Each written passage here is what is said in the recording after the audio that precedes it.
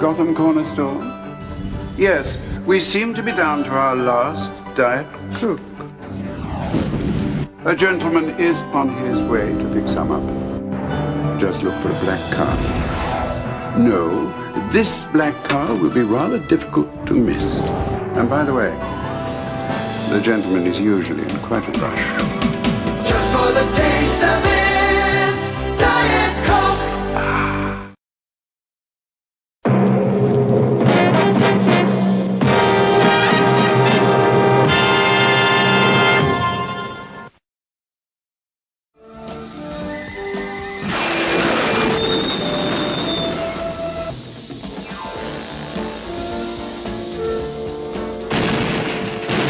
Yes, Miss Pratt. Steve and I have just verified the existence of a large Nazi installation near Campo Grande.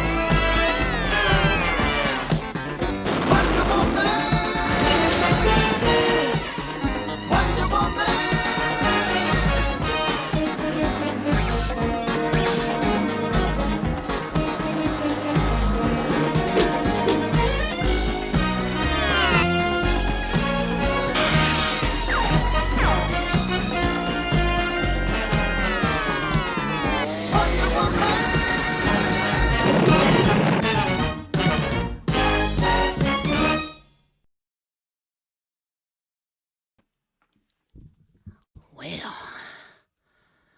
man.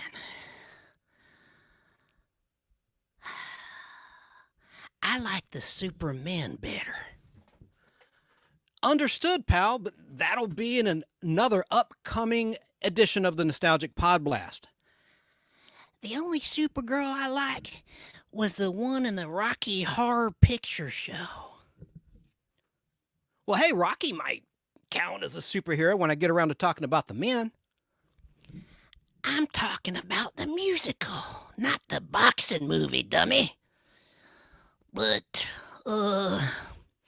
my iPhone died. So, what time is it?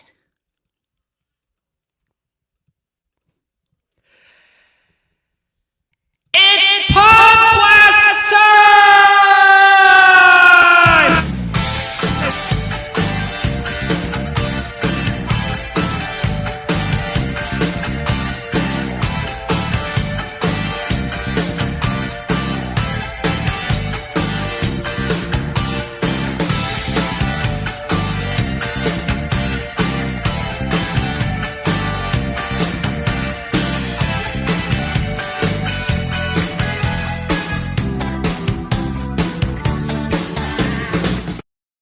Yes, it's Podblast time. How are you? How are you? How are you?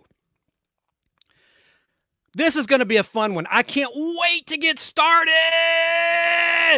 Yes. This is your weird, informative, and hopefully fun time capsule of memories of days gone by as we forge ahead together in the game of life. Remember the Milton Bradley board game Life? Well, I was more of a twist a man myself, but right now we're reminiscing about life specifically pop culture history and life experiences that we all have in common. That's what this show, the Nostalgic Podblast, is all about. This is the Nostalgia Show with a bite. Welcome, I'm Chance Bartels, your host. Oh man, as Steve Harvey says at the beginning of Family Feud, we've got a good one for you today! And today's main topic is remembering the superwomen on television and in movies, or in this case, a movie. Tons of nostalgia. These are the ladies we grew up with and looked up to. And also I have regular features, like I have your character actor of the week, the nostalgic toy of the week, the nostalgic music video of the week, the nostalgic treat of the week, plus your comments. And if you're listening at Fistful of Radio, you can see the comments I'm going to put on the screen that I will read aloud in the YouTube version of this live broadcast. And you can find that when you Google The Nostalgic, with a C, not nostalgia, The Nostalgic Podblast. You'll see the YouTube at the top of the Google search on page 1. Click that and simply click the live tab, and you'll see a thumbnail image of all these gorgeous TV and movie superhero ladies surrounded by myself on Christopher Reeve's body. Thanks to our friend Sara, and Sarah's face is over Linda Carter's Wonder Woman. The rest are all authentic. And thanks to Sara for putting that graphic together for me of the My Flock YouTube channel. So that's our main, and also I have some trivia for prizes tonight pertaining to these super women. If you want to be a part of the show, simply comment in chat in Facebook Live or Twitter. You could tweet me, or X as they say, or in YouTube. And I will respond and put your comment on the screen. No charge. It's on the house. And if you want to call in old school, there is a number to call. The Nostalgic Podblast phone line is 770-438-1050. That's 770-438-1050 if you want to talk about your favorite super heroine on TV or film. Got to have superpowers. They've got to fight. And they've got to be on TV or in movies. It doesn't matter the decade. And it can even be some modern ones too. It doesn't just have to be from the 50s, 60s, 70s, 80s, 90s, or early 2000s. It could be modern ones too. But I'm going to cover the nostalgic heroines in TV land primarily, and on the big screen. Now, I got to do my little disclaimer, and I'm going to start the trivia rather early in tonight's show. And I'm sorry I was a little late for those that are waiting on Twitter, X, YouTube, Twitch, or Facebook Live. I'm late. It's that time of the month. I mean, that time of the week. And I'm late again. I had a little emergency with my pet rabbit. I had to, make sure she had plenty of food, because who knows how long I'm going to go tonight. So I'm sorry that I was late, but I'm here. Now, here's my disclaimer. There's so many great video and audio clips that I have for you tonight. And in terms of these video and audio clips that I'll present to you, I do not represent the owners of this material or any of their entities or affiliates. This is a live, educational, interactive lecture for fellow fans of nostalgia and of these programs, in which I earn absolutely no proceeds in any way from this presentation. I do not own any of the movie clips or the musical cues, and no rights are given or are implied. I encourage all to purchase the official releases of this material, like the Bionic Woman Blu-ray set or Wonder Woman Blu-ray set, and some other collections that we'll talk about tonight, from the official sources. Now, all of the clips for tonight's show were found on YouTube from other fan channels. So none were taken or ripped from actual DVDs or Blu-rays or 4K releases of any of these programs or films. Okay, now that said, let's get this Nostalgic Podblast party started. And we must take a breath here, because I do have some sad news to report. You probably have heard by now, actor Carl Weathers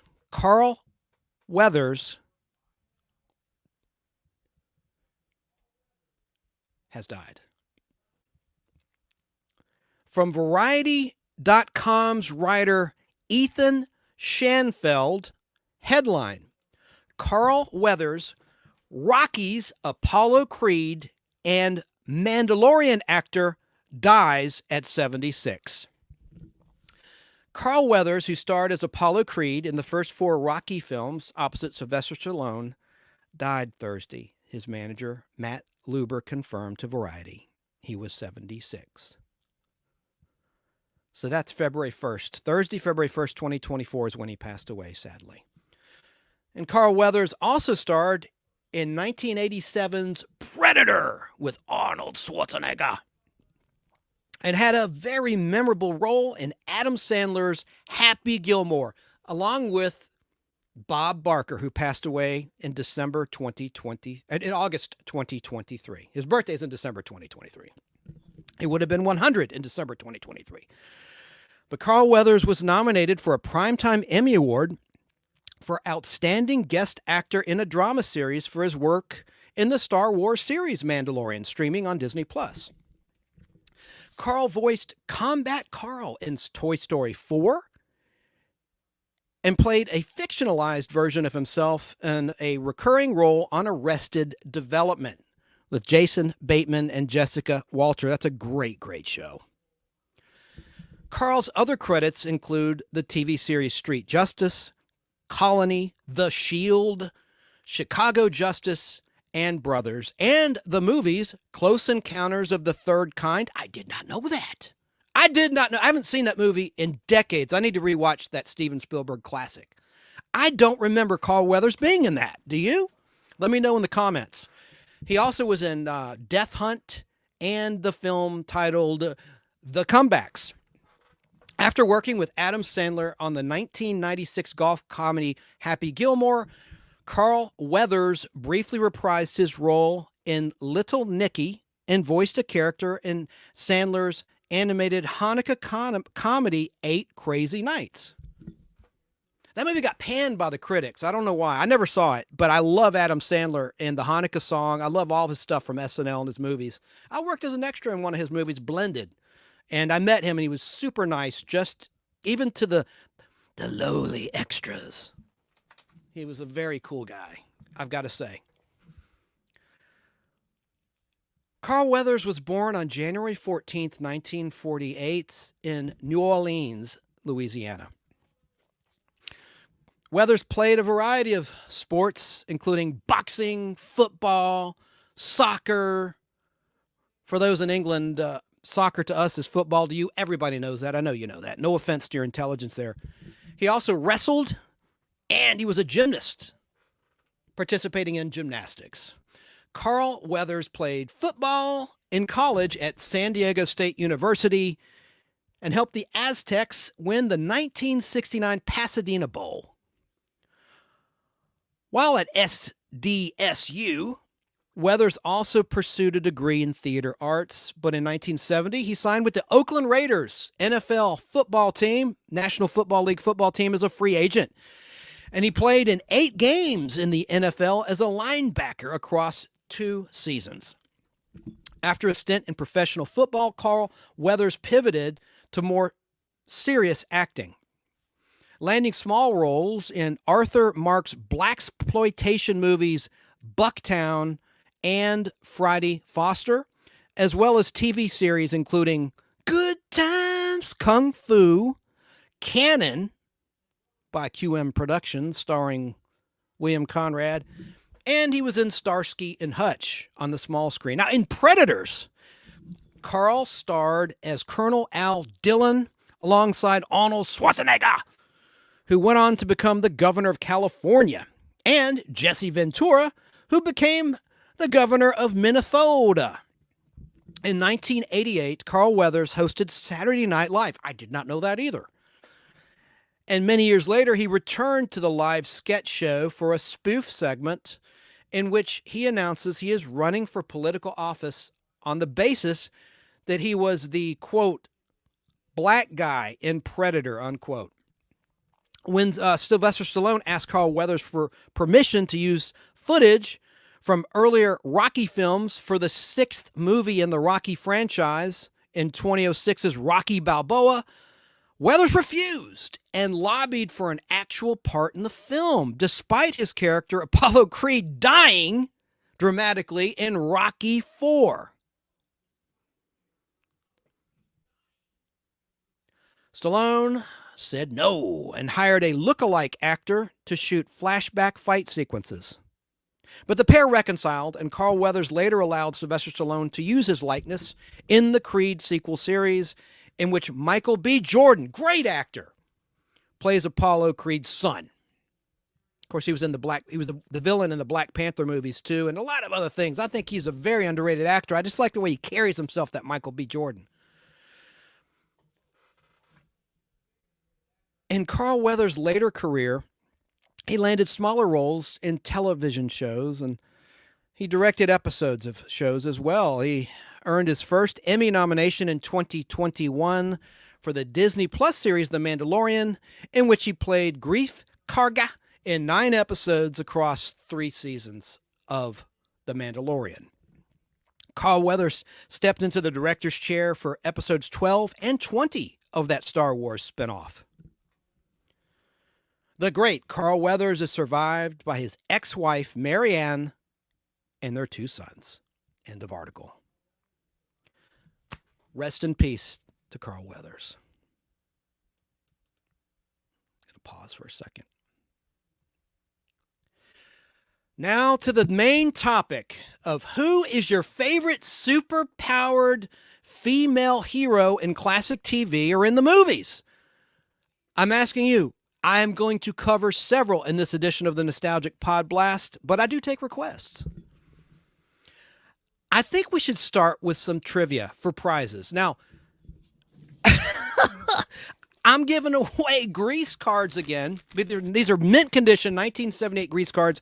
I know that has nothing to do with superheroines and superheroes, female superheroes, but to me, Sandy was a superheroine in her own right. But by the way, when I was thinking about my selections for my favorite and most memorable television superheroines, I considered Samantha Stevens from Bewitched and Jeannie from I Dream of Jeannie.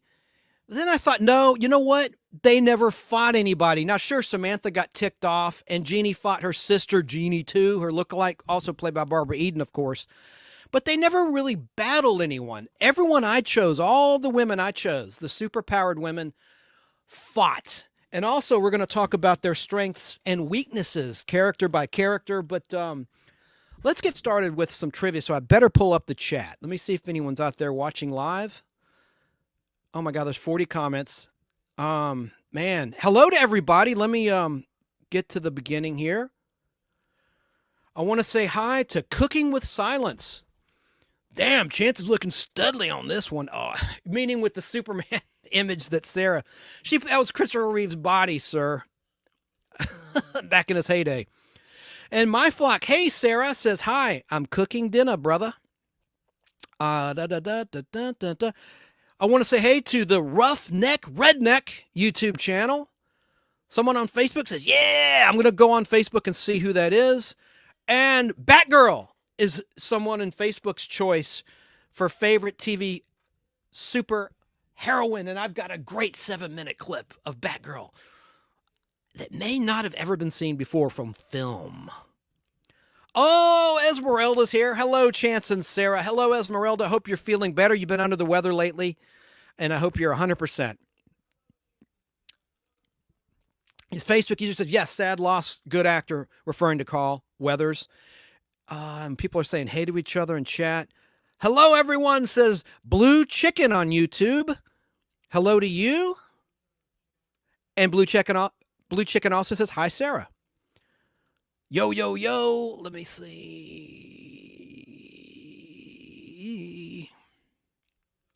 Apologize again for being late, folks. Okay.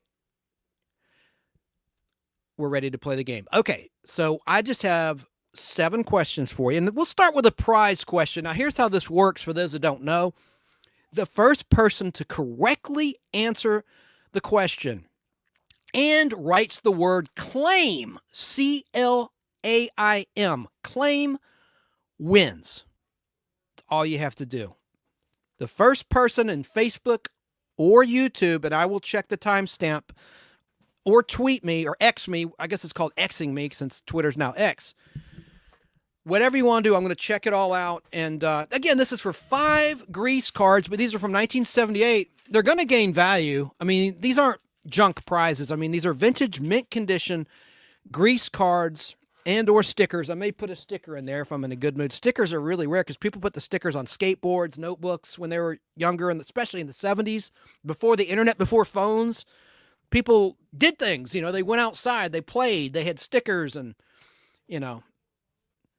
more fun. Nah, they weren't just, robots. But let's start the game. if you saw the thumbnail image, you saw the women I'm going to feature tonight. Those are the main TV and movie superhero women I'm going to feature. So these questions pertain to those ladies. Let's start with this woman. Here's the actress's name, Judy Strangis.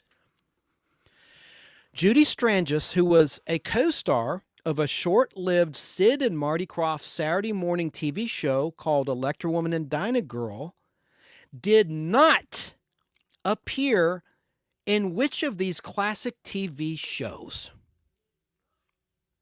No Google cheating. A. Adam West's Batman. B. Twilight Zone. C. The Danny Thomas Show, otherwise known as Make Room for Daddy in rerun syndication. Or D. Chips.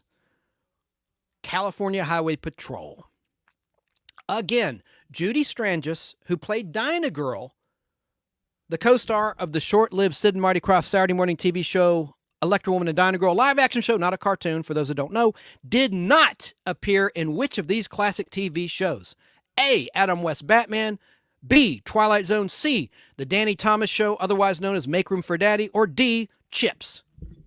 Now, let me look at chat, see if anyone answered. And if you say claim and you're the first person, you win.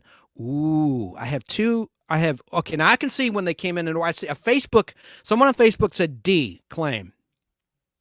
And then here on YouTube, let me put it on the screen just for transparency.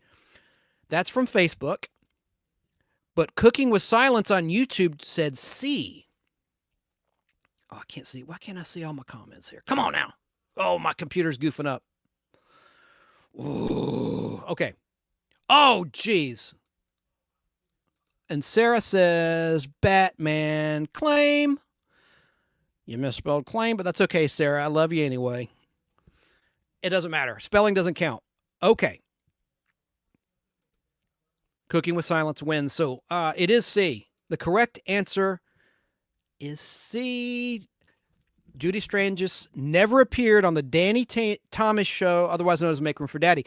She was in the Batman episode. She played a groupie. In a season 2 episode with Catwoman as the villainess, special guest villainess, in The Bats Kowtow and the Cats Meow. And she was playing a groupie fan of Chad and Jeremy, who also appeared in that episode of Batman. In the Twilight Zone, she was in, I talked about this last week, a 1-hour episode in season 4 titled The Bard. Also, Burt Reynolds is in that same episode. She's very young. And she was in Chips a couple of times. She was in an episode in season 3 with Jane Kennedy. Remember her? A really beautiful lady, and as was Judy Strangis. But Judy appeared twice in Chips, California Highway Patrol. So now we have a winner, and I'm going to give away another prize in this trivia game of 7 questions. We have 6 more questions to go. I'll tell you when it's a prize question. But way to go, man. All you have to do is email goldr3@aol.com with the mailing address, and I'll get those out to you immediately. And a lot of repeat players will tell you I ship fast. Look at the postmark in the envelope with your prize, and you'll see I mail them like the next day or on that following Monday. But the mail's been so damn slow. Like last week's winner, it took like 7 days for them to get their package. Unbelievable how slow the mail's been. Usually it would take 3 or 4. So good job. Good job Cooking with Silence. And I'll just spell it out one more time. Or I didn't yet. Let me spell it out for you is what I meant to say. G-O-L-D, like gold, A-U on the chart, gold, letter R. Doesn't matter if it's upper or lowercase. It's not case sensitive. Goldr, G-O-L-D-R, number 3, at AOL.com. Yes, I still have an AOL email address as one of my secondary email addresses. Okay. Let's get on with the next question then and give someone else a chance to win something. So let me pull up my sheet. I wrote these myself, by the way. Not that these are such great questions, but question 2. Yvonne Craig, who portrayed Batgirl and her alter ego, Barbara Gordon, in season 3 of Adam West's Batman TV show on ABC, also acted in which classic TV show? A. The Incredible Hulk. B. Dobie Gillis. C, Lost in Space, the original series, or D, Rawhide? This is just for fun. This isn't a prize question, but I have another prize question coming up. Yvonne Craig, who portrayed Batgirl and her alter ego Barbara Gordon in season 3 of Adam West's Batman TV show on ABC, also acted in which classic TV show? A, The Incredible Hulk, B, Dobie Gillis, C, Lost in Space, the original series, or D, Rawhide? What say you? All right, we have Facebook user chose B. The Roughneck Redneck chose D. Cooking with Silence is saying, I won't participate in the other prize question, but I want to play till then. C. That's cool, of course. Yeah. And you can win next week, too. I don't make, but it's one winner per show. I want to, be able to space it out. Esmeralda chose Rawhide. My Flock chose C. Okay, so let's just see here. Again, unlike the previous question, I'm asking, what did she act in, not what did she not act in? Yvonne Craig, who portrayed Batgirl and her alter ego Barbara Gordon in season 3 of Adam West's Batman TV show on ABC, also did act in which classic TV show? A, The Incredible Hulk, B, Dobie Gillis, C, Lost in Space, the original series, or D, Rawhide? Just to make sure we're clear. Let me be clear.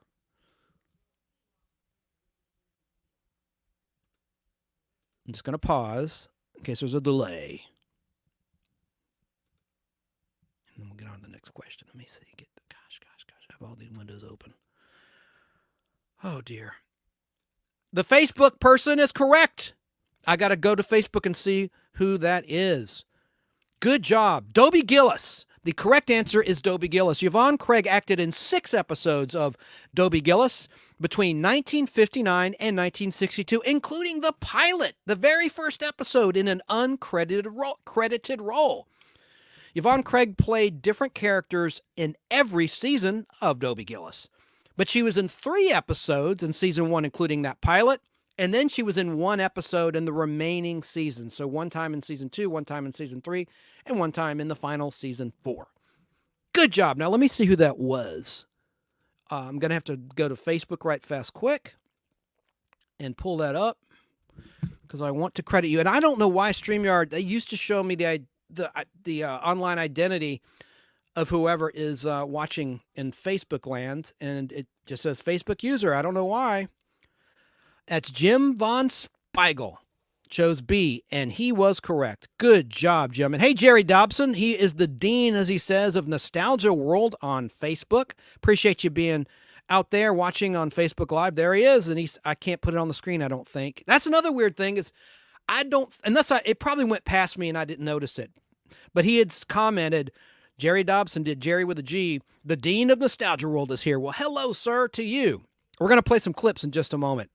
Thanks for playing, and thanks for being out there. And if you want, share it. Share the Facebook Live on your stream. Now, I've been really careful with these clips. Hopefully the Facebook Live will not go down or be blocked. You never know. You never know. You never really know.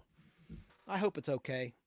My disclaimer doesn't mean squat in terms of whether the stream goes down, but usually on YouTube, it'll come back up once I start talking again if I play a clip that's objectionable. But again, I've been very, very, very careful, and I pick clips from other fan sites, so it's okay for them. You would think it'd be okay for me, but you never know. Because we're dealing with bots and AI and machines. Let's move on to the next question, which is a simple true or false question. This isn't a prize question, but we'll get to one. True or false? Actress Lindsay Wagner, TV's The Bionic Woman, filmed a fully nude scene in a movie in the 1970s. True or false?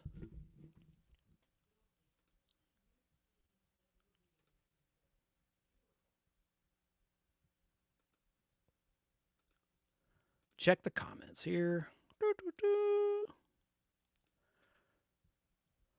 Okay. Cooking with Silence says false. Lindsay Wagner did not film a fully nude scene in the 1970s.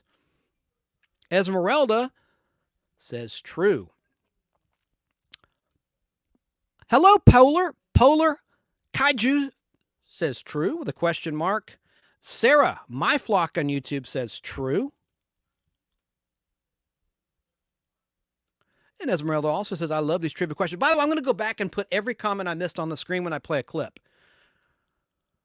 So the answer, believe it or not, it's true. It's true. In the movie titled Two People, directed by, get this, Robert Wise, who also directed The Sound of Music, starring Julie Andrews and all those kids, and he also directed Star Trek The Motion Picture. Well, he helmed this movie titled Two People, which was filmed for Universal Pictures in 1971. The movie was shot in France and in many other locations all over the globe. The plot was about a Vietnam deserter portrayed by Peter Fonda who falls in love with Lindsay Wagner's character, Deirdre, who was a fashion model in the movie. Now, the movie was released by Universal in the USA in movie theaters on March 18th, 1973. It was held back. And there was a tastefully filmed love scene between Lindsay's character and Peter Fonda's character. I'm going to show a quick shot from the movie poster. And again, it was very tastefully done, but she was fully nude. Some interesting trivia about that as well. But let me pull up the movie poster. And I got some more things to talk about. Can you believe that? I mean, it's so wild, but let me see. Okay, here is the movie poster to Two People. I had a separate section for the trivia. Here it is. I'm sorry, behind the scenes here, trying to find what I'd pulled up for y'all. You fine folks. Gosh, here it is. There's the movie poster for Two People, starring Lindsay Wagner and Peter Fonda, or Peter Fonda and Lindsay Wagner. I'll put the woman first because this is a show about women superheroes and actresses. There's the poster. Now I'm going to show a quick shot. Listen, this is not fully nude, but there's shadows, but you will see. I'm going to show. I'm just warning you. A quick 2 seconds long because I don't want to embarrass anyone or get in trouble. A still picture from that scene, the love scene. Okay, I'm good. 5, 4, 3, 2, 1, go. There it is. Okay, I'm going to take it off. So there's Lindsay topless in that scene, but it was very tastefully done. Very, very tastefully done. Let me see comments. So family show, family show, but I'm going to tell you, Sarah says family. Esmeralda says, tasteful nude scenes are not lewd. Exactly. Now, here's an interesting factoid about that movie. And what happened was Universal shelved that movie quick. It was never released on home video because of that nude scene. And here's why. 2 years after the movie Two People was released, Lindsay first appeared as Jamie Summers in The $6 Million Man 2-part episode titled The Bionic Woman on ABC, which aired on Sunday, March 16th and Sunday, March 23rd, 1975, towards the very end of The $6 Million Man's second season. The character of Jamie Summers was so popular with viewers that they brought her back from the dead because she died at the end of that episode.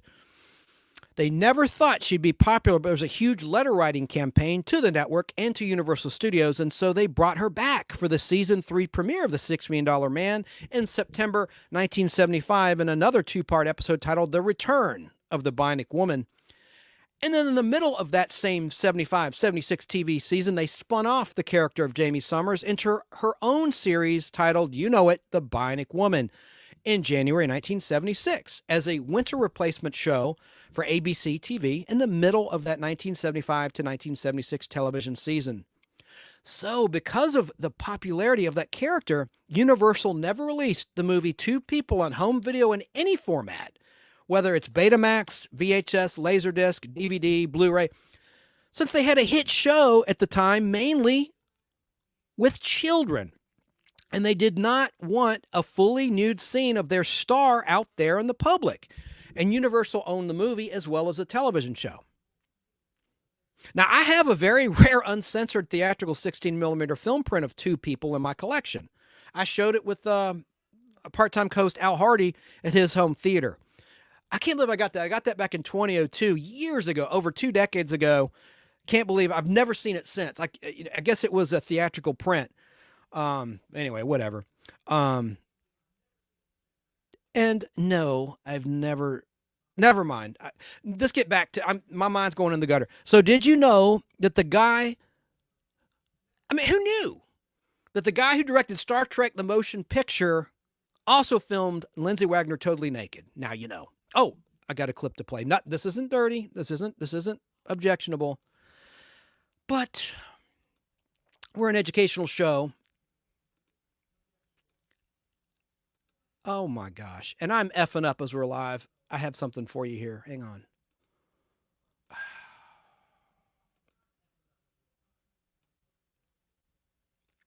The timing of this is terrible. The more you know. So Lindsay did do a nude scene in the 1970s. All right, let's get back to the game. Back to the game. Back to the game. Am I still live? I hope that little quick shot, that quick shadowy picture, and it's not that shadowy in the actual movie. I chose a picture that's somewhat shadowy and topless only, of Lindsay. I don't want to offend anybody. I don't want any problems. And I don't. No, she was in her early 20s, so she wasn't. Okay. Enough said. Let's clean it up. But isn't that interesting? How Universal had to scramble. They had no idea. She was Lindsay Wagner originally was a Universal contract player. You saw her in Adam 12 on television. She was in Night Gallery in season 1. She did a lot of Universal TV shows, as well as that picture two people. And then she really hit with the Bionic Woman that just struck a chord with the public, that character. And I always loved her acting. I think she was a much better actor. I love Lee Majors as well, but face it, she was a better actor. She could connect with the camera a lot better and showed more personality in terms of the Bionic shows than Colonel Steve Austin did. And I love Colonel Steve Austin and Lee Majors. So this is no disrespect. Just like when I talk about how Heather Thomas's pink bikini poster from 1982 sold more than Farrah's iconic poster. The internet says Farrah Fawcett's poster in the brown one piece is the highest selling wall poster of all time with 6 million units, but Heather Thomas sold 20 million units. And I just don't think it's been shared on the internet. And that's a fact. Heather Thomas told me herself on this show. All right. I've talked about that before, but that doesn't mean I don't like Farrah. I'm going to celebrate her birthday, which came up later on in the show. But I'm not going to talk much about her. We covered her in a recent Podblast where the topic was actors who quit hit television shows to do movies and failed. And that included Farrah Fawcett, unfortunately. Let's get to a prize question. Question number 4. Question number 4. I had to look up how you pronounce this gentleman's name. He's a director, but okay. Prize question. So be the first person to comment wherever you may be watching as we're live in X/Twitter, YouTube, or Facebook Live. Be the first to comment with the correct answer and say claim, CLAIM, and you'll get 5 Grease 1978 cards. At least they're in the 70s, right? I know that's not a superhero thing, but anyway, here is the question. Supergirl director Gino Schwa. I had to look that up. Here's how you pronounce his name. He's directed a lot of movies you've seen that you know and love, but his name is spelled Jeannot. That's his first name, pronounced Gino, the T is silent, Gino Schwa, SZWARC, as in cat. Gino Schwa. He's a Frenchman. So the question is, Supergirl director Gino Schwa once directed A. Lindsay Wagner, B. Yvonne Craig, C. William Shatner, or D. Jamie Lee Curtis. Supergirl director Gino Schwa once directed A. Lindsay Wagner, B. Yvonne Craig, C. William Shatner, or D. Jamie Lee Curtis. First person to correctly answer and says claim, CLAIM, gets 5 vintage 1978 Grease Tops cards. Now I'm going to go to the comments and see, and I'm going to get back to every comment I've missed when I get to the clips. Okay. Sarah, you're eligible. Says C, claim. Okay. I'm going to wait and see if anyone. Esmeralda guessed Jamie Lee Curtis. Anybody else? I'm going to wait a second. Let me reread the question. The director of Supergirl, Jenna Schwa, once directed A. Lindsay Wagner, B. Yvonne Craig, C. William Shatner, or D. Jamie Lee Curtis? What do you say? Hey, Danny Staten, South Carolina. We have a winner, and it's our friend Sara. It was William Shatner. William Shatner. Jenna Schwa directed William Shatner in 2 total episodes of Boston Legal in that show's first and second seasons between the years 2004 and 2006. So the answer is William Shatner. Good job, Sara. I'll mail you 5 Grease cards and a sticker. Just because I appreciate you. Little trivia about that director, Jenna Schwa. He also directed Christopher Reeve and Jane Seymour in the 1979 movie Somewhere in Time. A great time travel story, which also had one of the co-stars of The Sound of Music. We're talking about the director of The Sound of Music earlier, who also was in Star Trek VI, The Undiscovered Country, as a Klingon that loved Shakespeare. You know who I'm talking about. Let's see if anyone in the comments knows who I'm talking about. Which actor? Christopher Plummer. We're talking about Christopher Plummer, but getting back on track with the game here and my trivia. Somewhere in Time was a great time travel love story, and the last time I checked, it was on Tubi with limited commercial interruption, uncut, uncensored. It's a beautiful movie. And so Jenna Schwa directed those 2 in Somewhere in Time right after he directed Jaws 2, the sequel to, of course, the 1975 blockbuster directed by Steven Spielberg, Jaws. Now, after Jenna Schwa directed Supergirl, he also directed another movie for the same producers of all of the Christopher Reeve Superman movies and Supergirl, the Salkinds, Alexander and Ilya Salkind. That's a father and son production team. Alexander was the father, Ilya was the son, Salkind. Ilya's still with us. After Supergirl, Jenna Schwa directed Santa Claus, the movie, the very next year for the Salkinds. By the way, that director, nobody cares, but I just want to put it out there. Jenna Schwa was born the same day I was. Not the same year, same day. November 21st, 1939 in Paris, France. He's a very underrated director. Let's get on to another question. So Sara was the winner of 5 Grease cards. I've already mailed her Superman the movie cards. Okay, let me see here. Let me check one thing. Let's do question 5 now. Deborah Winger was introduced in which production? A. Urban Cowboy, B. Grease, C. Wonder Woman, or D. An Officer and a Gentleman?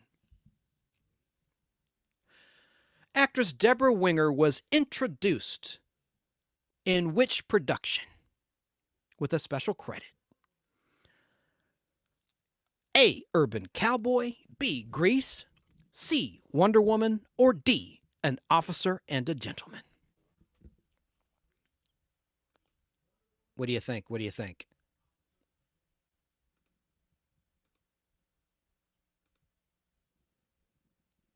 Someone guessed M on Facebook. We have Facebook A claim.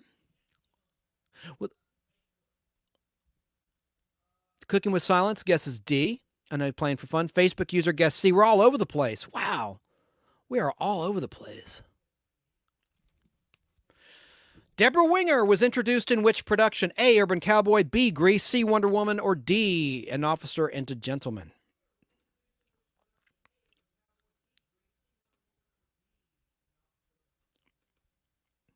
Facebooker, you're right. It was C. Wonder Woman. It was Wonder Woman. And she played Drusilla, the younger sister of Wonder Woman, in 3 episodes of the first season of Wonder Woman, which took place during the World War II era. I'm going to play a clip of her introduction credit. I'm going to play a clip and put some comments on the screen of Deborah Winger, and then we'll get back with the game as Wonder Girl. Let me find you, my little friend. Yes, here we go. And you'll see her introduction credit. I'm not a liar. I'm going to try to play a 5-minute clip, so I need to take a break anyway and see what's going on with my bunny, and let's watch this together now.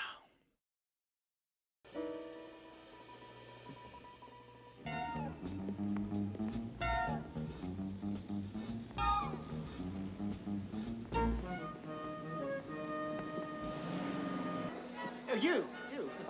Where have you been all my life? On Paradise Island. Paradise Island. Well, we've got us a fruitcake. You have a remarkable number of red spots on your face.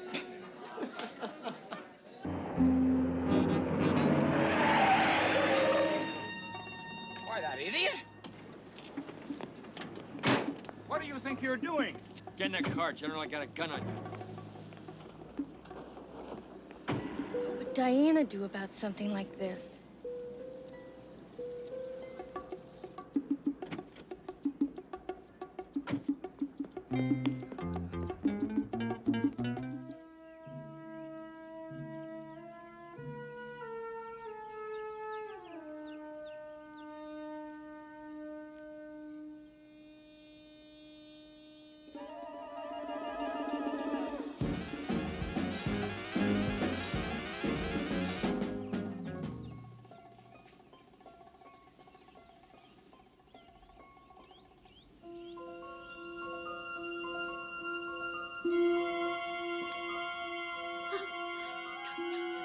You do it. Arms up. Get here. There. Now, think.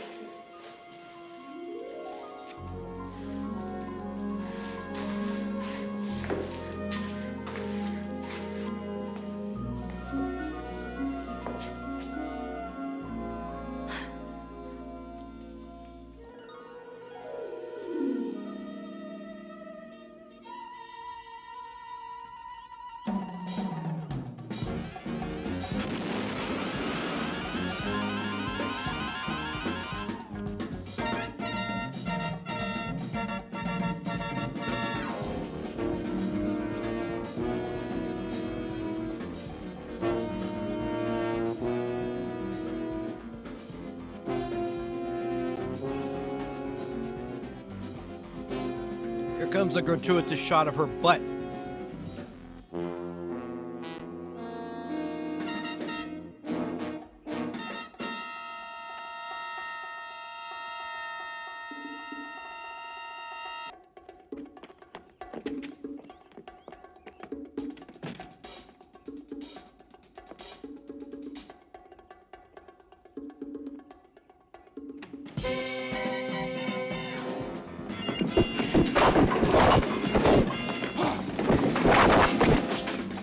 They were right about you, lady.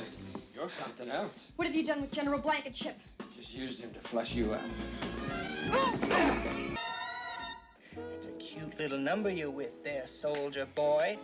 You want to introduce us, huh? Soldier Here's boy. her second appearance on the show. Friend just asked you a question. Sorry, we're busy. Hey, Georgie, the soldier boy's busy. What's the matter? You don't want to tell us her name? Well, tell Freddie her name. Come on, tell Freddie. Yeah, you can tell Freddie. You don't like it? Tell her her name.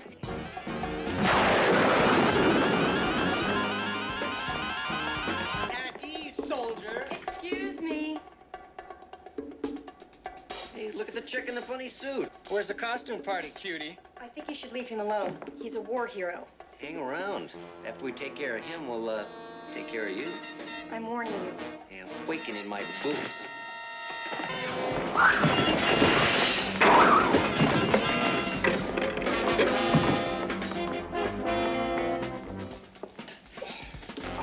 Excuse me.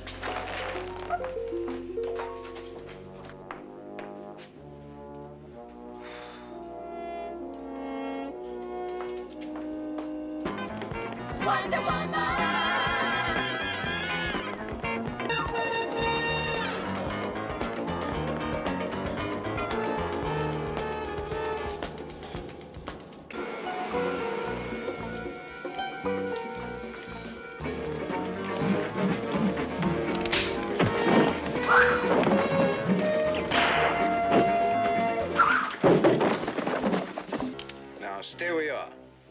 You understand me? I understand you, Brimmer. And I don't care anymore. Jim, don't!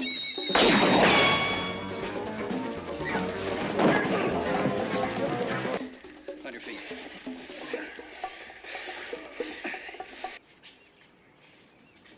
Boy, Major, I wish I could meet Wonder Girl again, under different circumstances.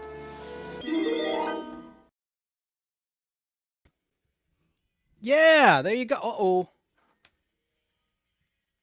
Sorry, folks. Well, I love those scenes. That's very well edited. Very well edited indeed. I just thought she was great as Wonder Girl. And that was the first thing she ever did. So that was the answer to the question was Wonder Woman introduced Deborah Winger with that special credit. You saw it right there in that clip. Introducing Deborah Winger as Drusilla. Okay, let's get on with the next question. Here's a simple true or false question. True or false? Linda Carter, star of Wonder Woman, once co-starred with Lonnie Anderson in a TV series. True or false?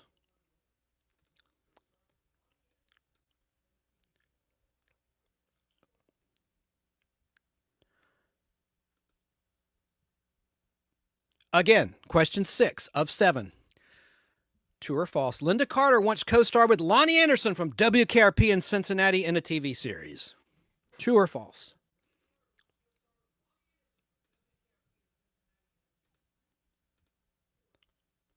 All right, now I got some answers.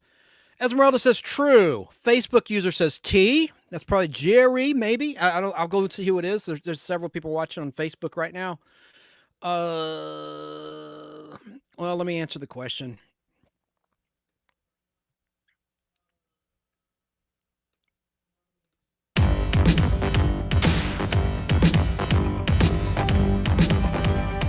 This tall brunette, born with a silver spoon in her mouth, was Private Eye Raymond Dashiell Caulfield's first wife. This streetwise blonde and I have only 2 things in common. We were both married to the same man, and we both divorced him. We met for the first time at his funeral. Are you ready for this? He left us his mansion, mortgaged to the hilt, and the Caulfield Detective Agency. And how do we manage? We call the cops a lot.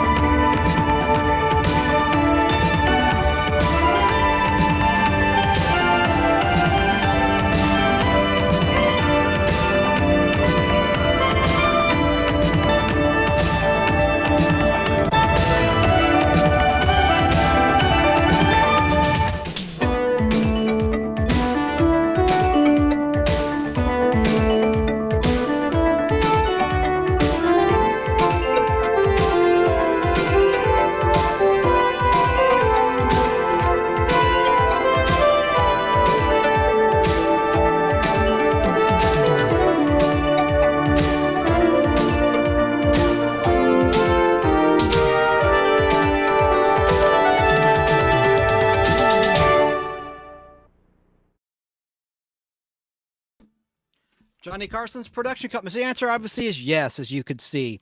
And many of you got the question right. The show only lasted 13 weeks. You know why? It was scheduled by NBC Saturday nights in the 1984 television fall 84 season. Saturday nights at 9 opposite The Love Boat. Tough competition. And opposite Mike Hammer on CBS. Well, to save the show, NBC moved it up 1 hour that same night, Saturday nights at 10, but it was still opposite some tough competition that season. Cover Up on CBS, in which the star died, the co-star, John Hexum, in a terrible accident with a blank. And then that show went down the tubes, but it had good ratings initially. But it was against a weak show on ABC. In 1984, fall of 84, you had TJ Hooker at 8, Love Boat at 9, and then a show called Finder of Lost Loves at 10. I always thought it was Fantasy Island. It was. Let me look at my book. When did Fantasy Island stop being after the Love Boat? Let me look at 1983 real quick. Yeah, 83 it was. 82 it was. It was Love Boat, then Fantasy Island. 81 it was. 1980 it was. Probably 79 it was. Why did they stop? That's stupid. Anyway, enough about that. Got one more question. One more trivia question. Change my camera shot. There. My hair looks like crap. All right, so let me see the comments. I'm here too. You're epic. Thank you. I disagree, but thanks. Get back to the game here. So, final question. Oh, I have 2 more questions. I miscounted. I have 2 questions, 6. There's 8 questions. So we have 2 more questions. Okay. Question number 7. I had said 6. Question 7. Catherine Shell, who some will know from Space 1999. She played the Metamorph. She's one of my girls' super heroines tonight.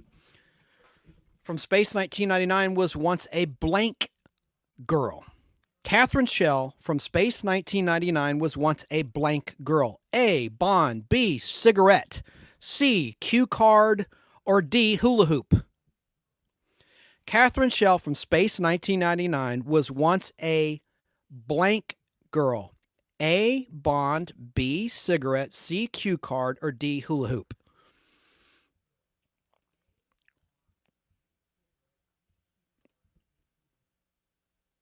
Esmeralda guesses Bond.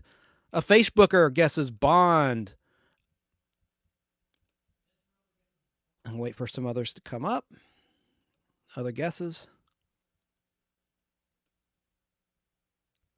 Kind of an easy one. The correct answer is Bond. There she is in On Her Majesty's Secret Service. The only James Bond that starred George Lazenby, the Australian actor, as 007 after... Hang on a second. There we go. After Sean Connery gave up the role. And then Connery came back with the very next film after On Her Majesty's Secret Service. There you have it. So Catherine Shell was a Bond girl. Good job, everyone. Hey, someone has joined us. Are you ready, guest, or do you want me to not bring you on yet? No, because I'm driving. So. Are you serious? I am okay. serious. Well, I'll put you backstage in. That was a buddy. You recognize that voice, don't you? I won't reveal who it is until they come back. Okay, so let me get to comments and we'll get to another trivia question. Cooking with Silence, guessed C. Danny Staten guessed A. He was correct. Very good. Very, very good.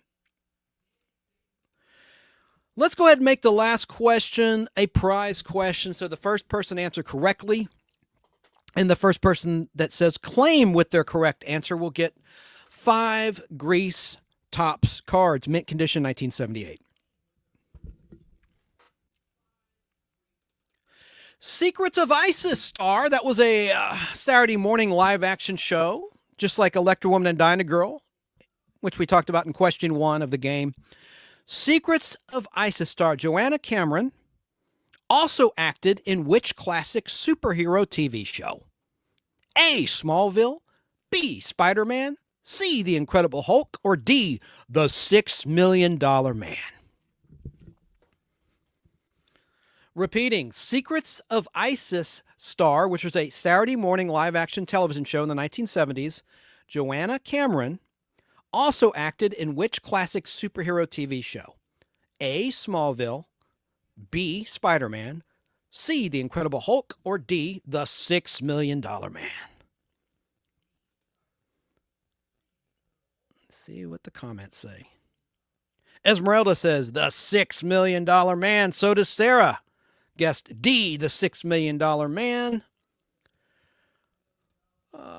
Sara also says, Chance, we need to do a Bond. Oh my God. Well, I've done one with the fellas, but we can do one. Yeah, definitely. You can never talk too much Bond, but Al, Tom, and I did that. Okay. Hang on a second.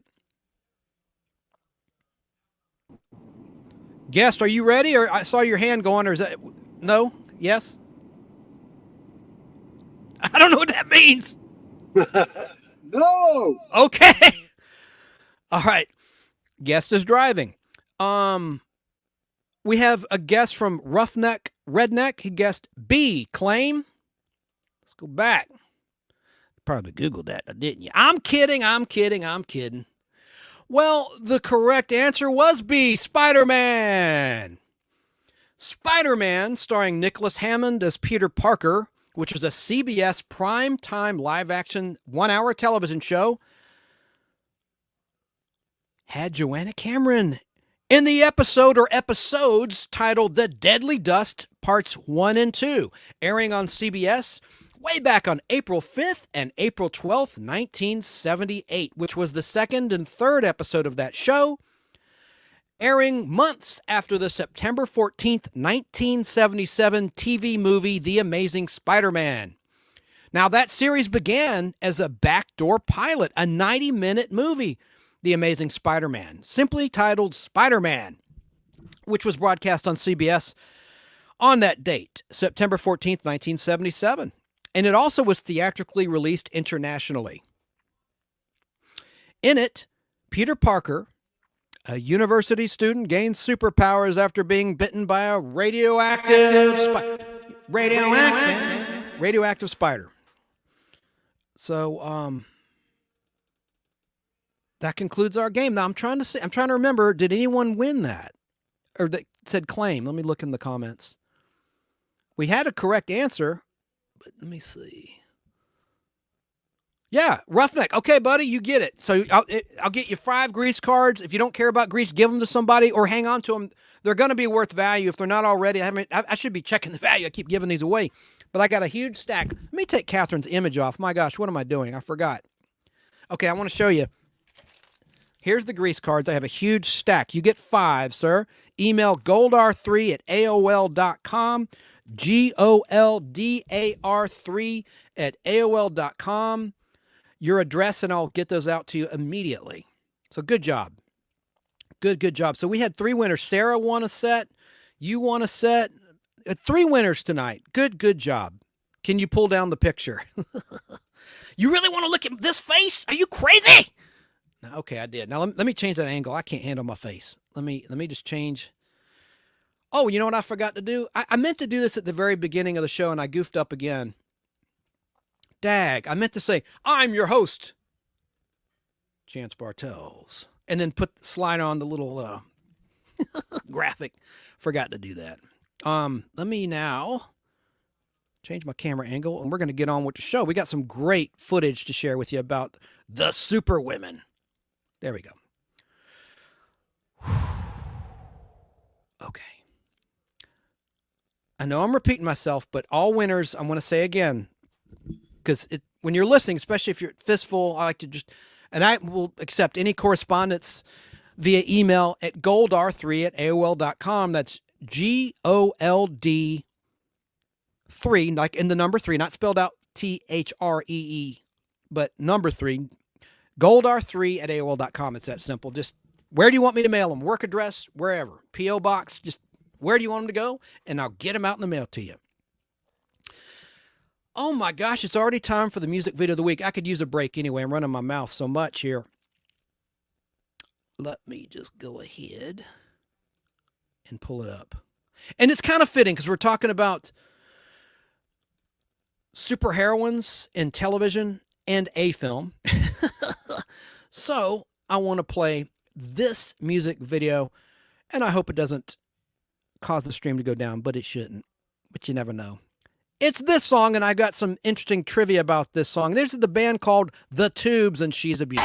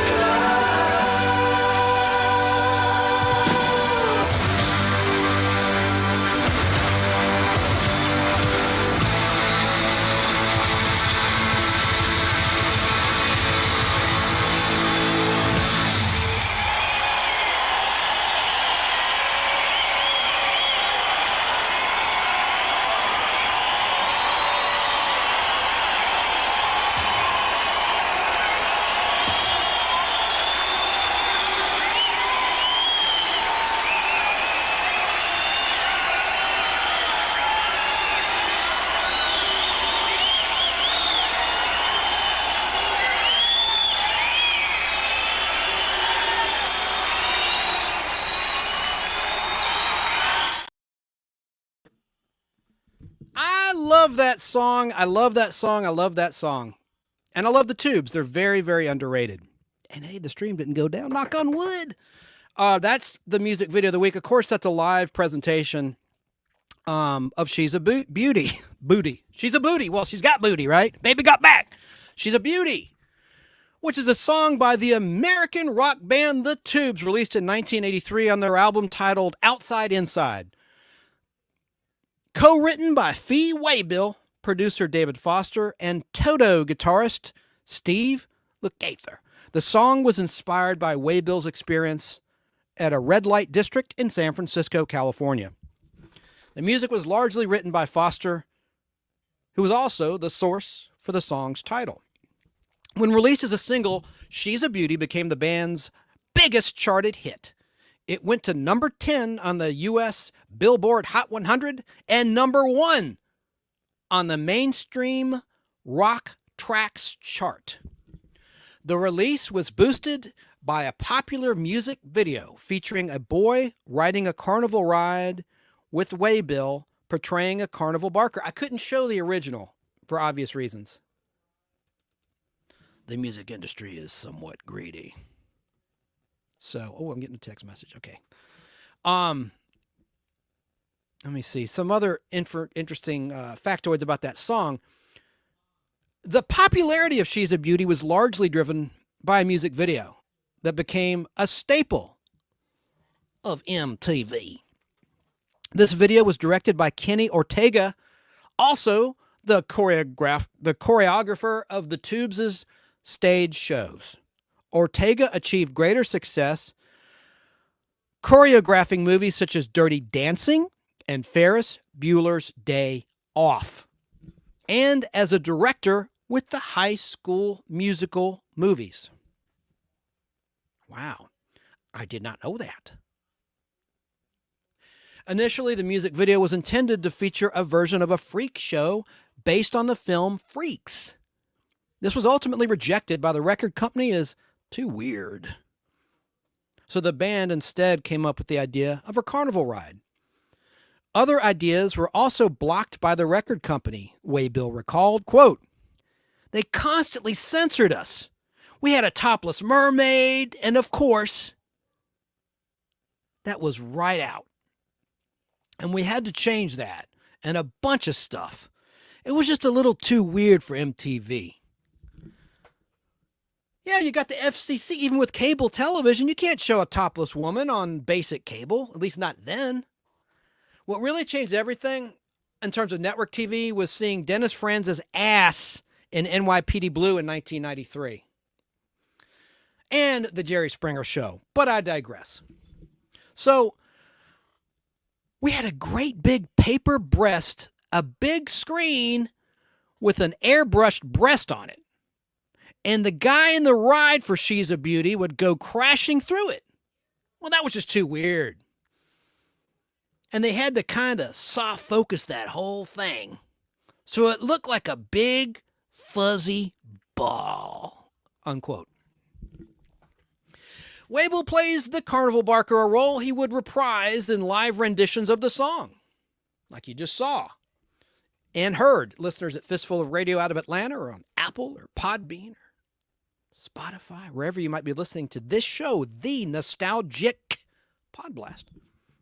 Now, he takes money from a young boy in the video who then rides a carnival car through a hallucinogenic scene of a mermaid, a female trapeze artist, prehistoric women dressed in furs, and others. Bob Barker would not approve of that fur business. The recurring theme is that he is attracted but is unable to reach him. Just all out of his grasp. Now, at the end of the video, we see the boy exiting the ride, aged to an old man, like me. The message apparently being the financial and emotional cost of falling in love with but being unable to obtain his heart's desire. The role of the young boy was the first acting job for then 13-year-old Alexis Arquette, then known as Robert Arquette. Nepotism, folks. Patricia Arquette, Rosanna Arquette. I could go on and on. the guy from Scream, ex-husband of what's her face from Dancing with the Dark and Friends. I gotta look it up. Which Arquette is that? Hang on, ex-husband of God dang it, Courtney Cox. Which Arquette is he? Is that one? Let me see. I'm gonna Google cheat. And I think that was fake too. When they say that Courtney Cox was just randomly selected out of the crowd in the music video for Dancing with the Dark by the boss, Bruce Springsteen. My opinion, and I don't know the answer. I don't think so. I don't think so. So let me look up Courtney. I can't remember that guy's name. Friends cast. So I hit Courtney Cox, and then I hit Courtney Cox, her name again, and Courtney Cox, David Arquette. Married in 99, divorced in 2013, but they remain friends. For the children. I'm just kidding. For the child. She had one child. All right. Oh, boy, I'm all over the place. So that was my music video of the week. Now, I do want to play. It's kind of a new feature I'm doing here on the Nostalgic Podblast, and then we're going to get to the main topic. A lot of people are like, get back to the superheroines, man. What's going on here? We're going to talk about it right after this. I want to feature the game show TV theme of the week, so just bear with me another 3 minutes. I love this theme song, and this game show is very rare. You don't see it on Buzzer or the Game Show Network anymore. Heck, I don't think it's aired anywhere since 2008 on GSN, otherwise known as the Game Show Network. Let me find it. Oh, I'm dying here. Let's watch this clip of the music, the game show theme, TV theme of the week.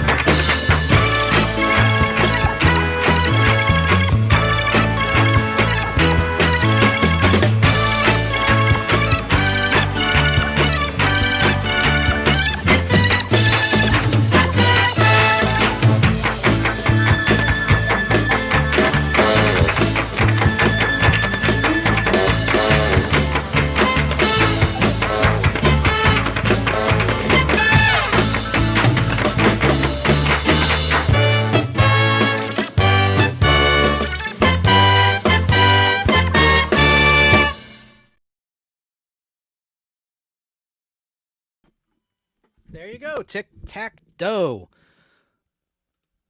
And that was hosted by Wink Martindale. And yes, in chat, I don't want to jinx the man, but yes, Wink Martindale is still alive. He's 90 years young. Yes, I said 90 years young. We're glad he's around. And he's a Tennessean, by the way. Wink Martindale. Let's talk a little bit about tic-tac-toe. But Wink, let me just tell you, going to Wink, he was born December 4th, 1933 in Jackson, Tennessee. So he just turned 90. He was born as Winston Conrad Martindale. But that show actually smashed some records for a while, Tic-Tac-Toe did, in terms of earnings from a contestant. You saw some images of a naval officer, Tom McKee, and he spelled his first name T-H-O-M, not T-O-M. Tom McKee, he set a record for game show earnings on Tic-Tac-Toe. He won many consecutive games, but let me just say Tic-Tac-Toe obviously is based on the paper and pencil game of tic-tac-toe. And the questions were it was like a dumbed down Jeopardy. I mean, the questions were pretty easy. It wasn't like Jeopardy at all, where you really had to use your brain and be knowledgeable. Very basic. And there's an X and an O. I mean, you get it. But it ran, there actually were versions going back to the 50s. The initial version of the show ran from 1956 to 1959 on NBC. But the version we know in Gen X started in 1978, and it lasted until 1986. Initially, in that first year, 1978, it was on CBS. Then it went into syndication, and then it went into another syndicated run in 1990, after the 1978 to 86 original run. And the show is produced by Barry and Enright Productions. Tic-Tac-Toe we're talking about. Let me just see here. So Jack Barry, the co-producer, was the original host of the 1950s version, followed by Gene Rayburn. I've never seen a Gene Rayburn hosted Tic-Tac-Toe episode from the 50s. And then Bill Wendell, who was the voice of the original Late Night with David Letterman on NBC and To Tell the Truth, 1970s version. Bill Wendell, you know him. He was a very, very strong voiced and strong personality. Really good guy by all accounts. I never met him, but from what I've researched, he was a good guy. And so he hosted Tic-Tac-Toe. I didn't know that. And then you had these guys, Jay Jackson and Wynn Elliott, hosting primetime adaptations of Tic-Tac-Toe as well. But Wink Martindale hosted the network and syndicated version beginning in 78, but left the program to host and co-produce a show called Headline Chasers. And he was replaced by Jim Caldwell, who hosted during the 1985 to 1986 season, just that 1 year. And then Patrick Wayne, John Wayne's son, hosted the 1990 revival of Tic-Tac-Toe. There you have it. We can stop there. But let me get to that record. I think I want to tell you about the Tom McKee situation. I love the Beat the Dragon. The graphic was like an old Atari 2600 game. It reminded me of the Dragon and Adventure, a 2600 Atari game. I know someone out there knows what the heck I'm talking about. But, wait a minute. There's got to be something. I didn't prepare this ahead of time. I should have. Let me just look up Tom McKee. That'll tell me what I need for y'all. And then we'll get back to the super heroines. It's like, dude, you've gone off the rails. What about the main topic? Tom McKee, military officer. Yep. Let me just look him up. Here it is. Okay, he has a Wikipedia page revealing my source. Everyone goes there, don't they? All right, so let me see here. Okay, here it is. Tom McKee, T-H-O-M. It's really Tom, H is silent. Tom McKee, as a contestant on Tic-Tac-Toe, he won $312,700, which is the equivalent of about $1,110,615 in today's cash. And he was the champion for over 46 days on the show. And he played a total of 89 games, defeating 43 opponents. The remaining games, other than his last, being drawn, and he answered 353 questions correctly. His total prizes included 8 cars, as the winners on Tic-Tac-Toe were awarded a new car every 5th win, 3 sailboats, 16 vacations, which he was unable to take because he was in the military, several other smaller prizes, and $200,000 in cash. prior to McKee's record, the most ever won on a television game show was The Joker's Wild, great show, contestant Eileen Jason, who won $305,280, and $250,000 of that was won during the 1979 Tournament of Champions of The Joker's Wild. But Tom McKee was defeated way back on August 3rd, 1980, to end his winning streak. After his defeat, which occurred after he failed to answer, ironically, a question in the topic Women in Film, McKee appeared in To Tell the Truth in 1980. Now, you know who broke Tom McKee's record? Ken Jennings in his historic Jeopardy run. So Tom McKee held a record for many years, from 1980 until 2004. Did you know that? I mean, I think that's a very interesting piece of information in terms of pop culture. All right, so let's get back to the main topic at hand, and I see some comments I must address. Okay, we're gonna get started getting back to the superheroines of television and film, and now I'm going to play some clips. So let me go here. And then we got still have up ahead the character actor spotlight of the week, the nostalgic treat of the week, nostalgic toy of the week. But now we're going to just straight up talk about these superheroines. Women in film. All right, so let me start with a clip. I kind of want to go in order. I got some really good footage here to share with everybody. Chronological order. We're going to start with Yvonne Craig as Batgirl. And did you know there was a great piece of music? I know a lot of you know this.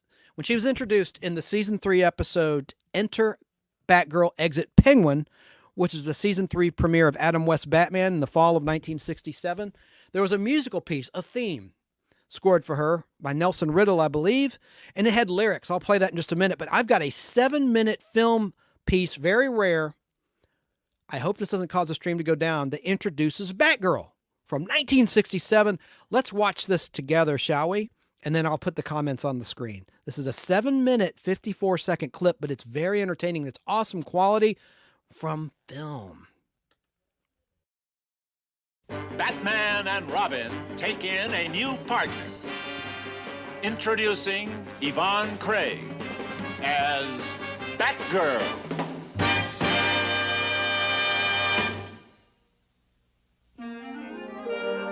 Gotham City, like any other large metropolis, abounds in girls of all shapes and sizes. Debutantes, nurses, stenographers, and librarians. Like this librarian in the Gotham City Library, as the closing hour nears, finishing a service for a very distinguished customer, millionaire Bruce Wayne. Here we are, Mr. Wayne. I'm sorry it took so long. This is the only book on the blue monarch heliconius butterfly that's still in print. I certainly appreciate your trouble. You're new here, aren't you? Yes, I just started working here recently. But it isn't as if we're complete strangers, Mr. Wayne. Oh? I'm Commissioner Gordon's daughter. Oh, yes. He did say that he had a daughter away at college. I'm afraid he's kept you under wraps far too long. Thank you. Isn't that your youthful ward, Dick Grayson, talking to the gentleman at the table? Yes, it is. And the other gentleman is my millionaire friend, Roger Montrose. The famous explorer and lepidopterist? I'm checking out this book to prove a point to him. Well, thank you very much, and good night. Good night, Mr. Wayne. Oh, that Mr. Wayne. So handsome, so rich. Yes, Agnes, and he's a bachelor. Here it is, Roger. If we're gonna kidnap a millionaire, kill him off, why not Bruce Wayne? He's standing right there. No, he's too good a friend of Batman's. Better. Yeah, I know. The stream couldn't handle it. I pushed my luck. We'll be back on, hopefully, YouTubers. Don't know what happened with Facebook. But anyway, you saw there as one of the bad guys, Joey Tata, who later played Nat and Beverly Hills 90210. He sadly passed away a couple of years ago, and he also was in one of the Mr. Microphone ads. He was a DJ at a party. That was Joey Tata, and he also acted in Batman quite a bit, playing a thug in the original Batman show. So I'm going to wait for this to come back. I think I can play the Batgirl theme song once this comes back online. I'm just waiting for it to come back online. I'm going to address some comments, probably saying, stand by. Yes, Esmeralda says, stand by, everyone. Chance and Sam will be back in just a few minutes. How many women did Adam West bang on set? Asked someone in Facebook. Was that Jerry? And I know. Hopefully it'll come back. So, stand by, everybody. Let me just go ahead and do another feature real fast here. I want to tell everybody really quickly, and we'll get back to the women in superhero land, about Remind Magazine. And I've got to pull up my little image there from Remind Magazine. Da-na-na-na-na-na-na-na. Batman. Okay, where are you, my little friend? Here you are. The latest edition of Remind Magazine is this one. And they have an incredible offer where you can get an entire year of Remind Magazine for the first year, introductory offer for only $12 out the door, including shipping, including postage. All you have to do is go to remindmagazine.com to claim this offer. Now, if you haven't heard of Remind Magazine, it's a mag that's loaded with interesting articles, games, full-color photos, interviews with your favorite stars, creators, and personalities, and lots more. Remind Magazine offers fresh takes on popular entertainment from days gone by, and each issue has dozens of brain-teasing puzzles, trivia quizzes, classic comics, and monthly themed features from the 1950s through the 1990s. The best part is it obviously comes in the mail, like the good old days when you'd wait for a Mad Magazine or whatever you might have subscribed to as a younger person. Did you subscribe to comic books? I did. I love getting comic books in the mail. It was a lot of fun. But for $12 for an entire year, man, this would make an incredible gift, a birthday present. And the person you give this to will think you spent a heck of a lot more than just $12. And they'll think of you each and every month when they get that issue in the mail. Again, go to remindmagazine.com. Please mention the Nostalgic Podblast when you order, or call toll-free 855-773-6463. That's 855-773-6463. And an order specialist will assist you in processing your Remind subscription. And they accept all major credit cards. There you go. Now we are back. Let me take this off. Thanks to Remind Magazine. So I am going to try to play the Batgirl song. Had to cut the clip short. It went down on YouTube. Let's see here. Uh-oh. Okay. Yes. So someone's letting me know it went down on YouTube, but it's on Facebook still. Cool. Well, I'm going to try to play. This is a shorter clip. Let me get back to my clips. I was hoping I could play that 7-minute little screen test, if you will, of Batgirl, but it's on YouTube from a fan channel, so I don't know why it's all right there and not with me, but I'm not going to let it throw me. Not going to let it throw me. Here's the Batgirl theme song with lyrics. It's 2 minutes and 20 seconds long. Batgirl, Batgirl, Batgirl, Batgirl. Where do you come from? Where do you go? What is your scene, baby? We just gotta know. Batgirl, Batgirl, Batgirl, Batgirl. Are you a chick who fell in from outer space? Or are you real with a tender, warm embrace? Yeah, whose baby are you? Batgirl.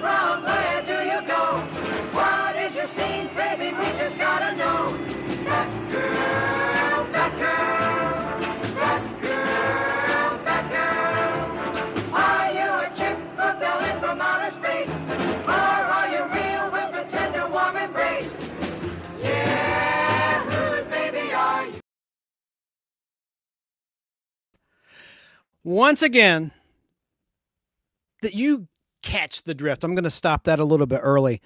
That was the Batgirl theme, obviously, and I want to show you a nice autographed picture that I got from Yvonne Craig when I met her some years ago. God rest her soul. She was such a kind person. She also guest starred in Star Trek. A lot of you know that in season 3 of the original series in an episode titled Whom Gods Destroy. But here is a great picture that she had signed for me. What do you think of that theme song? It's kind of lame, isn't it? And those lyrics were just so basic. Where are you, my little friend? Here you are. I love this picture of Yvonne Craig reading Detective Comics. Pretty cool. Let me do one more thing, too. Let me get here.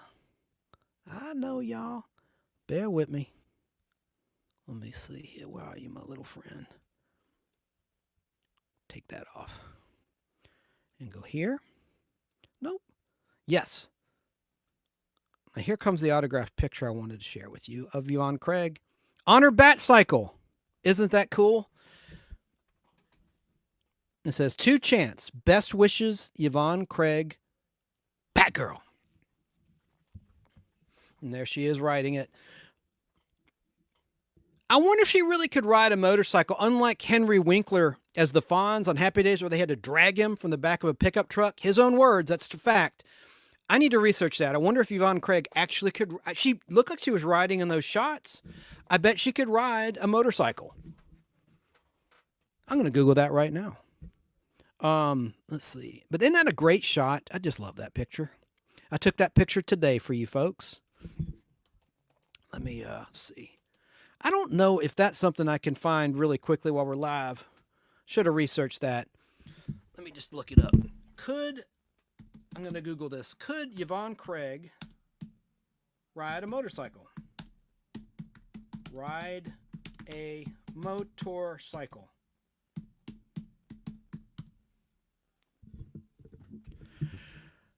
In author Les Daniels' Batman, The Complete Chronicles, Yvonne Craig said of the role that I used to think the reason they hired me was because they knew I could ride my own motorcycle. There it is. But I realized they hired me because I had a cartoon voice. Well, let me tell you something. I got to find a photo. She was very well endowed. This is not going to be a sexist show, but my God, I have an episode on 16mm film from season 3 of Batman, the only season Batgirl was in, titled Surf's Up, Joker's Under. And as Barbara Gordon, she's on the beach with this guy Skip, and they had to put a mesh over her cleavage. Let me see if I can find a picture of that real quick. Hang on. Yvonne Craig, she had a great figure. Yvonne Craig.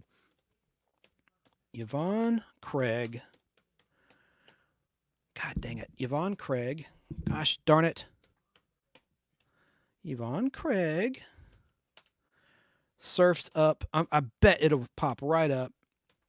I love that film print. Another factoid about that episode is they used a variation of the Johnny Carson Tonight Show theme on NBC at the Hang Five, which was like the surfer hangout in that episode, where these 60s kids are dancing, and you hear, I put it on my other YouTube channel, Chance Acting Demo, a clip from my film print of that music. And they changed it in the MeTV version they used to air. They changed that music, the background music. And I was told that, didn't Paul Anka score that music? And they changed just a note at the end so they didn't have to pay a royalty at the very end of the theme. Or no, at the beginning, the drum. Let me look up that photo real quick. Oh, I'll probably get thrown off just humming the damn thing. Okay, there, I found a picture. Let me pull it up. Well, in the scene, listen, I know I'm not trying to sound like a creep, but in the scene, she's on the beach, she's laughing, and it's like Jiggle TV 10 years before there was Jiggle TV with Charlie's Angels. Let me save this picture. I was just like, oh my God.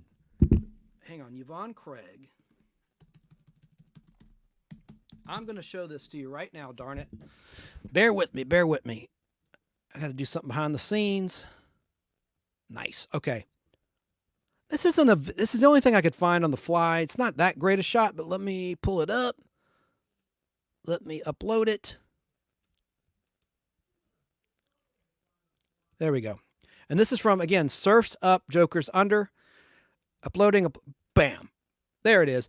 But that's her one piece that she's wearing in that episode. Do not copy. I got that from an eBay auction just now on the fly. So there you have it. Now let me look at some comments. It probably a lot said, hey, you're off YouTube. And I appreciate that. Don't get me wrong. Let me just see. That's right, Batgirl. What about taxes? I know. Talking about Remind Magazine, the subscription, I don't know the answer to that, but it's $12 for the entire year for the first year for yourself or for a gift recipient. $12, including shipping and including tax. There's no tax. I don't know. If you bought it at a newsstand, there would be sales tax. It's got to be legal. I mean, they're not they're a totally legitimate operation. They're a huge publishing house. Remind Magazine. All right, the publishers of Remind. So there we go. Let's see. Hot. Yes. Awesome. I'm just putting some comments on the screen. And I need to do a better job for the listener of reading these comments. I put them on the screen, but I don't read them a lot of times.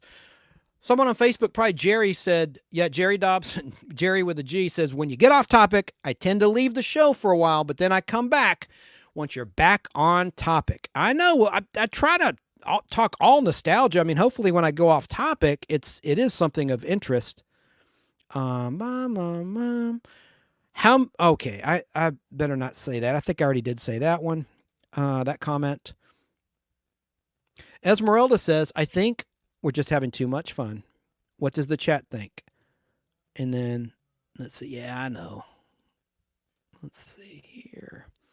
Hello again to the Roughneck Redneck on YouTube. And he said, what happened? Ask AI, my friends. I just played one too many clips, I guess, and I'm just getting started. Now I'm getting nervous about the other stuff I have. Jeez. Facebook user, a Facebooker says you would think her own dad would recognize her voice. Are you talking about Barbara Gordon as Batgirl? Absolutely. Just like the glasses on Clark Kent. I mean, come on, Lois Lane's supposed to be an ace reporter. She doesn't notice that Superman and Clark Kent are one and the same? Give me a break. I did jinx it, didn't I? Says Polar Kaiju. I know, but it's back now. I can tell on my monitor. Yes, Yvonne Craig did pass away. Let me pull that information up really quickly. Yes, a few years ago, unfortunately. Cooking with Silence is that bike. The Batgirl cycle is so dope. I agree. And a Facebooker said Elvis loved her. Yvonne Craig. Again, I did not know that. But who did Elvis not love? You know, I think Mary Tyler Moore.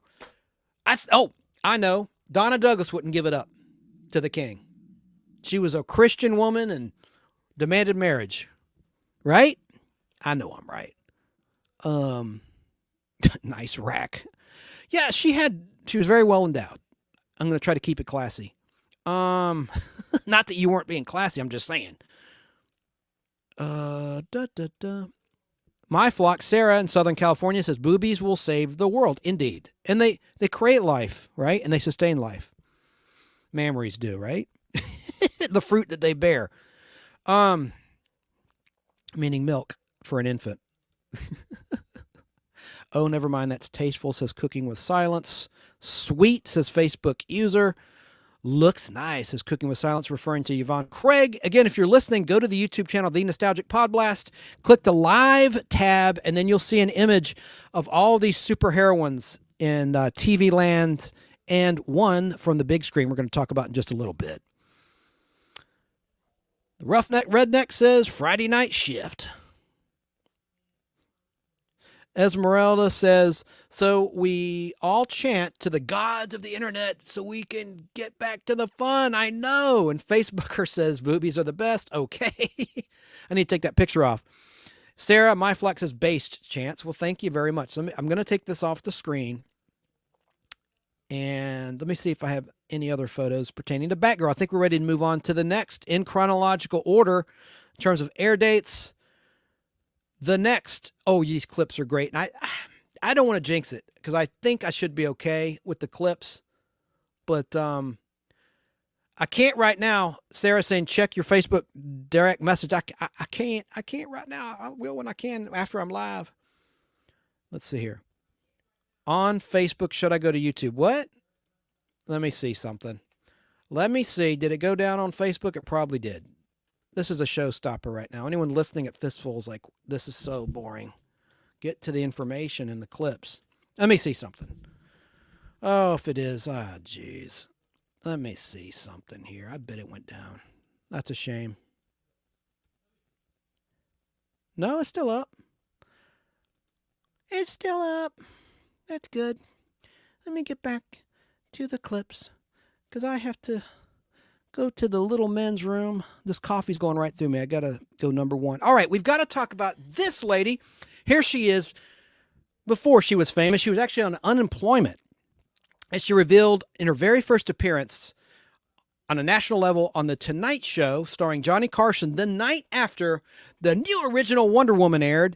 We're talking about Linda Carter. There she is before she was Wonder Woman with a Shakey's Pizza t-shirt on. Now, I have another trivia question for you. Was Linda the first person to portray Wonder Woman in live action on television?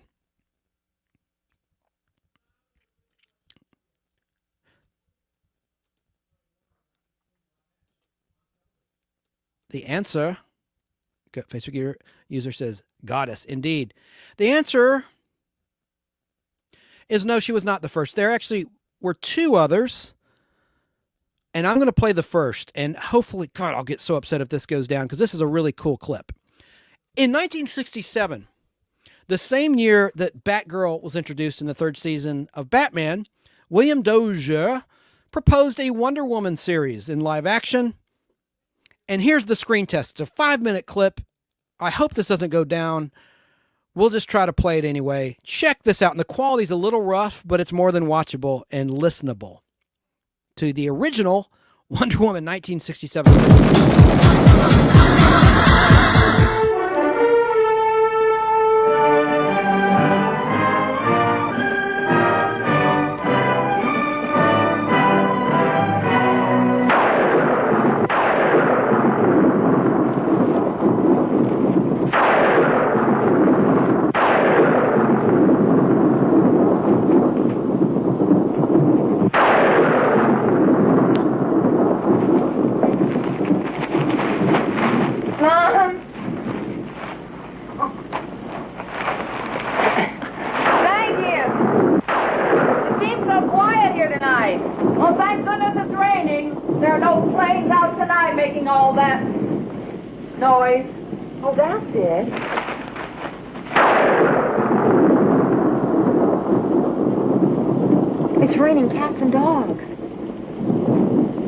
Must be grounded. Mother, I won't be having any dinner tonight. No dinner? No. Oh, don't be silly. Where do you think all that strength comes from? Those gods?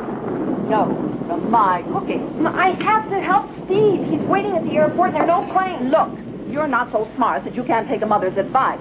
Now, this is no kind of a night for you to be flying around in that outfit of yours. Mother. This is the kind of a night for you to watch TV or read the newspaper. Eat your roughage. But the fate of the free world depends on me. All right. Eat first. Save the free world later. You can't be a decent martyr on an empty stomach. This can't wait. The nation needs Wonder Woman. And what about Wonder Woman? Does the nation care what she needs?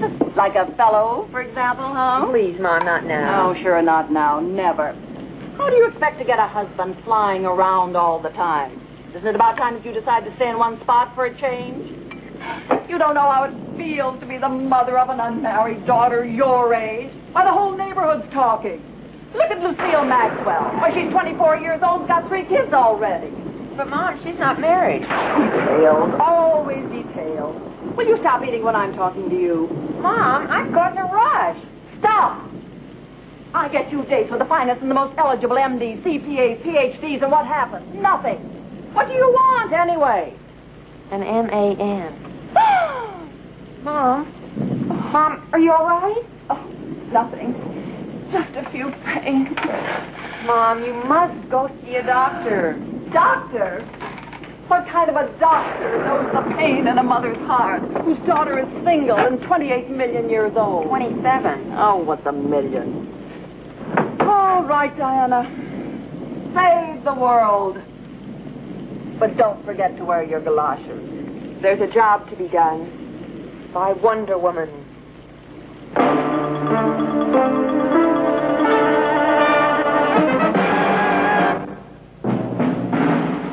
Wonder Woman, who knows she has the strength of Hercules, who knows she has the wisdom of Athena, who knows she has the speed of Mercury, and who thinks she has the beauty of Aphrodite.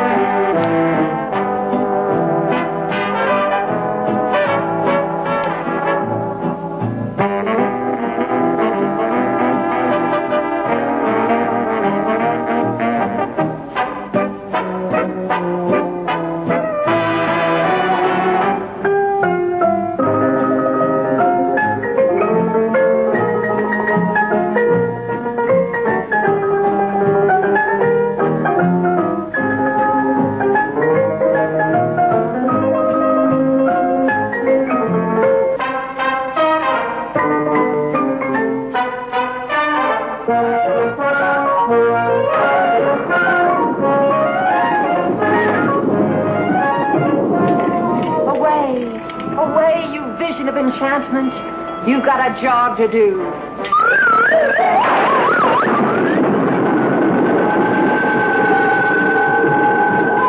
If you get a chance, stop by Kansas City and say hello to Uncle Amos. You know how much he likes you. And don't forget to pick up the phone and call when you get there, wherever you're going.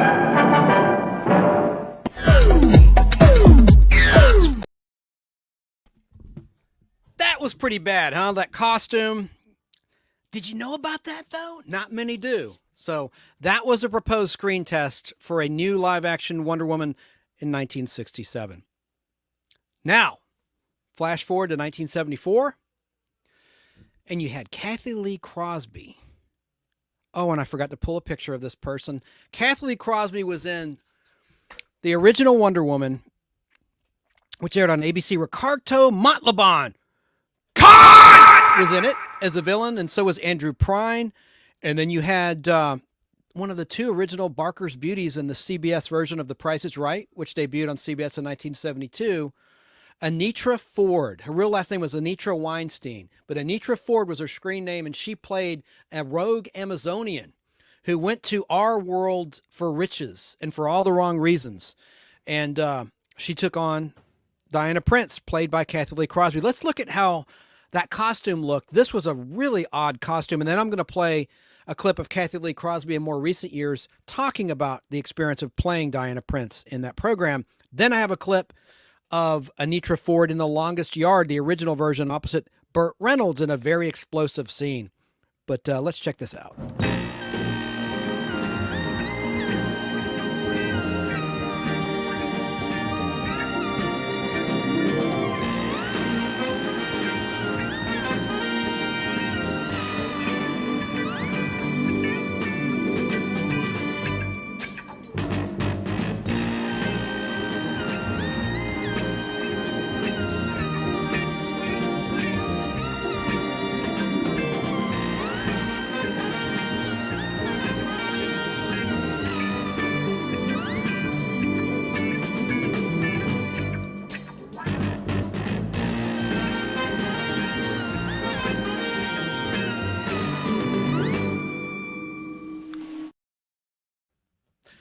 That's the theme.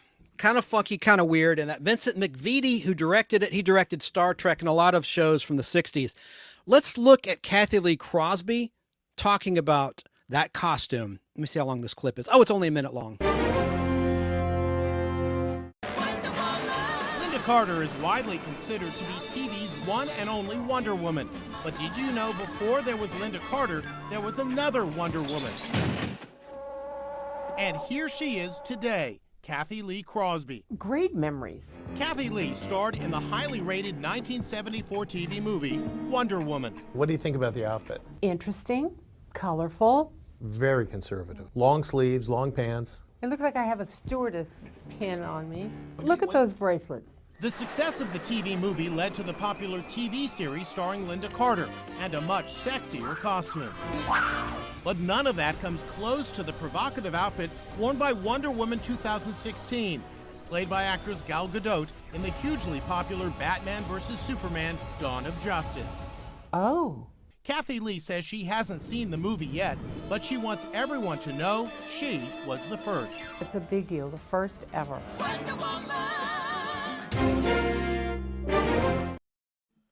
No, not the first, the second. I showed you the first. Now, I didn't sell, but it counts. It definitely counts. Now I want to play a little bit of Anitra Ford, who was the villainess in that Kathy Lee Crosby Wonder Woman TV movie of the week, which didn't sell as a weekly series until it was retooled a year later with Linda Carter. This is a great scene with Anitra Ford, one of the original Barker's Beauties, along with Janice Pennington, when it started with Bob Barker and CBS, after the 1960s version hosted by Bill Cullen on NBC and ABC. But here is Anitra Ford, who was the villainess in that Kathy Lee Crosby Wonder Woman opposite Burt Reynolds. Honey. Wake up, baby. Come on. Oh, you know it'd be good. You know it'd be good. Come on. Get off of me! Ah. That son of a bitch.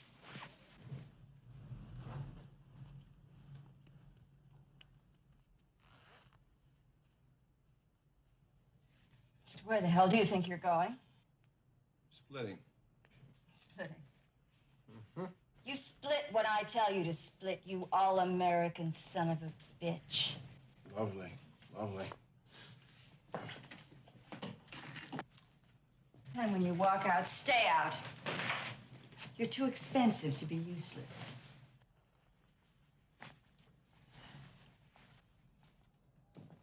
Whore! That's exactly what you are, a whore. I never looked at it that way before. Everybody's bought you. Colleges, the pros, you're gamblers. Who do you think bought those beautiful little caps on your teeth and the clothes that you're wearing and the bloody tan that you've got? Me! Have I ever neglected to thank you, Melissa? You has-been. Where are your If I took everything back Where are that I your ever keys? gave you, you stay away from my keys. You'd be bare-ass naked. Where are Stay your out of my goddamn way. keys? Don't you touch my keys. Ow! I think the love has gone out of our relationship. Bastard. Don't you take my Maserati. I earned it.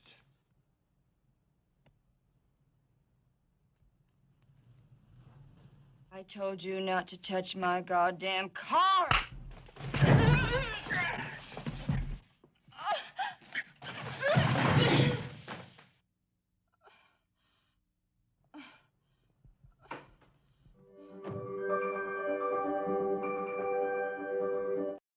Pretty tough scene. Tough scene, to say the least, but I liked Anitra Ford's look and her acting and her voice.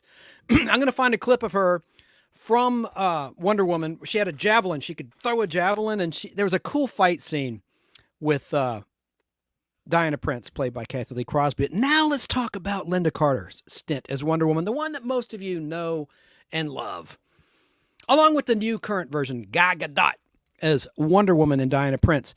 This is something pretty cool. Minute and a half clip of Linda Carter being introduced by Olivia Newton-John on Olivia's variety show. Let's watch. And she had just introduced Lee Majors. I was going to play that version, but we're not talking. I'll save that for the Super Men edition of the Nostalgic Podblast. We're talking about the ladies tonight. But just so you know, right before this introduction of Linda Carter, Lee Majors, with that mustache he had in most of season 4 of The $6 Million Man in 1976, was introduced by Olivia. But let's watch Linda.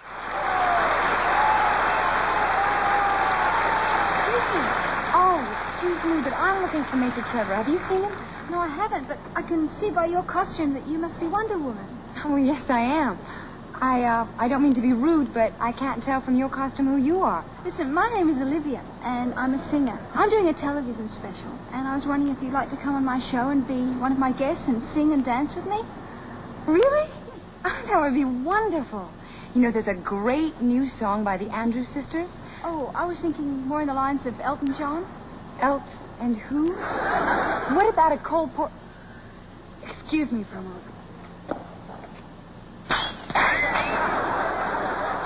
It's so rude to point. Anyway, don't be frightened. I was thinking we could do a dance up a big staircase, just like in the movies. I've got one of those on my show. You do? Yeah. Oh, don't move a muscle. I hope I have time to do your show, Olivia. But as you can see, I have a lot of responsibilities. Well, maybe you could fit it in somehow? Olivia, do you want me to give up my fight against crime and corruption to sing and dance on your show? Of course not. Oh. Well, it was only a suggestion.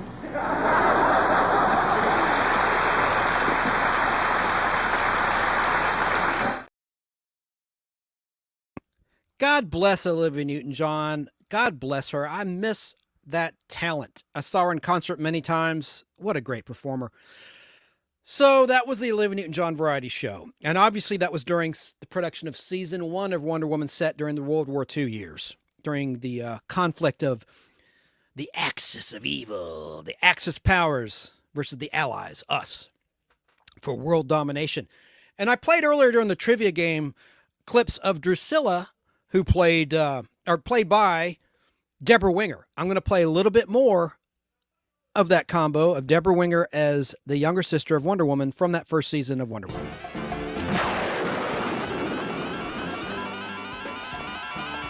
At ease, soldier. Excuse me. I think you should leave him alone. He's a war hero. I'm warning you. Hey, I'm quaking in my boots.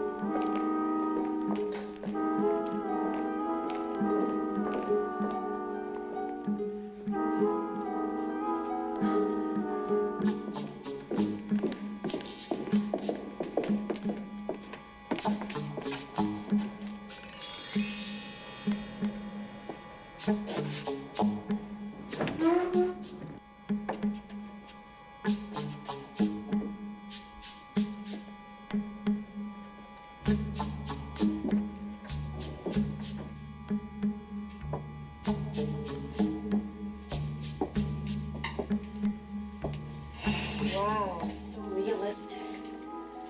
It certainly is. But it looks like we're too late. They probably faked this to make sure that none of them tried to escape until all 4 were captured. Well, where have they taken them to? An airfield, a dock, who knows?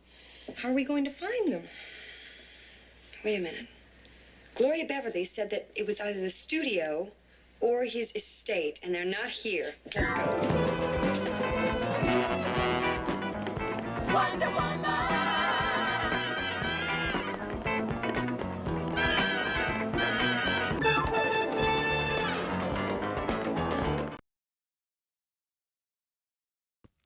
I know I played that earlier, and I just wanted to play a little bit more of Drusilla. I thought she was awesome. She was in 2 episodes. She was introduced in an episode titled The Feminine Mystique, which was a 2-parter in season 1. And then they brought her back for the season 1 finale titled Wonder Woman in Hollywood.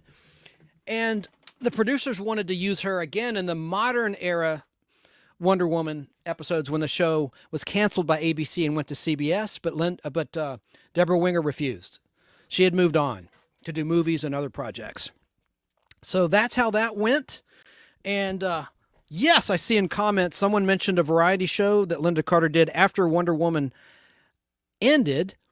And we are going to play that in just a little bit. And Esmeralda says, someone call the manager. I have a complaint. Why did it stop again? Management must be falling down on the job. Yeah, we're down on YouTube. We're still up on X, aka Twitter, and on Facebook Live apparently. But yeah, I know. That's a shame. I played too much of that. I shouldn't have played that probably. I know better. Now I have a 15-second clip of Linda Carter from the set of Wonder Woman being interviewed. And I love it because she's in her Wonder Woman wig. She wore a wig when she was in character as Wonder Woman. And let me just play this 15-second clip. This one should be okay. Oh, but let me address some comments before I hit that. Yeah, I think so. Warner Brothers are not happy. Oh, well, what can you do? I should have known better. That's my bad. But what are you going to do? What the hell are you going to do?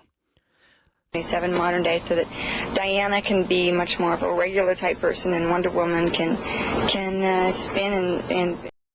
Oh, I should set this up. This actually was when the show left ABC. Fred Silverman canceled Wonder Woman and the Bionic Woman at the same time in both shows. As everybody knows, at least a lot of people know, went to different networks. The Bionic Woman left ABC for NBC, and Wonder Woman left ABC for CBS. So now this is a little clip, 15 seconds long, of Linda Carter talking about how the show is going to be in modern times now. Let's watch this together. This is 15 seconds of Linda Carter talking about the new Wonder Woman on CBS that's set in then the late 1970s, which was modern times in those 27 modern day, so that Diana can be much more of a regular type person and Wonder Woman can spin and in a flash of light save the day, being real, and what we found that the audience really wants is for it to be real. I love that vintage interview. Now, one thing I've been able to play here on the show without incident in the past, but audio only, is the season 2 first version of the opening theme. I'm going to try to do it again. Going to try. It might bite me in the butt, but I'm going to try to play this again. It's not been an issue before, but it might be tonight. We'll see. But let's watch this. This was the opening titles when the show debuted on CBS. And what was cool is in the initial episodes, like the first 8 episodes of the CBS edition, when they updated it, they had a neat little trailer before the opening credits of scenes from the upcoming episode. And Warner Brothers cut those from the DVD release and the Blu-ray release. By the way, this might satisfy Warner Brothers. Let me put the other camera on. Here's the Blu-ray set out now. But you know what? I know it's bots. It's not a human being that's because they claimed that these were remastered editions after the 2004 DVD releases, 2004, 2005. Not so. It's the same thing because they all had these edits. Like when there was a 2-part episode, when it originally aired, there'd be a recap. Like there is in most television. When there's a 2-parter, you had this recap. And sometimes there'll be alternate takes of scenes in that recap. Well, Warner Brothers cut those recaps from the Blu-ray and the DVD release. So when they say this was remastered for Blu-ray, that's not true. These are the exact same versions as the DVDs, just in high definition. But you should still get them. I'm not going to knock them. It's their material, but I want to give them a free plug and plug their official product because I am using their material. There it is. There's the Blu-ray set. But I wish they'd release them in 4K or on Blu-ray again and show the doggone little trailer before the opening credits that they cut. Because those were cool, well-edited little scenes. And they only did it in the first 2 months of the first CBS season. And it lasted for 2 seasons on CBS, 3 seasons total, really 4 television seasons, because the first initial Wonder Woman movies aired during the 75-76 season. And then the full season was 76-77 anyway. And then 77-78 was the first CBS, then 78-79 was the second CBS season. Let's watch the opening credits to season 2, first part, and hopefully, let's all say a prayer that this won't be an issue with the damn bots.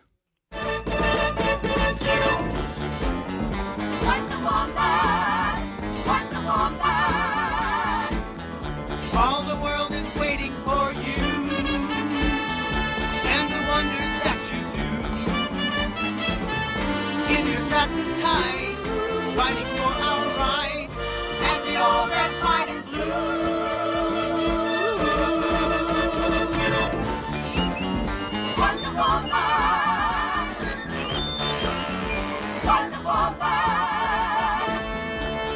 us are counting on you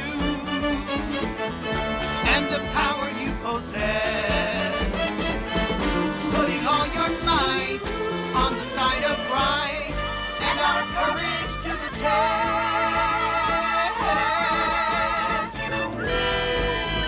Wonder Woman. Get us out from under Wonder Woman. Here to fight the force of evil, and your chance won't be denied. Woman of the hour, with your superpower, we're so glad you're on our side. Wonder Woman. Wonder Woman. You're Wonder Woman.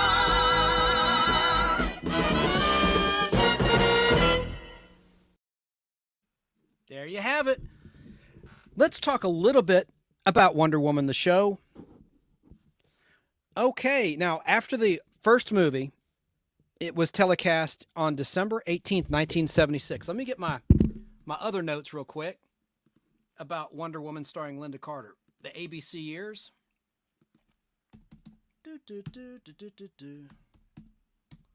Let's see, Wonder Woman. Okay. One moment. Thank you, Esmeralda, for the nice remark. All right, so that first new original Wonder Woman movie of the week aired on November 7th, 1975. Then the very first night, Linda Carter, as I mentioned earlier, appeared on The Tonight Show starring Johnny Carson. And he talked about how he watched it and he loved it. And Fannie Flagg is in it. You had all sorts of interesting actors. Red Buttons was in that first 2-hour movie. Stella Stevens, a whole bunch of actors were in that.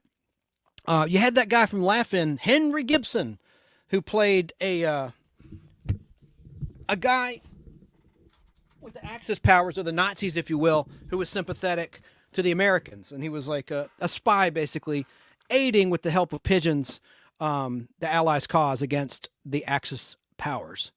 So that aired then, and then you had basically a series of movies of the week. You had, on April 21st, 1976, Wonder Woman meets Baroness von Gunter, and then Fausta, the Nazi Wonder Woman, aired on April 28th, 1976. Flash forward to October 76, which was really the next television season, 76 to 77, and you had Beauty on Parade airing on October 13th, 1976. Then on November 6th, 76, The Feminine Mystique, which introduced Wonder Girl, played by Deborah Winger. We've talked about that before. And then 2 nights later, on November 8th, 76, The Conclusion aired. And I have a film print of that that's got nice trailers voiced by Linda Carter, which was cut from the DVD and the Blu-ray release. Like I said, it said, in the conclusion to The Feminine Mystique. Now let's talk about the weaknesses and the strengths of these characters. Now going back to Batgirl.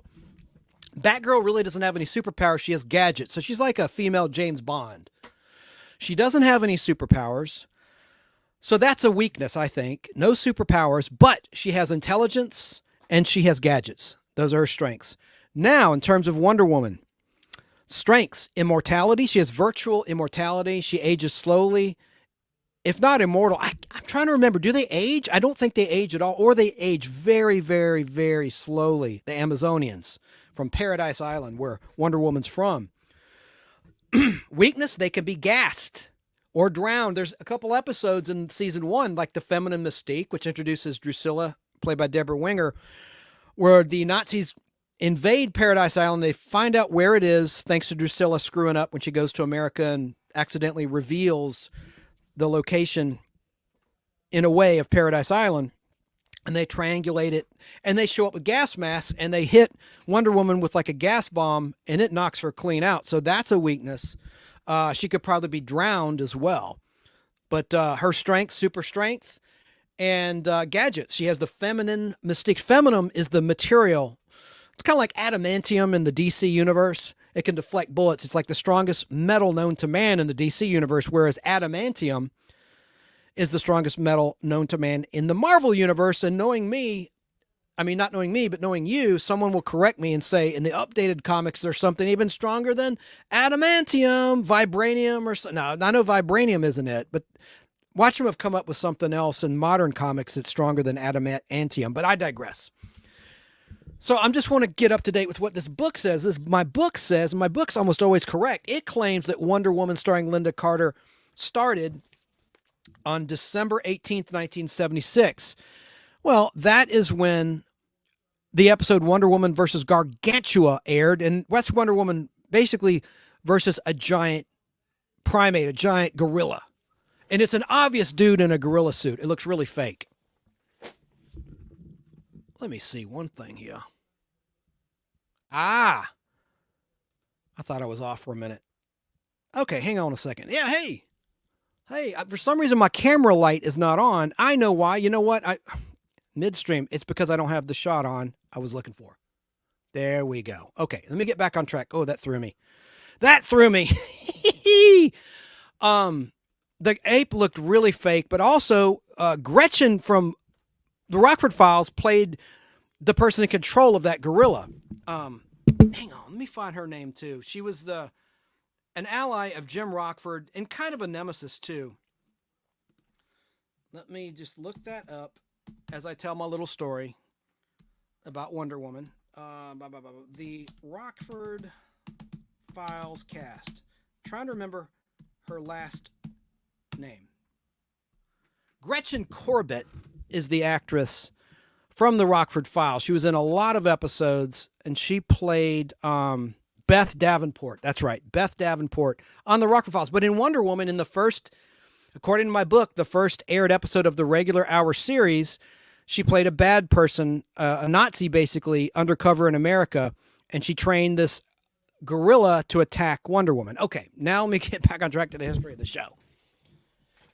And we'll move on to another character in terms of the super women of television and film. So Wonder Woman debuted as a weekly series on December 18th, 1976, which was a Saturday night from 8 to 9 on ABC. And Wonder Woman, the show, was based on Charles Moulton, who was a weird guy. He was into S&M. Look it up. I've done research. The comic book writer who created the character he had a very strange sex life. Look it up, folks. I won't get into it. We're a family show. But he was into S&M and all sorts of strange things. Threesomes and weird stuff. And that was back in like the 40s, right? I mean, you don't think about that stuff going on back then, but I guess it was. But Wonder Woman was based on Charles Moulton's there's no T, Charles Moulin's comic book superheroine of the 1940s, developed gradually into a regular TV series. It was first seen as a TV movie in March of 1974 with Kathy Lee Crosby in the title role. Then, in another try in November 1975 with Linda Carter as a movie of the week, 2-hour movie. Then, in a series of specials called The New Original Wonder Woman beginning in March of 76. After popping up in various spots all over the ABC TV schedule, it had a short consecutive weeks run starting in December 76 through January 77. And finally, in the fall of 1977, the show moved to CBS and became a regular weekly series. The show was comic strip, pure and simple, set in the 1940s. Wonder Woman came from a lost island where a band of Amazonian women had fled circa 200 BC to escape male domination by the ancient Greeks and the Romans. On Paradise Island, they found the magic substance feminine, which, when molded into a golden belt, gave them superhuman strength. And in golden bracelets, actually, they weren't gold, book. My book is usually right. They were gray and silver. But they were molded into bracelets which could deflect bullets. It didn't help their love life much, though. So when Major Steve Trevor of the U.S. Army crash-landed on Paradise Island during World War II, Wonder Woman fell in love and returned with him to the U.S. in the guise of his secretary, Diana Prince. Major Trevor did not know of her powers, but when trouble threatened, Yeoman Prince would disappear for a while and whirl herself into Wonder Woman. Remember in the beginning, it was really fake looking. It was before, I like how she would spin and there'd be an explosion effect, but in the early movies, it looked really bad. Like just frame by frame, and the clothes would fade away and then fade in the Wonder Woman costume. It looked really, really weak. But I liked it when they did the spin and explode. And by the way, there's a great, I've talked about this before, a great slot machine that I played in Las Vegas and down at the in the Bahamas. Oh, man, it's so fun. They have two. They have one that's set in the 1970s modern, quote-unquote, era of Wonder Woman, and then one set in World War II, all set, and based on the Linda Carter series. With Lyle Waggoner, I haven't mentioned him, who was from the Carol Burnett show, playing Steve Trevor back in the 40s. And then when they updated it to the 70s on CBS, that was supposed to be his grandson. Or his son. His son. Yeah, right. But that's how they got away with keeping Lyle Waggoner in the cast when they updated the show.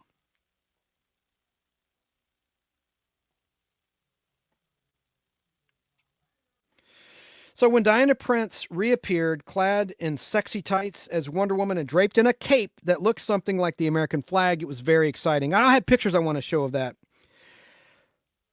Wonder Woman's opponents initially mostly were Nazi agents, plus a few aliens from outer space, all of whom were dispatched in slam bang biff pow style, like we saw in Batman 10 years earlier. Also on ABC.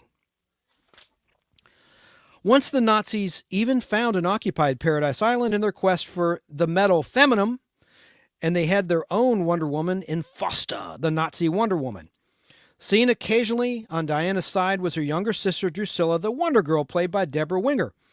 When the series moved to CBS in the fall of '77, there were a number of changes made. The title was now The New Adventures of Wonder Woman, and the period was contemporary rather than World War II. The heroine returned to America to fight terrorists and subversive elements for the Interagency Defense Command, or the IADC for short, where her boss was Joe Atkinson. This guy was removed from the cast by the middle of season 2, by the way. He was in the season 2 premiere, which I have on film. It was a 90-minute episode. That's another interesting point.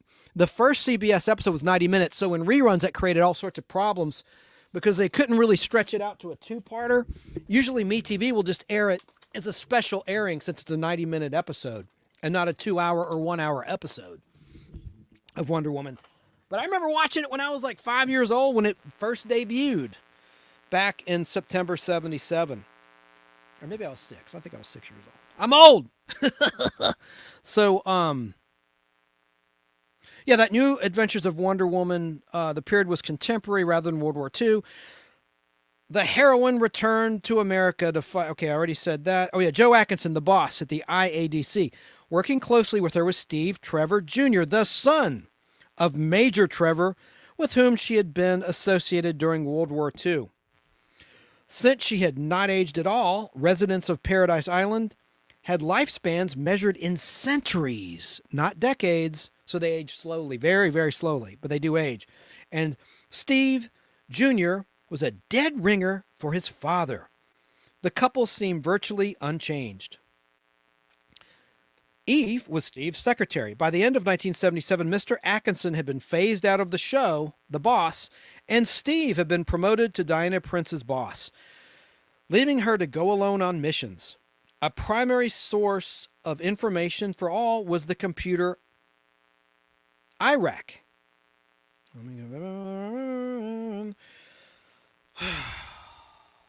And IRAC stood for the Internal Retrieval Associative Computer. This wonderful device, called IRA by the staff, IRA, that's it, could actually communicate by voice with the agents. Despite the fact that Diana was no longer wearing glasses to conceal her real identity, as she had done in the ABC version of Wonder Woman, only Ira, the computer, knew who she really was. Yeah, in the very first updated episode, he busts her. He figures out that Diana Prince is really Wonder Woman. Linda Carter, here's the last bit of this section in my book, my TV Bible. Linda Carter, who portrayed Wonder Woman, did fit the part. A former Miss World USA winner, she was very athletic and tall, 5 feet 10 inches, not 6 feet, as some publicity releases claimed, and extremely well endowed. Or that's all I got to say about that. Now I'm going to show some pictures of Linda Carter as Wonder Woman. Right here. So I got some pictures from my collection. These are still pictures and other things from my collection. I meant to show this at the very beginning. I showed you this one, the picture of Linda before she was a star. Look at this one. I love the cape. I love the cape. Oh, a friend of the show, Danny Cochran's texting me. I don't know what he's got to say. I don't know if he's on or not, if he's seeing that we're on live. Let me just tell him something. I'm live. Okay. So, I love that costume. I love that look. Oh, let me do this too. Let me show you some cool still pictures of Linda Carter.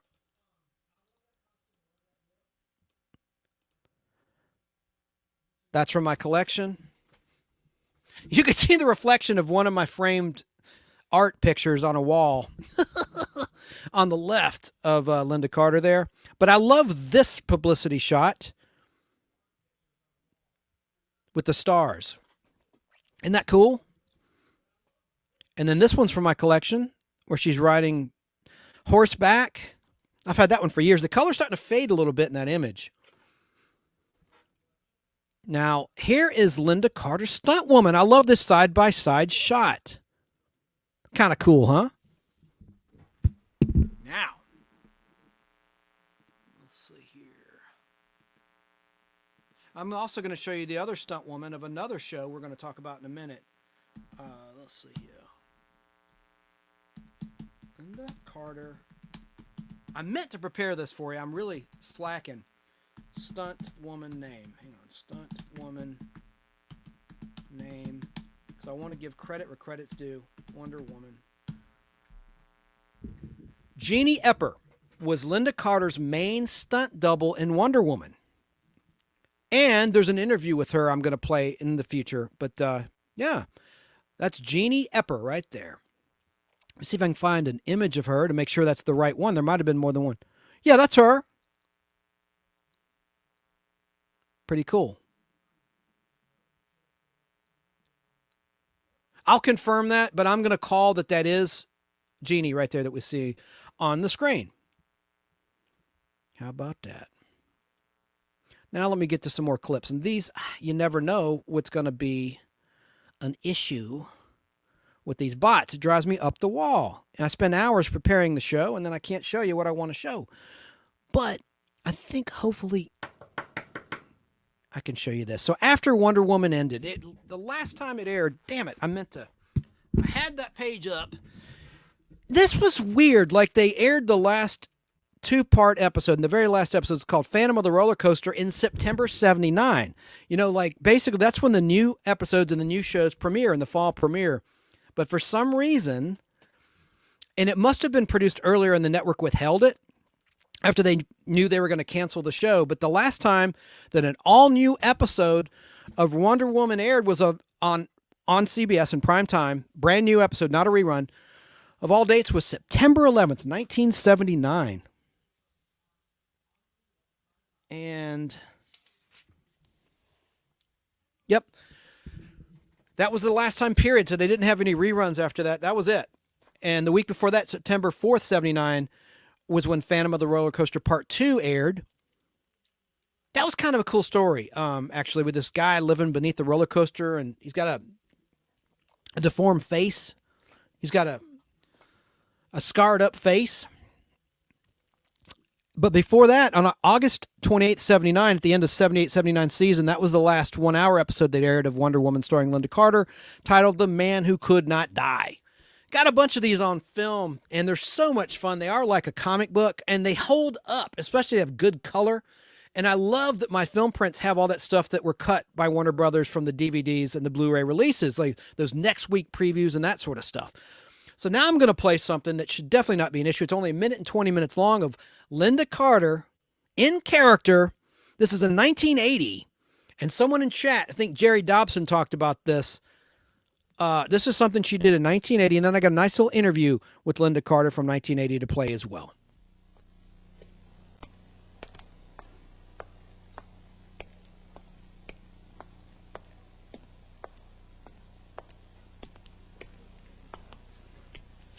There's a really terrific show about to begin. A very good friend of mine is in it. Her name is Linda Carter. We did a series together for a few years, and now she's going out on her own. So I hope you'll all stay tuned and watch.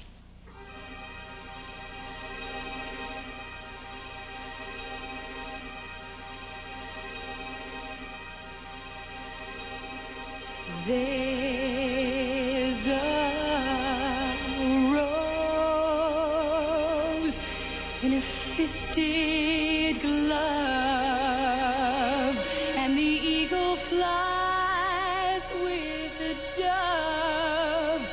So if you can't be with the one you love, love the one you're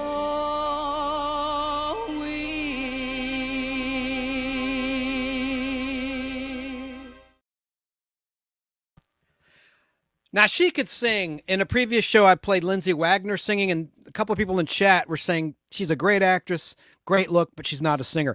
Linda Carter could sing. I'm not saying I agree or disagree with that statement about Lindsay Wagner's singing ability, but Linda Carter can friggin' sing. Now, let's watch an interview with Linda Carter. This is a 7-minute clip. I need to take a break, and then we're going to segue into another superheroine on television. I just want to give a lot of props to Linda Carter's Wonder Woman because she holds up to this day, and I loved seeing her. She was the best part of Wonder Woman 1984, the movie, which I saw with our friend Al Hardy when it was new in the theaters a few years ago. Let's watch a little bit of this. I'll bet you can't remember the names of the actors who played these television superheroes, but the lady behind Wonder Woman, Linda Carter, is doing her best nowadays to make sure you do remember her. Let's start over. Starting over is exactly what Linda's been doing ever since her Wonder Woman series went off the air.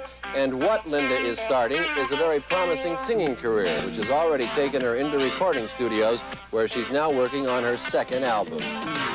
Everybody hitting the same boat, baby. Everybody's got a road. Everybody hitting the same place, baby.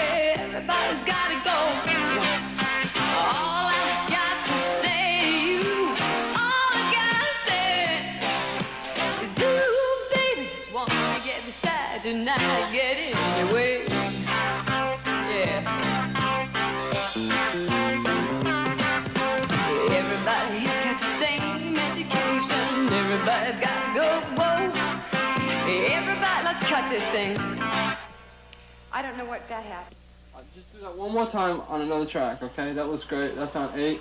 We'll go on 9, and we'll do that one more time.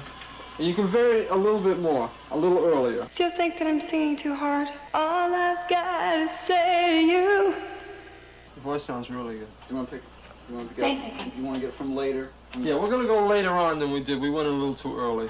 I kind of like the way I sang that. Well, we got it. We got that. That's true. We erase nothing, keep everything. Now all I've got to say to you, all I've got to say is, ooh, baby, just wanna get beside you, not get in your way. Is, ooh, baby, just wanna get beside you, not get in your way. Can't you see every blessed soul is reaching out for someone else, but every new takes a hold. Every blessed soul is reaching out for someone else, but very few are taking hold. The very few are taking hold. It seems like everybody wants to get into the music businesses these days. Everybody's making a record. Why is that? It's because I suppose you can make a lot of money making records is the real reason. I don't know why other people... music has been my life for as long as I can remember. And doing a television series gave me the visibility to finally do my work and my album with under the conditions that I really want to do them under, not just, you know, another artist trying to get on the charts or whatever. It's my first love.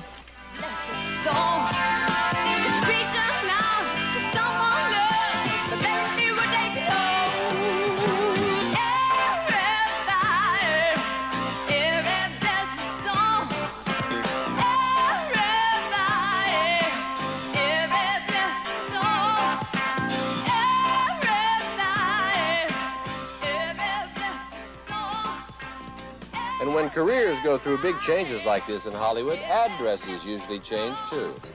And believe it or not, this area is the home of Wonder Woman.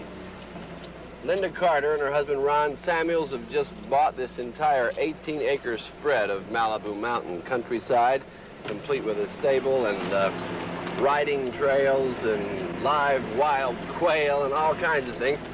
It's a departure for them because they have been living in the very city-fied atmosphere of Beverly Hills in Coldwater Canyon. So I guess Linda is, there she is now, as a matter of fact, changing her lifestyle. Hello there. Hi. I see you're on time for a change. What is that animal you're playing with? This is Jose. That is Jose. Yes. Come on over, I'll show you how to bridle. So you've become a country lady, huh? Yeah. How are you? Fine. Nice to see you. Come here. Jose? How long have you been fooling around with horses to be so expert? Oh, not very long. No? No, not my own. This is my very first own horse. A horse that I've owned myself. I had a dream as a child to own my own horse and to have my own ranch. And now I have my own ranch and my own horse. So this is the fulfillment of a dream, huh? Yeah. And it's just happened. Yeah. Well, we bought it about 6 weeks ago, and we're going to totally remodel the whole thing. And I've got a beautiful riding ring, and there are trails all in through the hills, and the view, as you saw when you drove in, the mountains, the peaks. It's just, it's like, it's an opportunity to just pull yourself together and to really do creative kinds of things like writing and writing, Mm-hmm. you know. And I'm going to build a little studio, recording studio, so I can do my own, not totally my own recordings, but just demos and things that I want for my own personal use and stuff, you know. And it's just it's peaceful, it's beautiful. So do you feel like, did Wonder Woman buy all this enormous spread? Well, I guess she did. I've never really thought of it like that, but she did. Wonder Woman is, I suppose, given me just about everything. I mean, I met my husband when I was doing the show, filming at Burbank Studios. Yeah. My house, my husband, my career. But now Linda Carter is doing things on her own, including a lavish display of her considerable performing talents in the very first Linda Carter TV special that airs this coming January. I'll be loving you always. If love is true, always.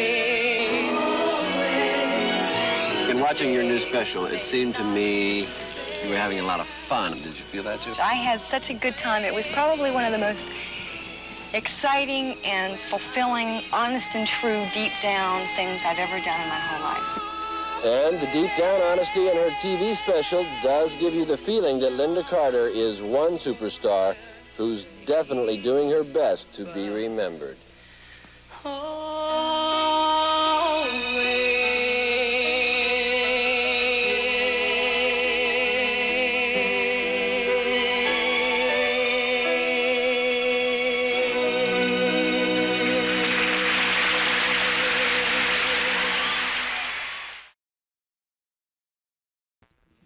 Pretty cool, I think. Now, let's flash forward many decades to Linda Carter honoring Lindsay Wagner when Lindsay was getting a star on the Hollywood Walk of Fame. That's very brief, and the audio is not great. I'm just going to play just a touch of this right now.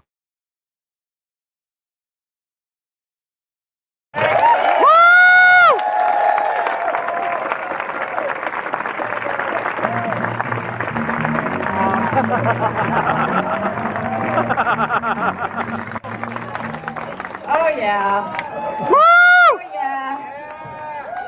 Marilyn called me, and we've been talking about this, Lindsay's mom, for a while, and I promised her that I would be here for this. Lindsay and I go way back, as you probably know. Way back. We were babies together. And you know, a picture speaks 1,000 words, because there is only one person that really knows what it felt like back then in 1975, when all this stuff exploded, and Bionic Woman. I have a few things to say about that in a second, but first of all, I want you to understand what it really felt like.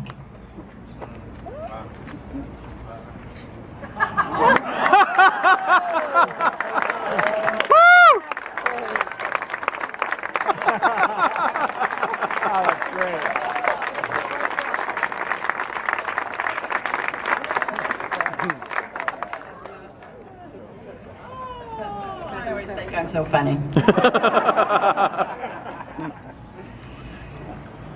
I'm privileged to be able to speak today and welcome my good friend Lindsay Wagner to the Walk of Stars. She certainly is that. You know, back then there were no women in television, and Lindsay was the first. Many people, and I do take credit for being the first, but then I'm here with her, so I'm going to give it to her. She really was the first. She was on the $6 Million Man. And you know, I think in some ways that she actually was one of the she was the first woman on television to commandeer her very own series. And I think when she became the Bionic Woman, it also opened the door in the eyes of many of those executives who didn't think a woman had a TVQ that we could carry our own series. And boy, did we show them. We did. We kicked some butt. Lindsay is an Emmy winner for a very good reason. In my mind, Lindsay can play any role. Not too long ago, I did a movie in which the director was a woman who had worked with Lindsay, and she proceeded to tell me that she really wanted Lindsay, but Lindsay wasn't available, so she took me. Oh. We've all had our share, and I am so thrilled to be in Lindsay's life and to be a part of this wonderful event. And you know, we walked in here, and we were blown away by the amount of people that showed up for this. We were blown away. I was blown away. She was blown away. I don't think there's ever been a bigger turnout. And Lindsay deserves it. She is a fantastic actress who is on the verge of doing a lot of very great things again, and I just can't wait for her next project.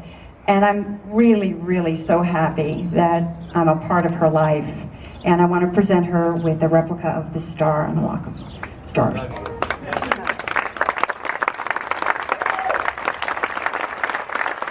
For her lifetime achievement and contribution to the world prominence of Palm Springs, dedicated May 12, 2012, blah, blah, blah. Lindsay Wagner, actor, author, human potential advocate, and that you are, my friend. Okay. Woo!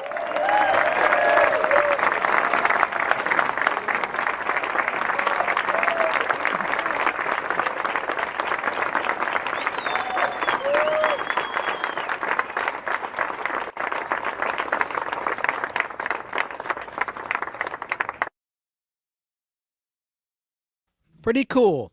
I met Lindsay in 2006, June of 2006 in Tampa, Florida at Bionicon 1. Got a picture with her. I'm not going to show it because I look like a tool in this picture, but this is a good segue into Lindsay Wagner and the next superheroine on television, classic retro superheroine, the Bionic Woman. The $6 million experiment worked once, but will it work for the Bionic Woman? Now, she's faster, stronger than any woman alive. She's the most powerful woman on Earth. What exactly is it that Uncle Sam expects in return? Well, I guess he wants you to be part of the team. She's our country's most valuable secret weapon. The Bionic Woman.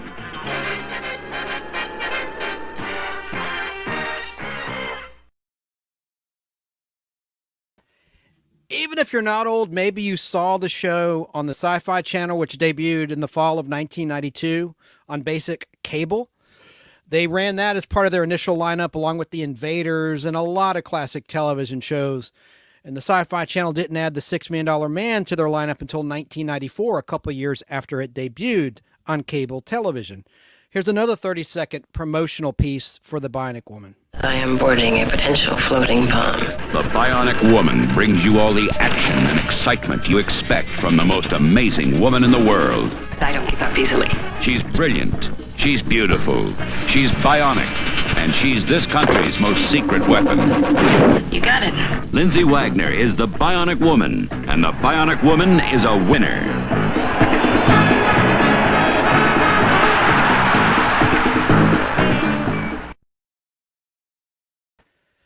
Now I want to switch to some photos from my collection, and then we'll talk a little bit about the show. And I have some amazing clips, including when she won an Emmy Award in 1977 for her performance as a dual role in an episode. But let me go here and show you some pictures from my collection. Where are you? There we go. And there we are. So I told you how I met Lindsay in 2006. She signed this for me at that time, along with other items. I have lots of signed stuff, but that's one of my favorite things. She signed this TV Guide cover. And she was on the TV Guide cover several times. That was the first of several times. And then there's a British annual book that I like. There's 2 British annuals. These are hardback books, like the name implies, printed in the UK, United Kingdom. And they had puzzles and games, and I just love these things. Now, here is a picture with Lindsay as Jamie Summers from a Japanese magazine. And that's not the Bionic dog, which was introduced in season 3 of that program. Maximilian, a German Shepherd, that's a dog from a season 1 episode, Jamie's mother. I like this shot from a Japanese magazine with a stunt car, obviously, where Jamie Summers is supposedly lifting up a car. I've seen a black and white shot of that, but not in color. I love these Japanese magazines. They have such rare images. We'll get to the video in a moment. The promo I just played was for season 2. The show began, as I said earlier in the show, in the middle of the 75-76 television season on ABC as a winter replacement show starting in January 76. I'm going to read something from my book as I show some more photos from my collection. Let me see. Where are you, my little friend? Okay. And this show did really well in the ratings. In fact, there was a controversy because for a while, Lindsay was being paid more than Lee Majors, and he was not happy about it. He was pretty vocal in the press about it in those days. All sorts of articles about that I found in my research over the years. But The Bionic Woman began on January 14, 76, and it got preempted. It was supposed to debut like 2 weeks earlier than that, but it did not. It kept getting preempted, but it finally did air on January 14th, 1976, an episode called Welcome Home, Jamie. And it would air Wednesday night when it was on ABC at 8 o'clock. So The Bionic Woman was one of a wave of comic book-style superheroines brought to TV in the wake of the enormous success of The $6 Million Man. The Bionic Woman was in fact a spinoff from and closely linked to that program. Jamie Summers was originally introduced on The $6 Million Man as Steve Austin's one-time fiancée, Jamie Summers, a tennis pro. The couple had drifted apart when Steve became an astronaut, Colonel Steve Austin, while Jamie went to college and then became a successful tennis pro. Then Jamie was nearly killed in a skydiving accident in part 1 of the story that introduced her, titled The Bionic Woman, Part 1. And doctors who had reconstructed Steve bionically after his accident decided to try again with Jamie. Steve and Jamie renewed their romance, but too late it seemed, for when the 4-part story ended in early... It says 4-part. It's a 2-part story. When the 2-part story ended in early 75, Jamie was in a coma and apparently near death. She did die at the end, and then the letter writing campaign began, and so they brought her back and they said that she was cryogenically frozen with a new technique that froze her brain, but when her brain was frozen, she forgot. She got amnesia and forgot her love for Steve, because they couldn't have a main character. It's like with Star Trek with Captain Kirk. In those days, they couldn't have main stars getting married off. They wanted to have new guest stars. The thought from the network executives was that people will tune out. You know, just like with Idra Magini, when Jeannie and Major Anthony Nelson married, the ratings tanked. So people supposedly, the thought was they want variety. They want the leading men or leading women to have different love interests each week instead of being bogged down with one person, which I don't agree with, but that was the thought. So they had to bring back Jamie, so they had her have memory issues where she didn't remember she was in love with Steve, and that's how they got away with that. Now, unbeknownst to Steve Austin, Jamie recovered and began a new life as a school teacher on an Army base near her hometown of Ojai, California. Her bionic operation had given her superhuman abilities: 2 legs for great speed, a right arm for great strength, and an ear for acute long-distance hearing. Grateful for having been saved, she, like Steve, undertook dangerous underground missions for the government's Office of Scientific Information, the OSI for short, fighting international spies, smugglers, kidnappers, and an occasional extraterrestrial being. After Star Wars was released in season 3, when the show went to NBC, they had a lot of far-out, pretty bad episodes of The Bionic Woman. I mean, ultimately, I think Wonder Woman was a better show in terms of the writing and the action and the flow, but The Bionic Woman did have some really good episodes, like the Fembots we'll talk about in a little bit. Among Jamie Summers' disguises were those of a nun, a roller derby queen, and a lady wrestler. When Steve Austin learned of all of this, which he found out in the season 3 premiere of The $6 Million Man, ostensibly the reason was Oscar Goldman and Rudy Wells didn't want him to be hurt and lose her all over again. So, you know, they hid the fact that she really survived. When Steve Austin learned all this, he rushed to Jamie, but Jamie's problems had left her with a partial memory loss, which she eventually regained in the 80s in the reunion movie, The Return of the $6 Million Man and the Bionic Woman, which aired in September 86 with Martin Landau, of all people, as a guest star as the villain. And there was a series of 3 TV movies that reunited those characters. But her memory came back, and they eventually got married in the final TV movie, which aired on CBS, Bionic Ever After. Original title was Bionic Breakdown. But I'm all over the place. Let me get back to the original series here. So she had forgotten her love for Steve Austin. So, for the time being, there was no bionic marriage. They sometimes were seen jointly on missions, however, and Jamie for a time lived in an apartment over the coach house at the farm of Steve's mother and stepfather, the Elgins, in Ojai, California. Other regulars in the cast were Oscar Goldman, Richard Anderson. He got 2 paychecks for The $6 Million Man and The Bionic Woman back then. And what a great guy the actor was, Richard Anderson. But he had trouble pronouncing basic words. In the Fugitive final episode, Fugitive the Judgment Part 2, he goes, "What are you, a sadist, Lieutenant Gerard?" instead of sadist. And then he said Soviet instead of Soviet in the Bionic Woman episode, Doomsday is Tomorrow. He goes, "It's the Soviets." And I think he said also in the episode of $6 Million Man, Death Probe. The original Death Probe, I think he referred to the Soviets as Soviets. Yeah, he did. Cracks me up. But other regulars in the cast were Oscar Goldman, Jamie's supervisor at the OSI, and Dr. Rudy Wells, played by Alan Oppenheimer originally, and then Martin E. Brooks took over the role from Alan Oppenheimer. Don't you hate that when they put a new head, meaning a new actor, on an established character? But I kind of preferred Martin E. Brooks to Alan Oppenheimer as the surgeon, the brilliant man that created the bionics and would fix up Oscar and Steve and Jamie when they would get injured or their mechanics would break down or go wrong.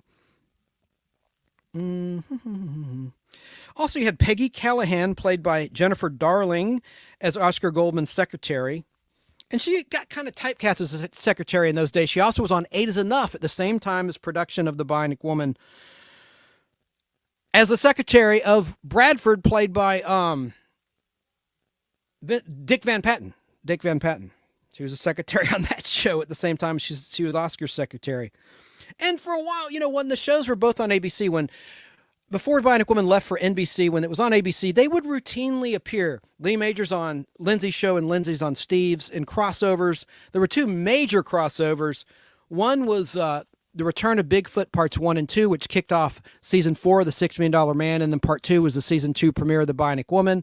And then a few weeks after that, a 3-part crossover, Kill Oscar Parts 1, 2, and 3, with John Houseman as a crazy robot maker who makes female robots to double as the secretaries of the OSI to spy and steal a weather control device. Have all those on film. Watch them with old Al Hardy at his house years ago, back in 2019. The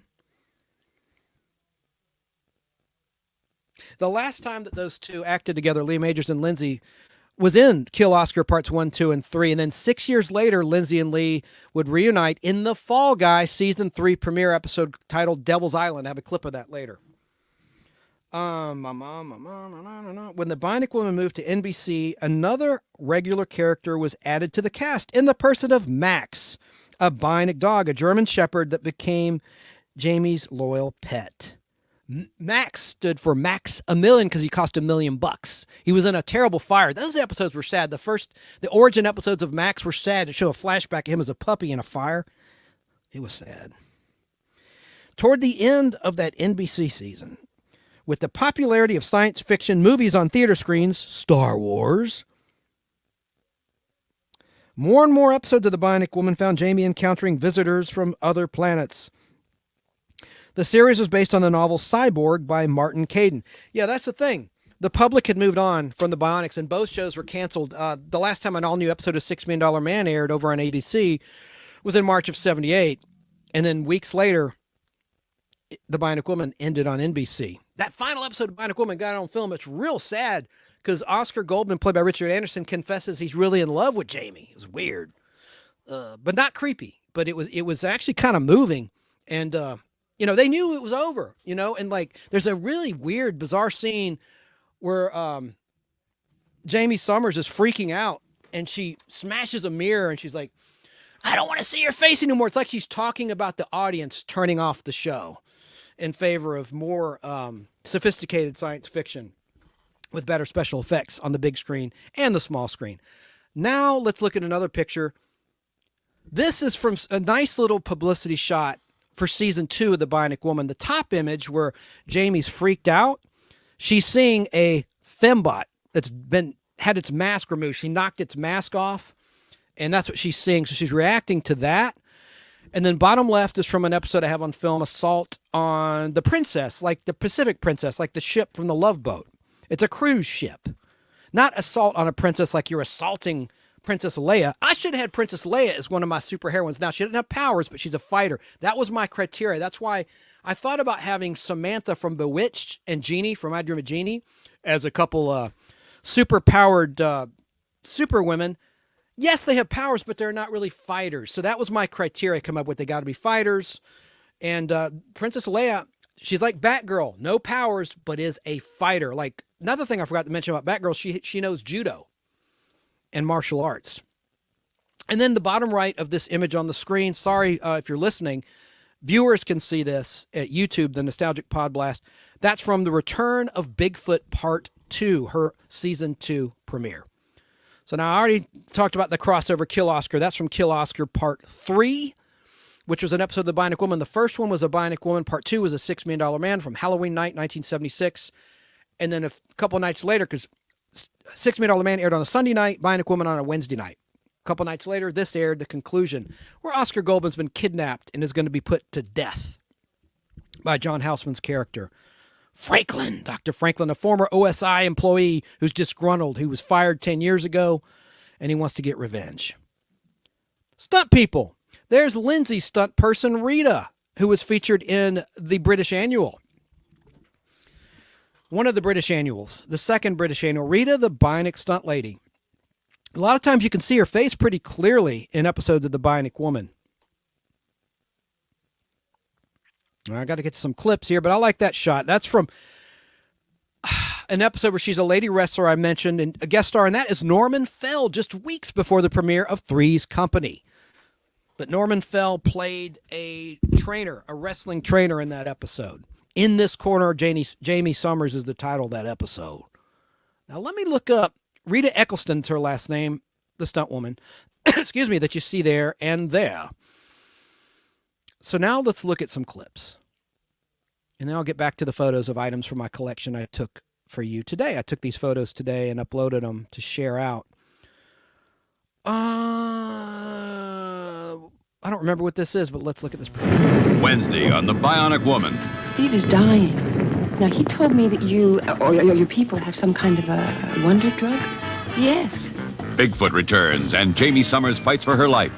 This time she won't escape. The $6 Million Man guest stars on The Bionic Woman.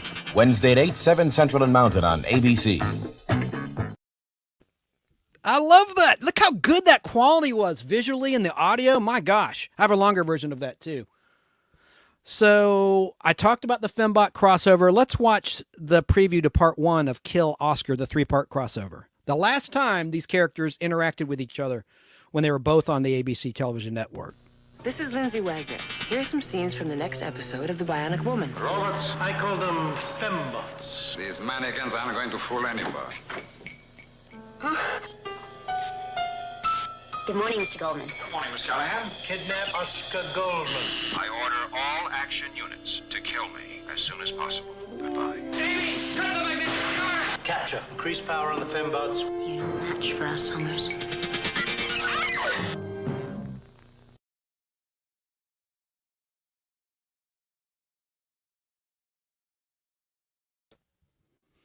Pretty cool. That's pretty damn rare. I think on the Blu-rays, I want to show you the Blu-ray set. I didn't take a photo of it, but, oh, crap. Sorry, Julie Summers.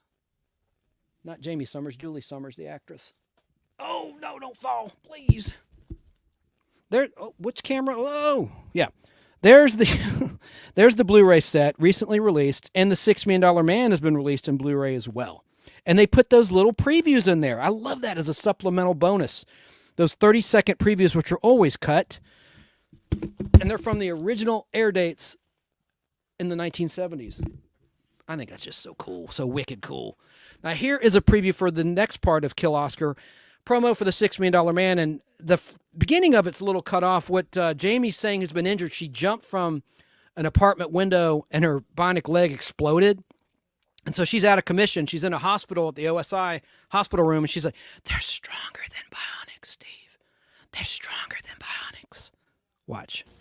The Fembot Terror continues on the $6 Million Man with guest star, the Bionic Woman. Who is the real Oscar? Who is the real Steve? A fight to the death on the $6 Million Man. Bond is back, and everybody wants him dead. Live and Let Die, the Sunday night movie, right after the $6 Million Man. Sunday starting at 8, 7 Central and Mountain on ABC.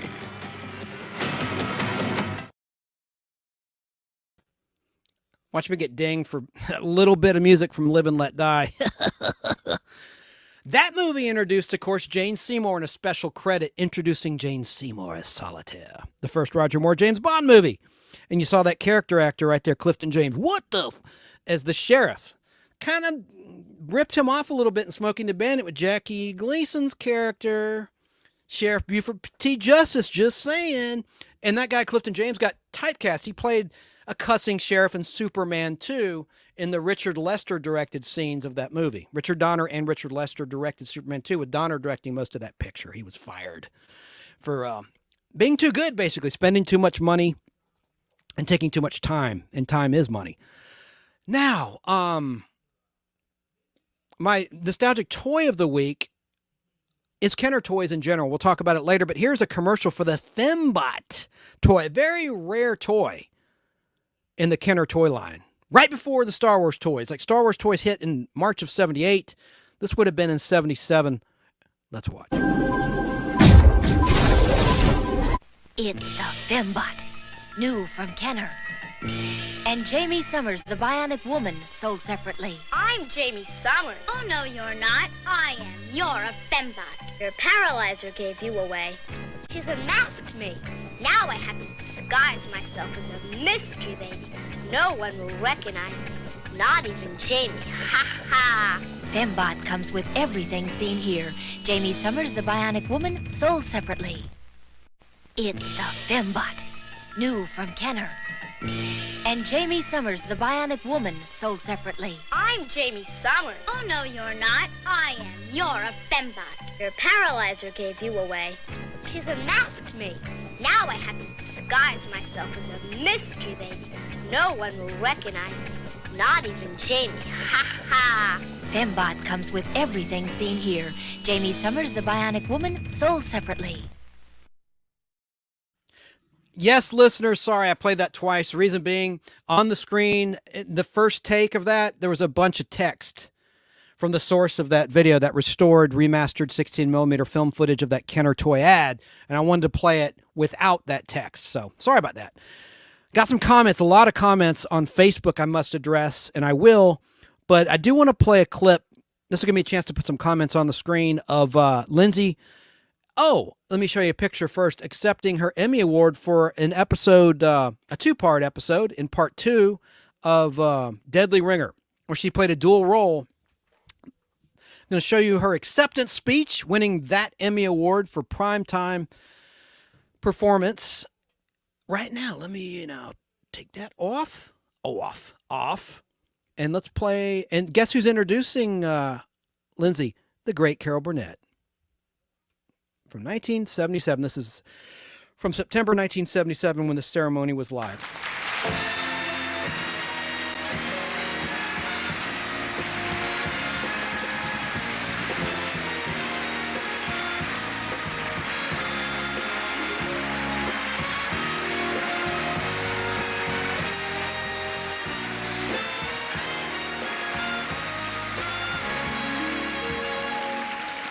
Before I read the nominees, I would like to say this has been a real long evening, but in my humble opinion, I think this has been one of the best produced and directed award shows I've ever. Long, but it's good. For Outstanding Lead Actress in a Drama Series, the nominees are Angie Dickinson, Policewoman; Kate Jackson, Charlie's Angels; Michael Learned, The Waltons; Seda Thompson, Family; Lindsay Wagner, The Bionic Woman. And the winner is Lindsay Wagner, The Bionic Woman.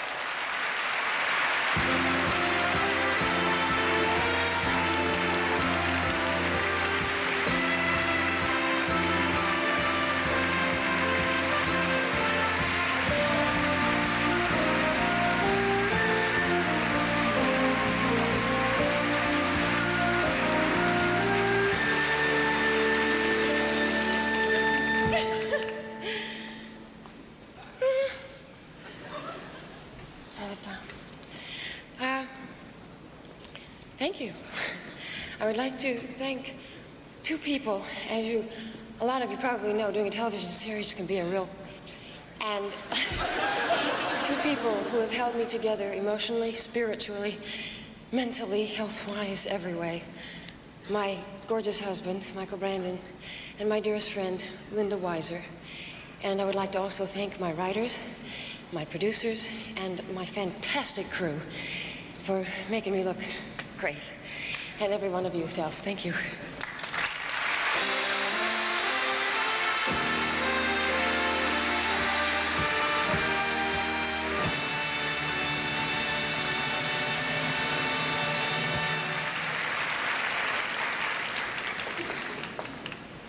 Our next presenter. Oh, I was going back there feeling her arms. I'm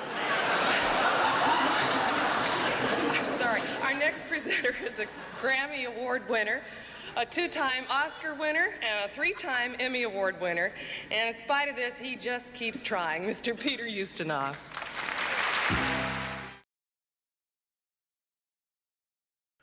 No, I thought we watched the whole show, the whole Emmy show that night. No. So, as I said a moment ago, the next time that Lee Majors and Lindsay Wagner acted together on screen after the Bionic shows had switched networks and eventually folded was in The Fall Guy in September 1983, air date, filmed in June of 83, in the season 3 Fall Guy premiere titled Devil's Island. And this kind of, speaking of Fall Guy, season 1 and 2, the only ones that have been released on DVD thus far, back when 20th Century Fox owned them in 2006 in the US, and they released season 2 in Europe, where the show's more popular than it is in America, in Europe only. But they changed all the music. They made edits in the pilot. They cut out Paul Williams entirely. Must have been about money back in 06. Now, Prime had those up recently for free. I talked about it on the show, and I checked. Now they're charging again. Makes no sense because there's a Fall Guy movie that's going to be released in May of 2024. So I don't know what that's about. Maybe it'll wind up on Disney Plus because Disney bought the 20th Century Fox television and film library. So technically they own it, even though Universal is doing the movie, which I think is strange. I don't know why Disney did not do the Fall Guy movie. It's a rights thing, I guess, of the character of Colt Seavers. Let's watch a minute of Lee and Lindsay playing different characters, but together on screen once again. And I'll tell you a funny factoid. I don't think this clip is on there, but in the end of the episode, Lee Major's character, Colt Seavers, makes a joke about flea bites in Lindsay's character. And I think that was a joke, inside joke, that she has small breasts. I'm just saying. I swear it's in that episode. He goes, let's talk about them flea bites. And it's like, they were hiding in a desert and there were supposedly bugs around. So it's a double entendre. It's a double entendre. But let's look at a little bit of 1 minute, to be precise, of The Fall Guy with Lee and Lindsay.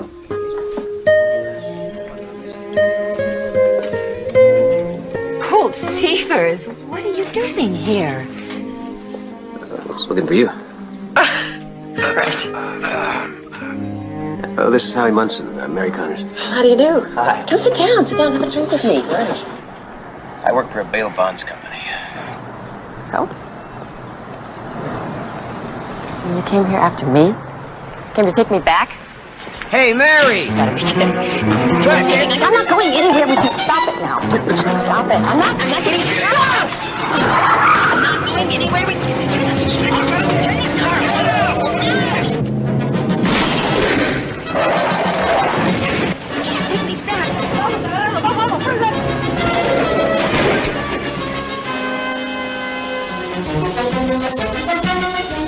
You're under arrest. Take it with Tom.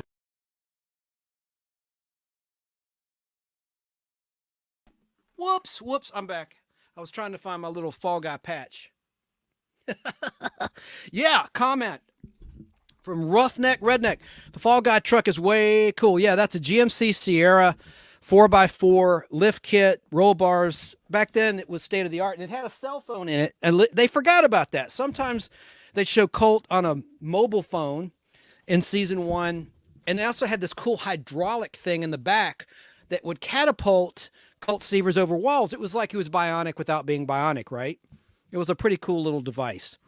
So there you go. They were reunited there. And at the end, there's that flea bite joke. And I have it on film. I have it on VHS, too. I taped it back in 95 of WATL here in Atlanta, independent station. I still have those videotapes of the episodes. Oh, so I do have another clip of Lindsay. Now, you saw Linda Carter at Lindsay's ceremony when she got her star on the Hollywood Walk of Fame. Well, Lindsay returned the favor for Linda when Linda got her star. I want to play that in just a moment. This might be the one where the audio's bad, because I said before I played Lindsay getting her star, I said the audio's not going to be good. The audio was great. I must be thinking of this clip coming up. But let me just quickly look at my pictures and see if there's any other Bionic photos I wanted to share, because we're about to move on to another superheroine. Hell, I've gone already 3 hours and 15 minutes, 30 seconds. Who's counting, though? I still got so much more to cover. Oh, yeah. Here's another Bionic. This is my autographed picture. It's another thing Lindsay signed for me in 2006. And I'll show you the picture of Lindsay and I in a minute. When I play the clip, I'll go get it, even though I look like a total tool in that photo. Now, I've yet, of course, to get Sandra Bullock to sign it. She was in the second movie. This is a publicity shot from the second NBC reunion movie. The first one was on NBC. Second one was on NBC. First one was in 87. I said 86 earlier. It was 87. This one's in 89. And then the final one was in 94 on CBS, but this is Bionic Showdown. And Sandra Bullock played another Bionic character, a gymnast. And, of course, she's a major star, so she doesn't do collector shows or conventions or anything like that. I'm hoping one day I'll have Sandra Bullock sign that. But really, Richard Anderson's the rarest autograph on there because, unfortunately, he's dead. He signed that for me in 2005 at the Western Film Fair, and then Lindsay signed that for me a year later in 2006 in Tampa, Florida. The Western Film Fair was held in Charlotte, North Carolina, and I had donated some of my films, meaning I brought films to show to the stars themselves, including Richard Anderson and Ed Nelson. Watched A Bionic Woman with me. Richard Anderson came in towards the end of it, but Ed Nelson was there the whole time for that Assault on the Princess episode on film. Oh, hell, I should have shown you a picture they signed. They made a poster, the organizers of the Western Film Fair, of an event. Also, I played a Wonder Woman with a Western-themed Wonder Woman from season 1 with Henry Darrow, who was a guest, who was in The High Chaparral. Henry Darrow. And that's a Roy Rogers episode of Wonder Woman. The one with Roy Rogers and Linda Carter from season 1 also had Henry Darrow as a bad guy. I donated that to the Western Film Fair and other stuff. I didn't give it to him. I just brought it and we screened him with the stars. And Ed Nelson was the nicest guy, God rest his soul. He was so nice and appreciative, and he had sharing personal memories. And I sat right next to Henry Darrow, and he said to me when we watched the Wonder Woman he was in, he goes, I don't remember filming that at all, but I drank a lot in them days. He didn't remember even filming it. I'm like, how could you not remember working with Linda Carter? But he did a lot of stuff, a lot of TV and film work too. I want to tell you when Richard Anderson passed away really quick. I was so hurried to get to the show on time, get the show on the air on time tonight, that I didn't finish all the research I wanted to do. This will take just a second. And I met him at the Western Film Fair. I showed up early, and he was just sitting at the bar, and I came up to him, and I said, wow, Richard Anderson. And he was so nice. Look, it was the day before the show started. I had a hotel room there.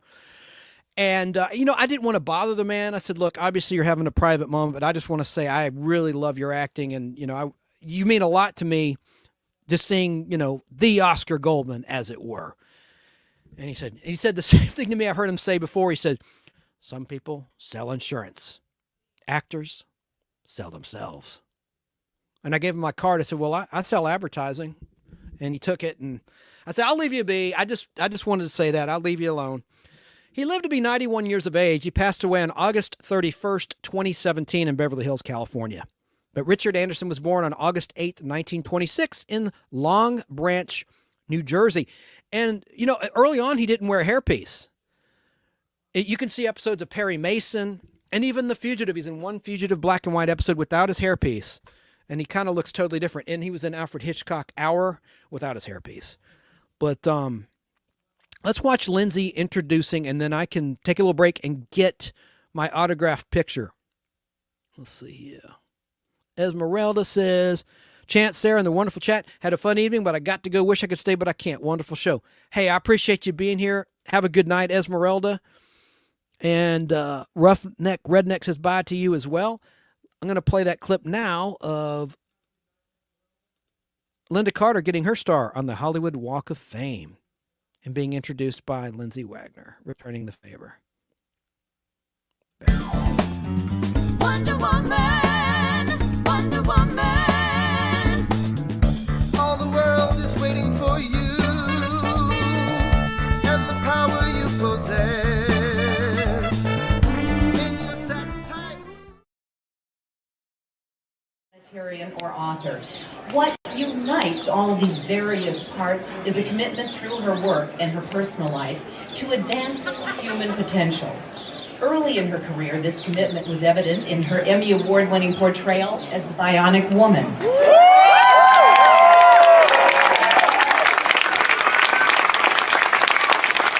Her use of media as a way to communicate ideas to help people in their personal process is demonstrated in so many of her films. Would you please welcome star number 347, the wonderful, warm, and talented Lindsay Wagner.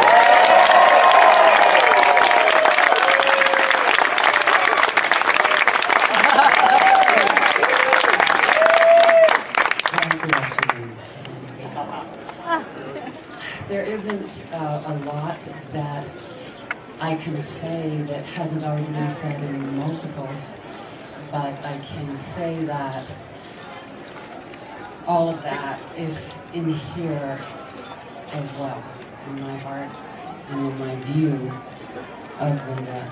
And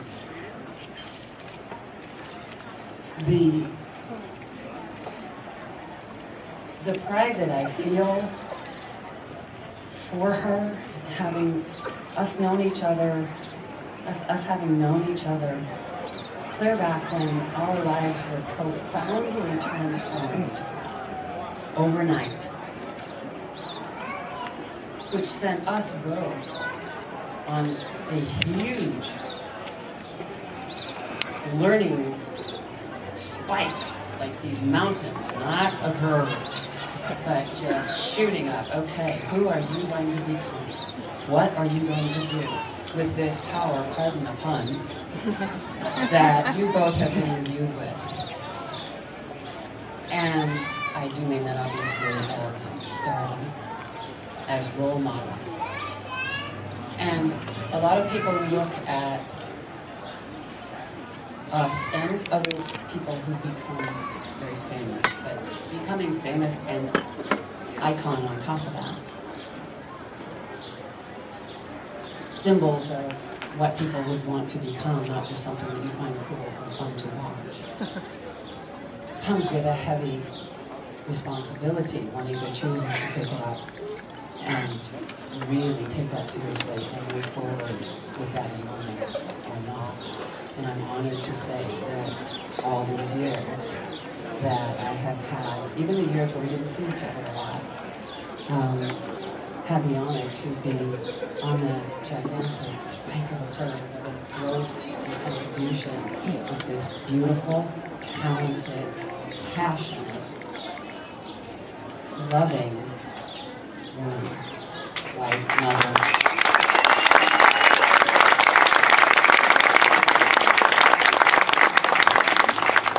There were times, as far as anecdotes go, there were times when somebody come up to me and they would say, "Oh, Wonder Woman." And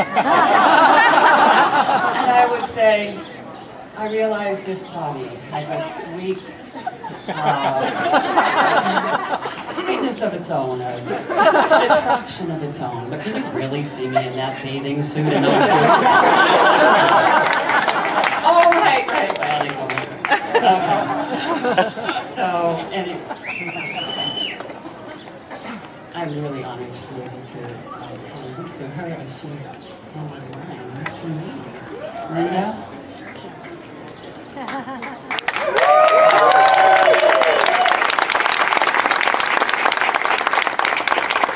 Okay. Icon, TV star, singer, humanitarian, Linda Carter. Star sponsored by Sebastian, Frank Ewing, and fans. In tribute to Linda Carter for her lifetime achievement and contribution to the world prominence on screen. Star number 369. It's so weird to have a number. But we both have it. Oh, you're taller than I am. That's all it means. Okay, in the address, 515 North Palm Canyon Drive, Palm Springs, California. So to all of you, thank you.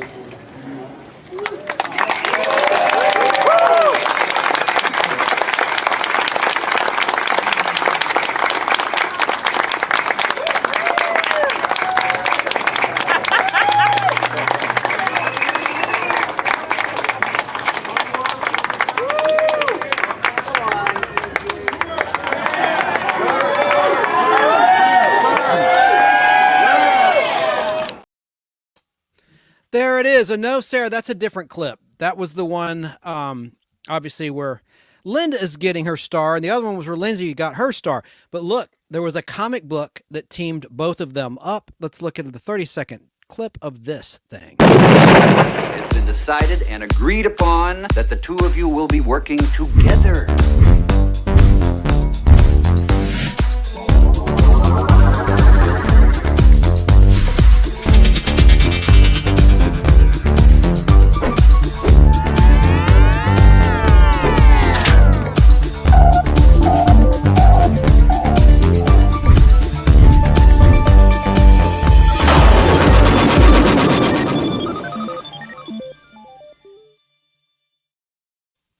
pretty damn cool. I think that was neat editing. Reminds me the sound effects of the slot machine I talked about based on Linda Carter's Wonder Woman. They're such fun to play, and I won a bundle of money on them too. All right, so I think we're going to move on to someone else. Another TV superheroine. Let's start right now.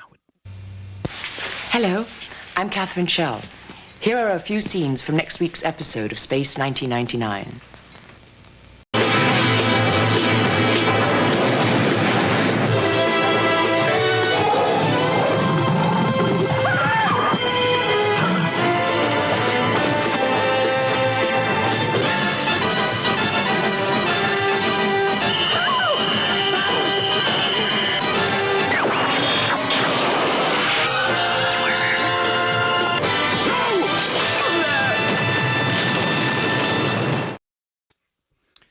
Yes, I love Catherine Schell. We'll talk about her in a second, but as promised, I said I would. There's a picture of Lindsay and I from 2006. Lindsay looks like the superstar she is, and I look like a China doll. I look like a tool in that picture, as I've said 3 times now.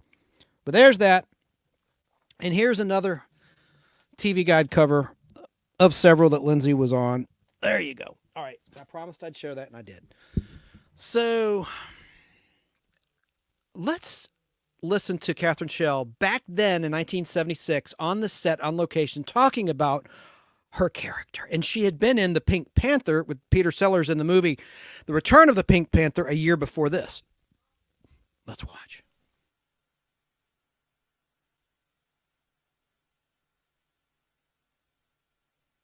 In Pink Panther, I played a human. And in this, I'm playing an alien. I'm playing a Psychon. You don't know what a Psychon is? No, I don't blame you. It's a planet that they come across, from Moonbase Alpha as the moon just sweeps through space. They come across a planet called Psychon. Sorry, these are bees that are going around me.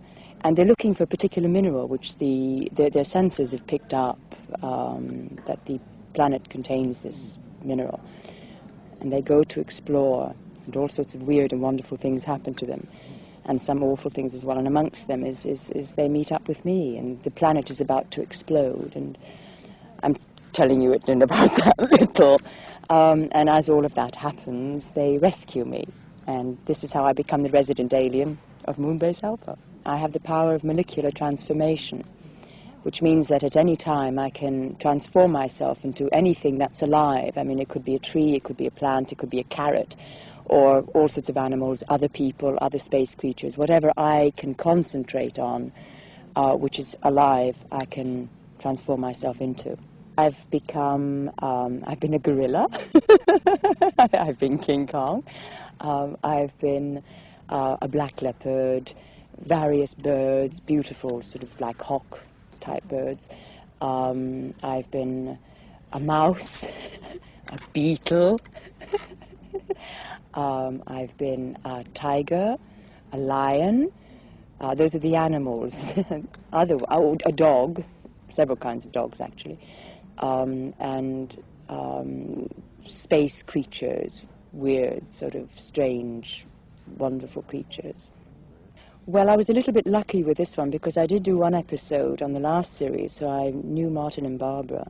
I also knew the producer because of that, but they're all a tremendous group to work with, so it's quite easy to fit in, and everybody sort of has made their own place within it, and it's been very comfortable. What am I doing here today?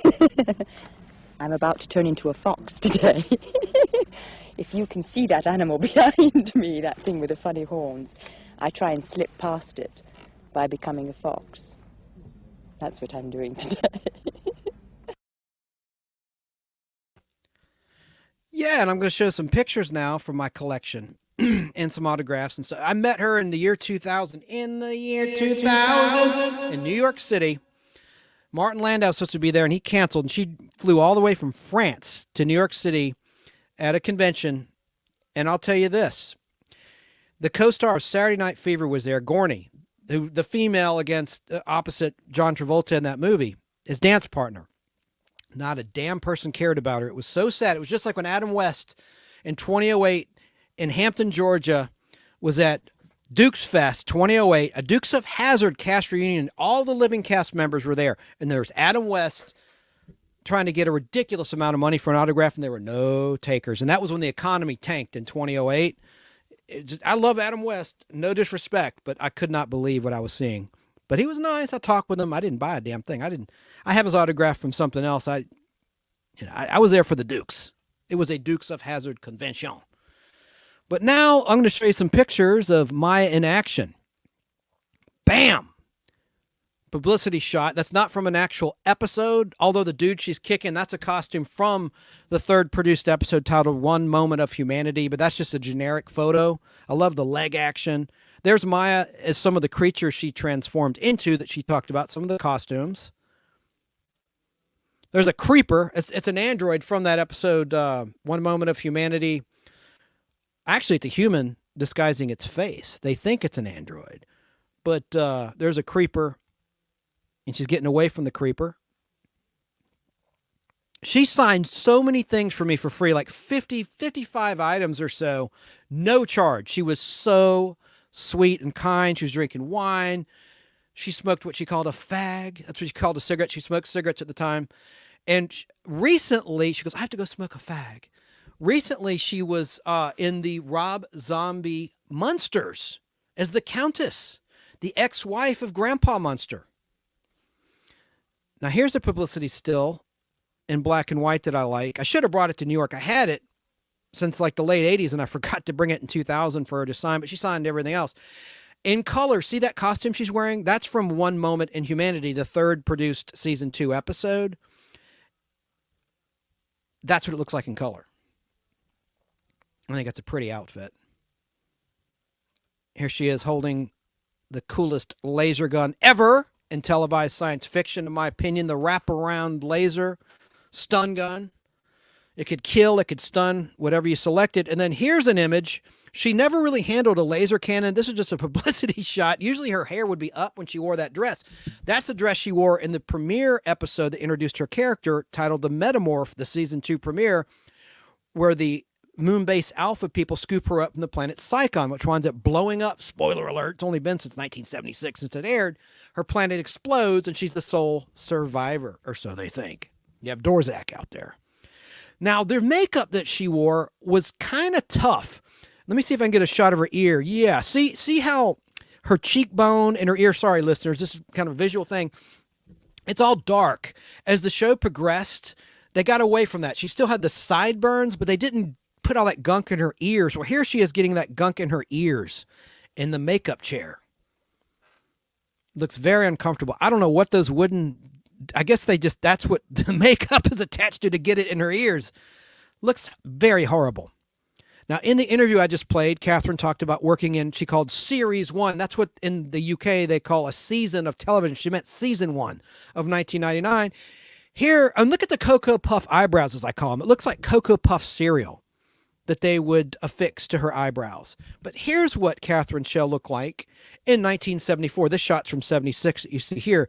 There she is in Season 1, playing an android in The Guardian of Piri, the 8th produced episode of Space 1999, Season 1, and the 8th episode produced overall. There were 48 total episodes of Space 1999. But she came along as a regular in Season 2, as Maya the Metamorph. This is a very interesting shot of Catherine Schell promoting Space 1999 with Leonard Nimoy. And this is from Starlog magazine, I think issue 3. And I've always wanted to see this television show. It was a local program, I think, in New York. And I've never seen video of that. I don't know if it exists, if there's video of that, but I would love to see that interview. And her character was kind of like the Mr. Spock, except she was not non-emotional. She had emotions, but she was a scientific genius like Spock was on Star Trek. The resident alien, as it were. And then there's Catherine at a recent convention appearance, at least that's an advertisement for it, back in August of 2023. Now, let me see if I have any other clips. I think I do. Maybe just one more of Catherine.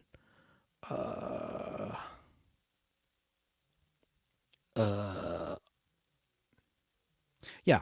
Here's one where it shows her in recent days talking about the show. And then we're going to talk about some Saturday morning TV heroines. And coming up next at 5, a character who's changed shape more times than Jerry Halliwell. It's through the shields. There was an awful lot of moving and running around in corridors. Sudden head turnings. Meaningful looks. I don't know what they were about, but there was a lot of that. Space 1999 is a story of survival. It's a story of humankind working together on an enclosed environment, in this case the moon, and maybe, just maybe, find a way to return home. Welcome to Moonbase Alpha, the setting for the most expensive sci-fi show of its day. Whatever I did, my mental pictures cost a fortune to put onto film. It's a fault of mine. Every show I make is desperately expensive. Now, the residents of Moonbase Alpha were a bunch of Earthlings who were joined in later episodes by a rather attractive, shape-shifting alien by the name of Maya.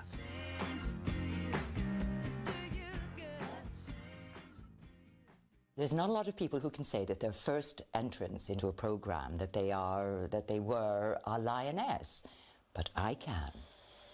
What do you think of these Alphans, Maya?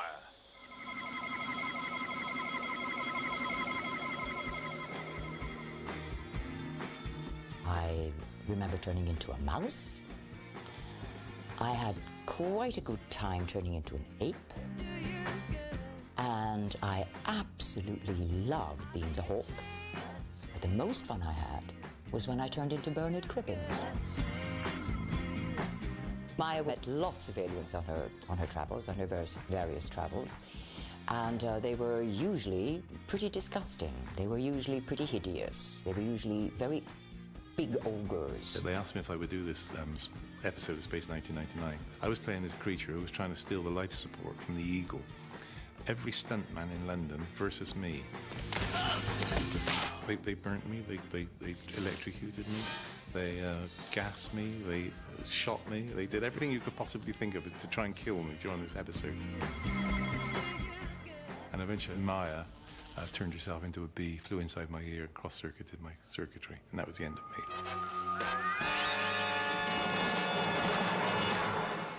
That's Darth Vader. The scripts were on the whole very, they were fine, they were very good, but there were some really cheesy lines.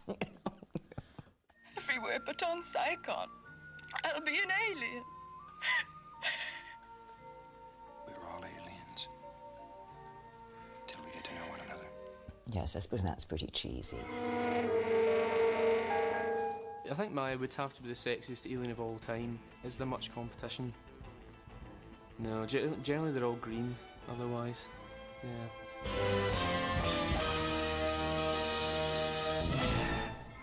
So it's Maya from Space 1999 at number 5. Sadly, she came to an untimely end in a famous episode when she turned into a turkey and was accidentally eaten for Christmas dinner by the rest of the crew. At 4... I thought that was kind of a cool piece there. Make sure that I have everything up for. I think we're going to move on. Yep, to Saturday morning TV. And let me see. Yes. I'm trying to take a breath here. All right. Oh, man, I've already gone 3 hours, 40 minutes. I'm trying not to go that long, but what are you going to do? Let's talk about some Saturday morning TV. This is live action. These were indeed superheroes. They didn't have powers, but they fought and they had gadgets, so they made the cut. For this edition of the Nostalgic Podblast about the superhero women.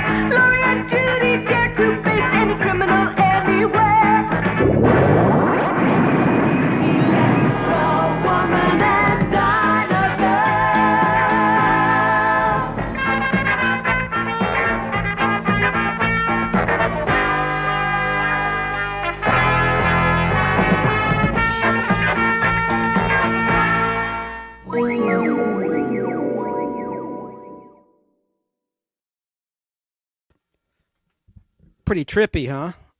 I love that theme song.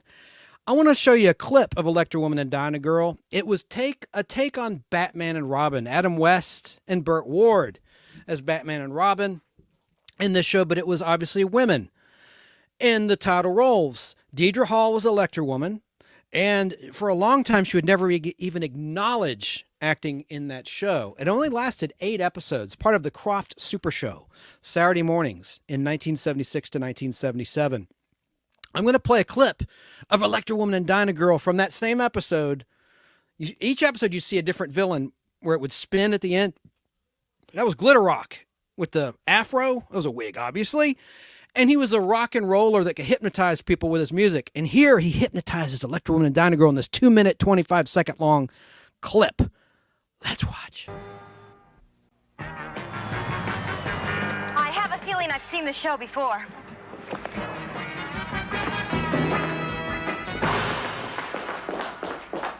36, 35, 34. Hey, Glitter Rock!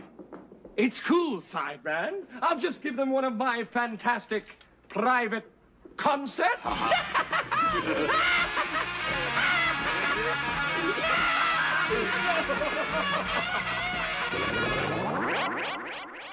I just gotta help get that key to Torenberg back.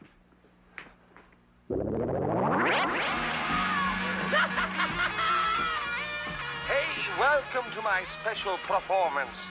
The first number is called You're Mine, All Mine, and Never Again Will You See the Sun Shine.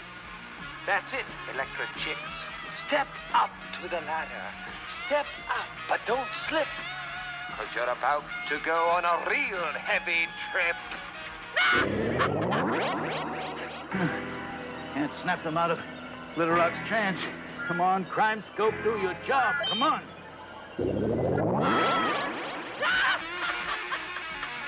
Right on, Electra Chicks.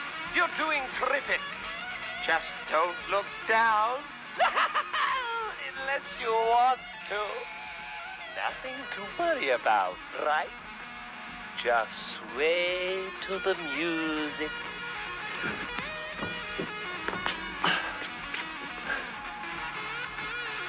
Hey, Glitter Rock, they're snapping out of it. No way, Sideman. I've changed my chord progression just enough to let them know they're in big trouble. They'll never snap out of it in time.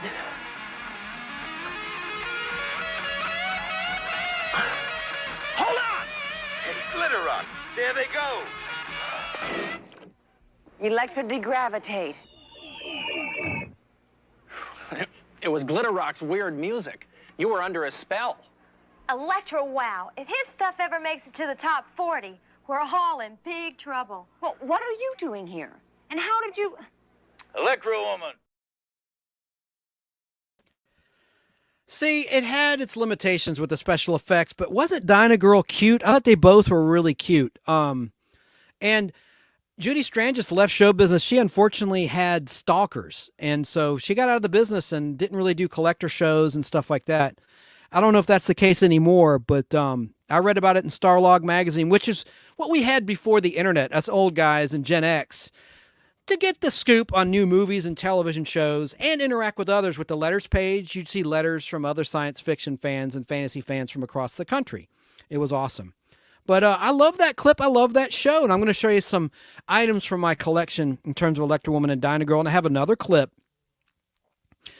I guess I'll play it now. It's a minute and a half, the clip, and then I'll get to the images from my collection. There was a great episode called Ali Baba with Malachi Throne, who had played Commodore Mendez in Star Trek in the Menagerie Parts 1 and 2, and he was the original voice of the Keeper in the Cage in Star Trek, and he was in The Fugitive. He's a great actor. He's in The Outer Limits with Shatner in the Season 2 episode Cold Hands, Warm Heart as his physician. Anyway, he plays Ali Baba. And also in that episode is someone who's no longer with us that everybody loves. You'll recognize him in just a second. But Dinah Girl gets turned evil with a formula.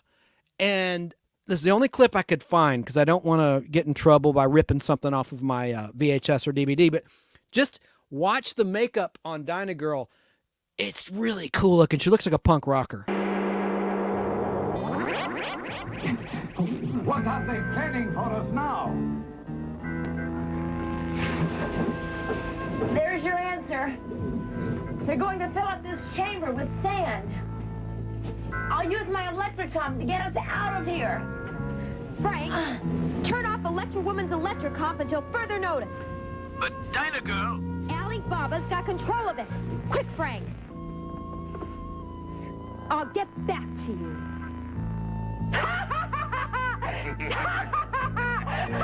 Your formula. They've used it on Dinah Girl. Yes. I wish I had never invented it. And now for the third phase of my plan, my dear Professor Novikov.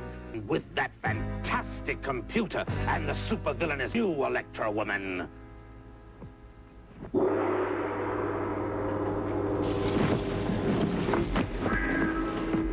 How will Electra Woman and Nabokov escape the cascading sand?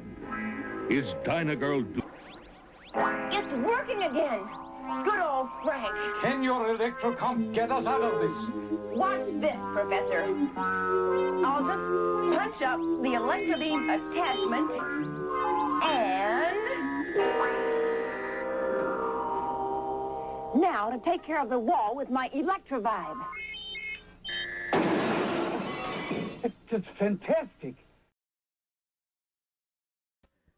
My Electrovibe.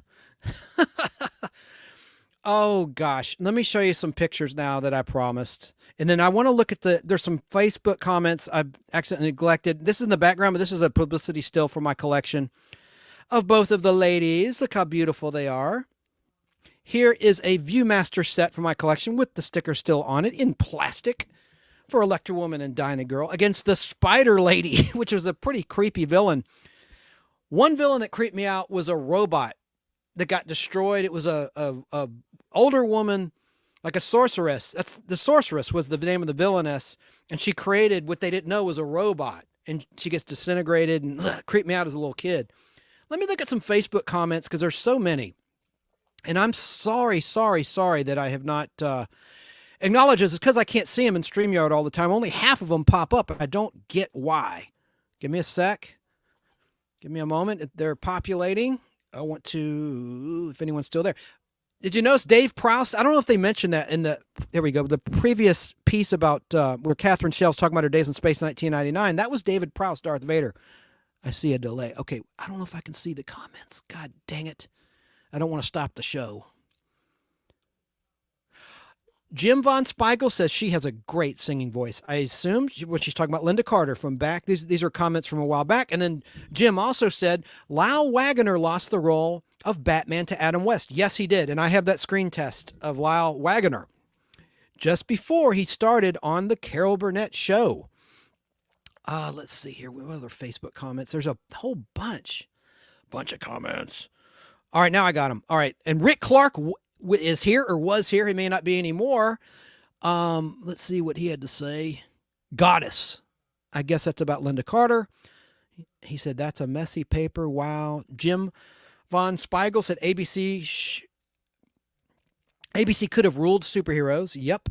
Rick Clark says, weird. She was hot too.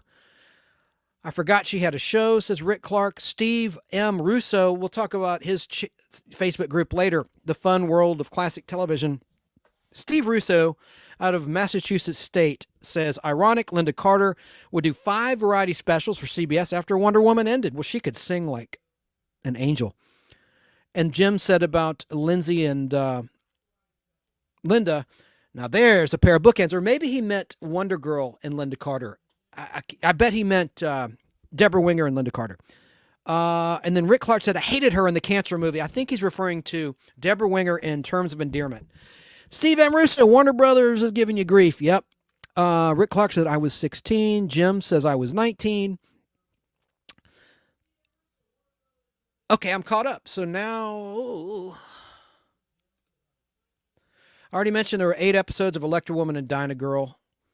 Let me see if I have anything else in terms of video. Yes, I do. This will blow your mind. Electra Woman and Dinah Girl returned in the year 2001 in a pilot. You're not going to believe who was playing Electra Woman this time. I'm going to show you a clip. The quality is marginal, but I like the updated version of the theme song by the Masticators. Look who's playing Electra Woman in this scene. This is 1 minute and 48 seconds.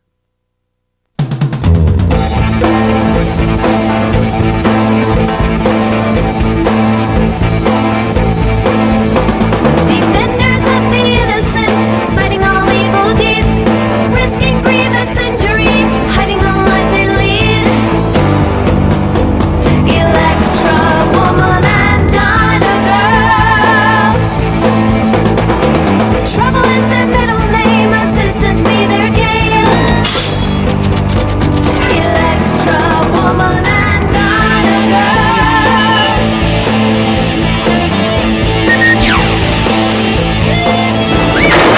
Summon to the Electra base, and electric comes they wear. Gloria Judy dare to face any criminal anywhere. Electra Woman and Dinah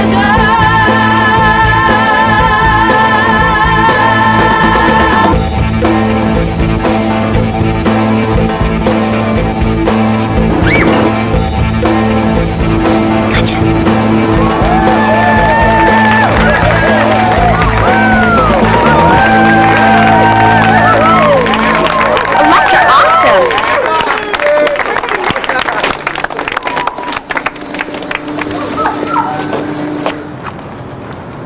I love you, Miss Electra Woman. You can call me Electra, honey. Electra Woman and Dinah Girl.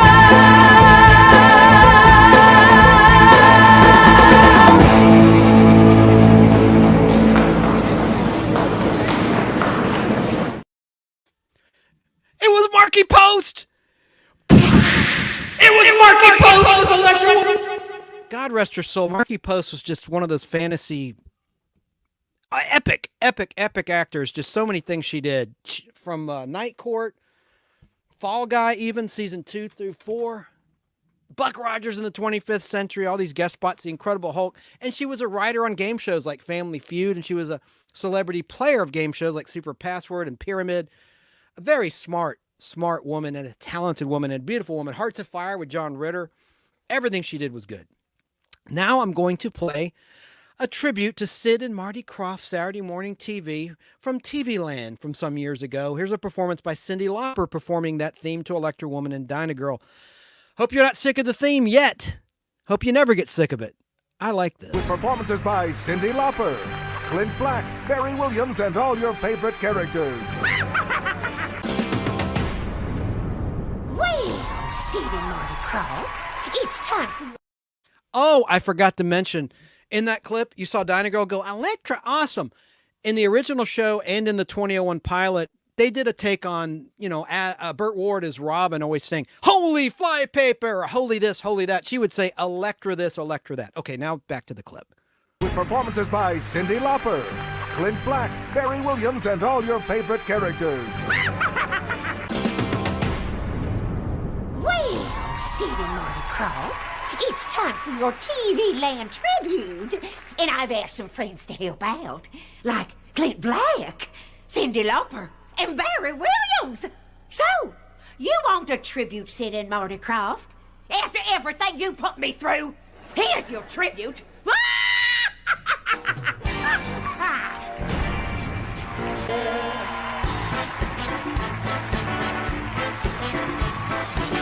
Electra Woman and Dinah Girl, fighting all evil deeds. Each writes for a magazine, hiding the life she leads. Electra Woman and Dinah Girl. Summoned to Electra base by Electra comes they wear. Gloria Judy dare to face any criminal anywhere. Electra Woman and Dinah Girl. Electra Woman and Dinah Girl, criminals all beware. One sign of an evil deed and our heroines will appear. Electra Woman and Dinah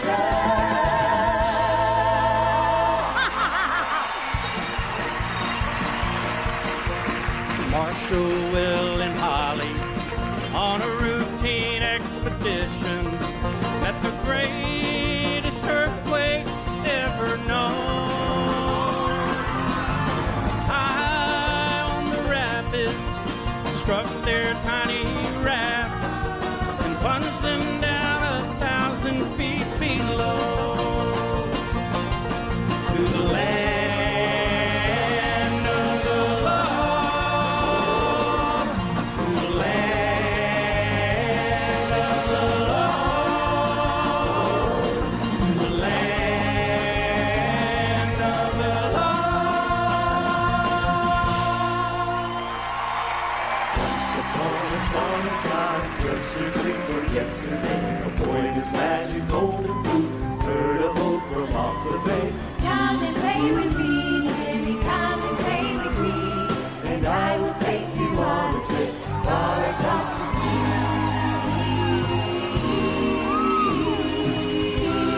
The boat belonged to a kooky old witch who had in mind a blue to snitch. From her vroom vroom in the sky, she watched her plans materialize. She waved her wand, the beautiful boat was gone. The sky on and on and on and on and on and on. They jump on the stuff, with random things to run. They jump on the stuff, and you little bit can't do enough. They jump on the stuff, with random things to run. They jump on the stuff, and you little bit can't do enough.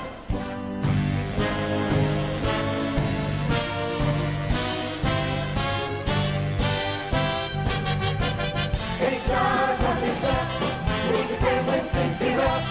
They jump on the stuff, and you a little doesn't care to be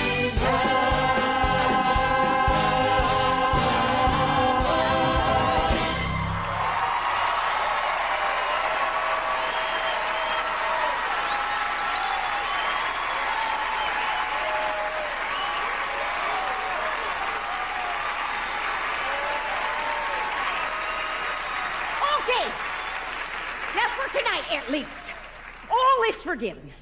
It gives me great pleasure to present the TV Land Pop Culture Award to Sid and Marty Krofft.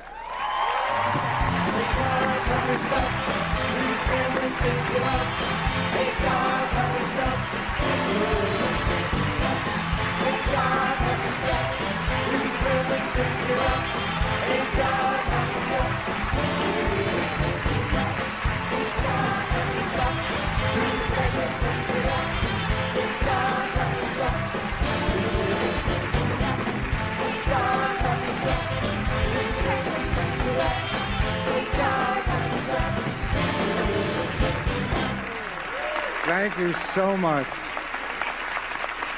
Wow. That took my breath away. I don't know what to say because they told us that they were just going to show clips.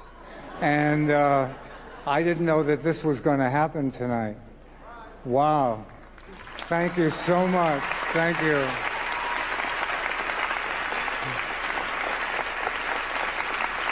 You know, Walt Disney told us in the 60s to always put our name on top of everything that we produce because someday it'll be worth something. Well, this is the day. Thank you. Thank you so much. I want to thank TV Land for this great, great honor. And I'd also like to thank all of our fans that stuck with us all these years and took all of our shows with them. Of course, the biggest thanks goes to my brother. He's nothing less than a genius.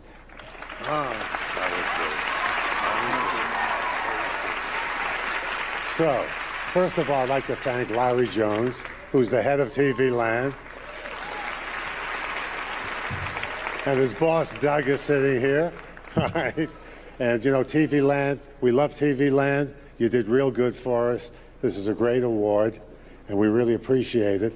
But, you know, I really need to thank the thousands of men, women, and kids who contributed to all of our success, because without them, it would have never happened.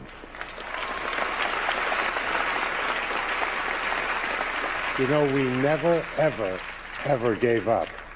And if we give up, I always tell people, if you give up on Tuesday, there is no Wednesday.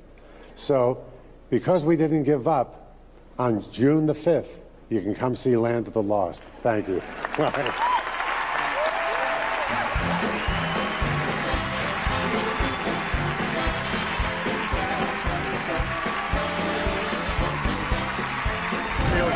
Feels great to be with Cindy around. I miss that. I miss the TV Land Awards. There's my VHS, World of Sid and Marty Krofft, Columbia House VHS edition. I have them all. Oh, I love them. I love them. They did a good job with that. And I have other collections too. Oh, let me show you. If I hope this stuff doesn't fall. Something will fall. Damn. I love this cover. I should have taken a picture of this. It didn't fall. Look at that VHS in the plastic. Volume 1, Electra Woman and Dinah Girl. I like that theme. I don't care what anybody says. There's the back of it. Don't fall. Please don't fall while I'm live or anytime. Everything's just very balanced, delicately balanced over here. My VHSs are... Let me get back to the show. Hang on. I sound like a redneck. Hang on. Here's a bootleg. Anyway, now they've been officially released. And the Pluto channel. The Pluto Sid and Marty Krofft channel. And they obviously were promoting the movie Land of the Lost with Will Ferrell and the gang. But the gentleman that spoke last, of course, that's Marty Krofft. And he passed away, sadly, on November 25th, 2003 at the age of 86. God bless his soul, but his artwork lives on forever. They even had an indoor theme park here in the Atlanta, Georgia area. Lasted 6 months in 1976. I went there. I was a little toddler. They had an indoor pinball machine, a giant pinball machine. And it was at what's now called the CNN Center. Used to be the Omni International in those days. But it was kind of a cool concept. An indoor theme park where weather is not a factor. And it was, it didn't work. It didn't work in this market. I don't know why they came to Atlanta, Georgia. It had to have been a reason. That's before there were tax incentives like they have now for Hollywood productions and the like. But the TV Land Awards were a lot of fun every year. I have them all on tape. And I want to thank Roughing. I had a really nice compliment. I put on the screen. Very nice. The Roughneck Redneck says, Chance, you really have a knack for this. I had no idea I would be amongst such greatness. I don't know about that, but that's a very nice compliment. Thank you. And then Sarah says, right, Redneck.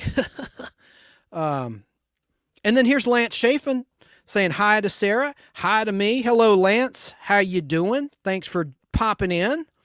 Appreciate you. The Roughneck Redneck also says, so interesting. I have a possible tornado outside, but can't stop watching. Hey, man, you take cover. This will be there as long as the bots don't take it down permanently. This is being recorded. I'll have it somewhere. I'll get it up there somewhere. Jeez.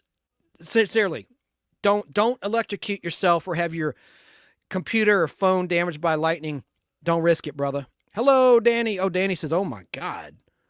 I'm serious. Let me play the next superheroine, also from Saturday morning TV, and then we'll get to something else, a big screen superheroine.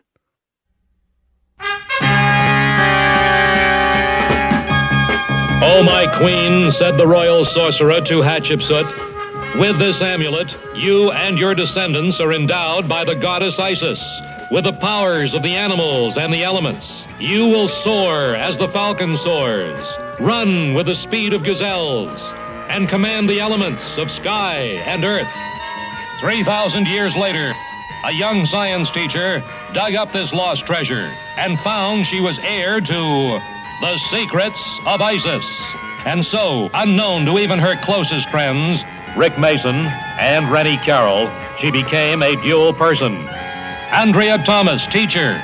Almighty Isis. And Isis, dedicated foe of evil, defender of the weak, champion of truth and justice.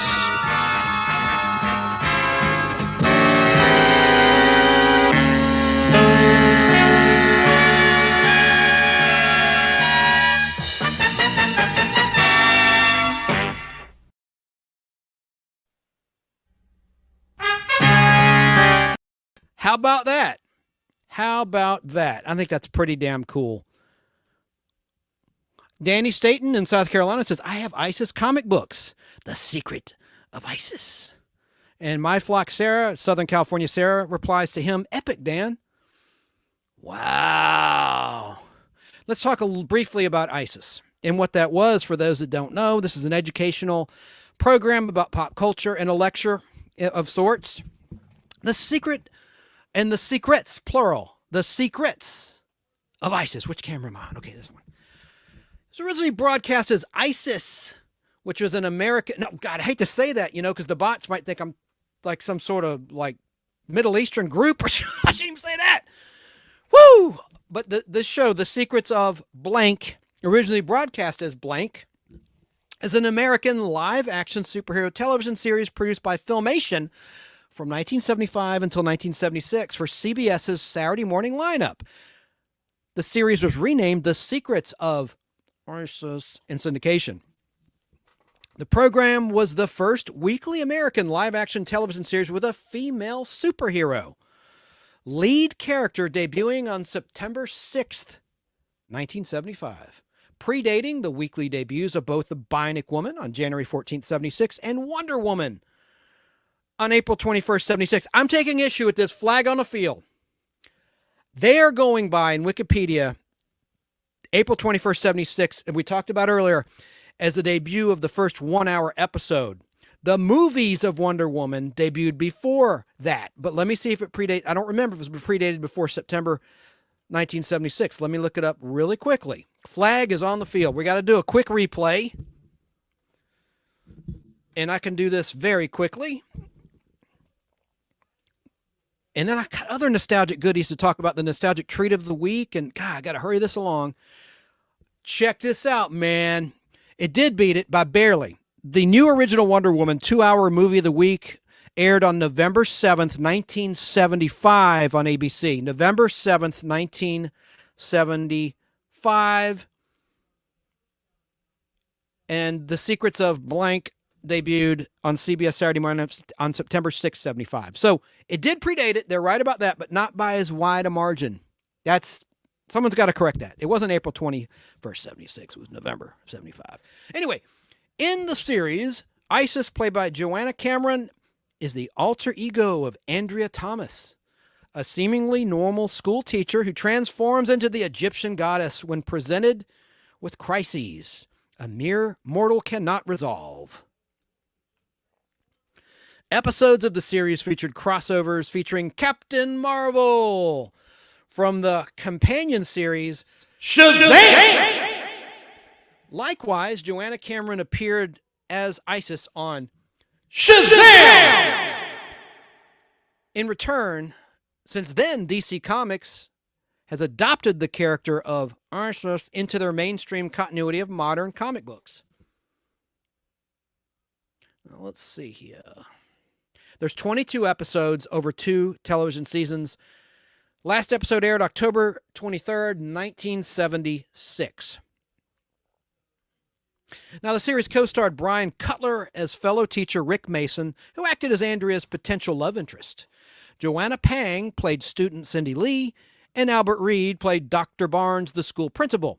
In season 2, Ronalda Douglas joined the cast as Rennie Carroll, replacing the Cindy character. Guest stars on the show included Mike Lookingland. Does that sound familiar? That's the littlest Brady boy from the Brady Bunch, the original actor who played Bobby Brady. Deborah Lee Scott from Match Game and many other shows. She sadly died of a broken heart. Her man was killed on 9/11. That's another story. You know Deborah Lee Scott. She was in Mary Hartman. She appeared on Match Game in the heyday of that show in the mid to late 70s. Lee McCloskey guest starred in that. He later played Mitch in Dallas. He was the guy that Lucy married, that guy, that actor. He played the brother. Can you imagine having to play the brother of this babe, Audrey Landers? Remember the Landers sisters, Judy Landers and Audrey Landers? God, Audrey Landers was on Dallas, and Lee McCloskey played her brother. Phil Bruns guest starred in The Secrets of Isis. Mark Lambert, Stephen Paul, Thomas Carter, Colleen Camp. Johnny Duran. I'm seeing if there's any name. Loretta Spang, who later was in Battlestar Galactica not long after, a couple years after this show folded, playing the socialator, the space hooker, who later they made a nurse when they scooped her up, when it became a weekly series, after the movie and after the pilot, 3-hour premiere. Remember her, the blonde? She broke up a marriage too. I'm not going to say which one, but anyway, that's another story. Okay. So only 3 episodes of the series featured crossover appearances by Captain Marvel of that show's companion series, Shazam! So there you go. All right, I guess that's all I got to say about that. Now I don't want to be like some gossipy. This isn't the National Enquirer. I don't mean to be some gossipy jerk, but I brought it up. She's still married to John McCook, married since 1980. Now, John McCook was married to Juliet Prowse from South Africa, the dancer. They were on Tattletales together. Anyway, I don't know the details. I said she broke up the marriage. I don't know that. I strike that from the record. I take that back. But right now, Loretta Spang is 72, and her husband, John McCook, he's been on soap operas for years, Young and the Restless. He's still in the industry and has been for some time. Okay. Danny State in South Carolina asks, how do you remember all this stuff? I can't remember this morning. Do you remember what you had for breakfast or for lunch? If you had breakfast or lunch, let me know in the comments. And hello to Wood Train Riders, DG, Weekend. Hey, you know what? You brought it up. I don't think you meant this. I'm going to play some of this. And then, I didn't finish the weaknesses and strengths of characters. I got a few more to talk about. You said it. You said the magic word, my brother. You said my brother, my sister, my brother or sister from another mother. But where the hell is it? You said it. Oh, that not too smooth. Here it is. I am talking about The Weeknd. Yes, I am.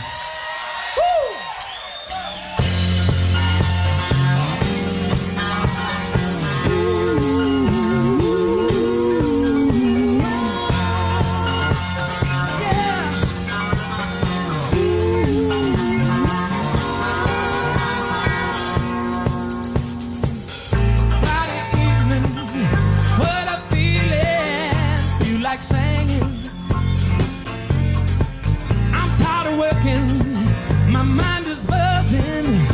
You like dancing? Yes, I do. 'Cause you gotta make the best of life while you're young. Good people, we can do just what you wanna do. We can. When all those working days are through, we can. Yeah. We can. You know it's time to get away.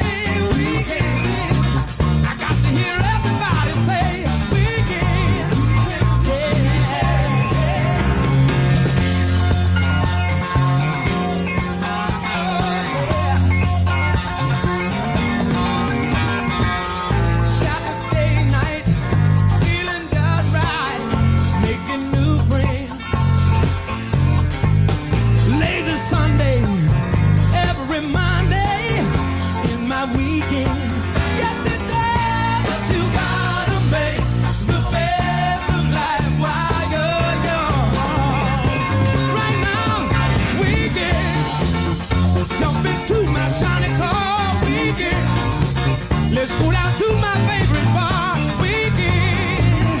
Yeah. Weekend. That line is so non-PC these days. Up into my shiny car, weekend, going down to my favorite bar. You got to Uber or Lyft, my brother. All right, Danny Staten. He says, that song makes my head hurt, so I cut it short. I haven't played it in a few weeks, but I do play it a lot, and it is a long song. So I will stop in the interest of time. But I like that song. I like Wet Willie. But also I like my audience, too, so I'll stop that. All right, let me get back on track. All right, I got to get back to this. We talked about our friends at Remind Magazine. That kind of concludes. Oh, and let me see if there's some still pictures of the superheroines. And Bionic Woman didn't talk about strengths and weaknesses. Obvious strengths are her strength in her right arm. Weakness, her left arm is normal.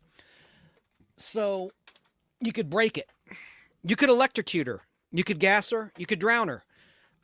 Very susceptible to water. You could drown the Bionic Woman. Electro Woman and Dyna Girl, again, they have gadgets, not powered, same thing. You could drown them, gas them. They don't have like a shield of any sort, like the Invisible Woman and the Fantastic Four, to protect themselves from weaponry. Who else did Isis? Same thing. And let me see. Look at my pictures here. I love that album, Olivia Newton-John. Look at that cover. Ooh, I loved Olivia. I still do. God rest her soul. Let me look at them here. Maya, she can only hold her form for 1 hour. Oh, wait. We'll get to get the picture of Maya. Right there. Maya and Sara and I.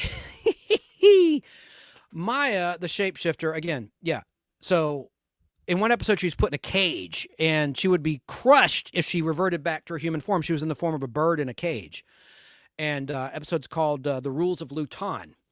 Very dramatic stuff. So that's her weakness, is she can only hold that form for an hour. Another episode, Space Warp. She was in a feverish state on the surface of the moon, transformed into a monster, delirious. And if she reverted back to human form, she's not in a spacesuit, she would have died instantly. Well, we haven't talked about some others here. And Wonder Girl in the background there, back right on camera. Sorry, listeners, I'll be quick with this. Played by Deborah Wingers. Drusilla, same thing, can be gassed. Could be drowned if you wanted to get rid of her. Let's see. Okay, I guess that's... Of course, we're talking fiction here. Now, because I'm not a supervillain, let me see what else. I had some rare images. No, we're good. So now, let me see the comments, and then we'll get going. Okay, Sarah. Hey, Sarah. All right. Got to get back on track. Talk about the character actor of the week. I don't know how to pronounce her name. Dina Dietrich. Do you know who that is? Dina, D-E-N-A, D-I-E-T-R-I-C-H. Dina Dietrich. Well, I'm going to play a 30-second clip. This will jog your memory. Who I'm talking about right now. In a classic commercial campaign, I had to pick a female 2 weeks in a row. Last week, I had Mary Wicks as the character actor of the week. This time we have Dina, best known for this very popular retro ad TV campaign and radio. Hello, my jolly jonquils. Hello, daisies.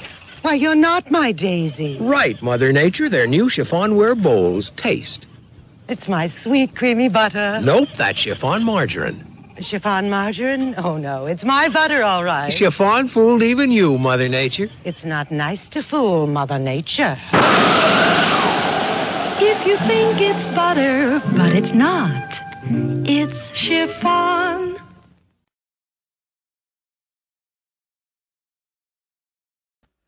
Thanks, Bionic Disco, for that clip. That was a great quality clip. That brand's kind of gone by the wayside. Chiffon margarine. I thought a better campaign was butter parquet. Butter parquet.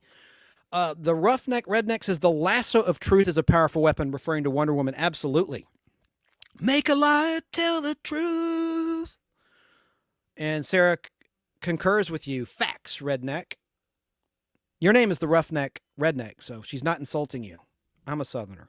All right, so just for those that don't know that are out there listening now, I want to tell you a little bit about that actress. She also, I love this character she played. A lot of you will disagree with me. I liked The Ropers, the spinoff of Three's Company, and it got a raw deal. It was in the top 10 when it aired immediately after Three's Company. And then the friggin' network moved it to Saturday night for season 2, and it killed the ratings.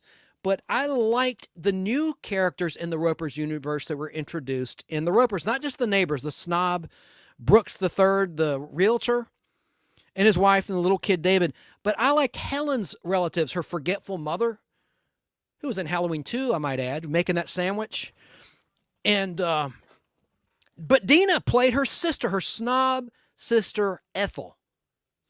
And they disliked each other so much they could never actually hug or embrace or kiss. They'd act like they would, then they'd fall short. Like, Ethel Helen! And then she'd like lean in and like psych, they'd psych each other out, and they wouldn't actually kiss or embrace or hug or anything. And her husband owned like a meat packing plant or something. I don't care what anybody says. Like on the internet and in articles, people trash the Ropers. It was just as silly, just as funny, just as good as friggin' Three's Company. Don't listen to those idiots, those critics. And the only reason it failed is because the network sabotaged it, moving it to Saturday night. 100%.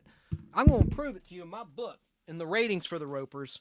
But that was a role I loved of my character actor of the week. I'll talk about her in a minute. She was born Deanne Frances Dietrich on December 4th, 1928. She passed away sadly on my birthday. I didn't know that till just now, November 21st, 2020. She was a damn good actress. Let me just look. I have in my TV Bible the ratings, and I will tell you that the Ropers, the first season it debuted was a winter replacement in the middle of the 78-79 television season in 1979. It was in 8th place. It was in the top 10 at number 8 on ABC with a 25.2 share in the ratings. That's pretty freaking good. And my book says, I want to tell you real quick when it was moved, and then we'll get to the point. The character actor of the week, this woman who played Helen's snob sister, Ethel. Just want to say, I'm going to have my facts right. Debuted March 13th, 1979, and it was on Tuesday night from 10 to 10:30 after Three's Company.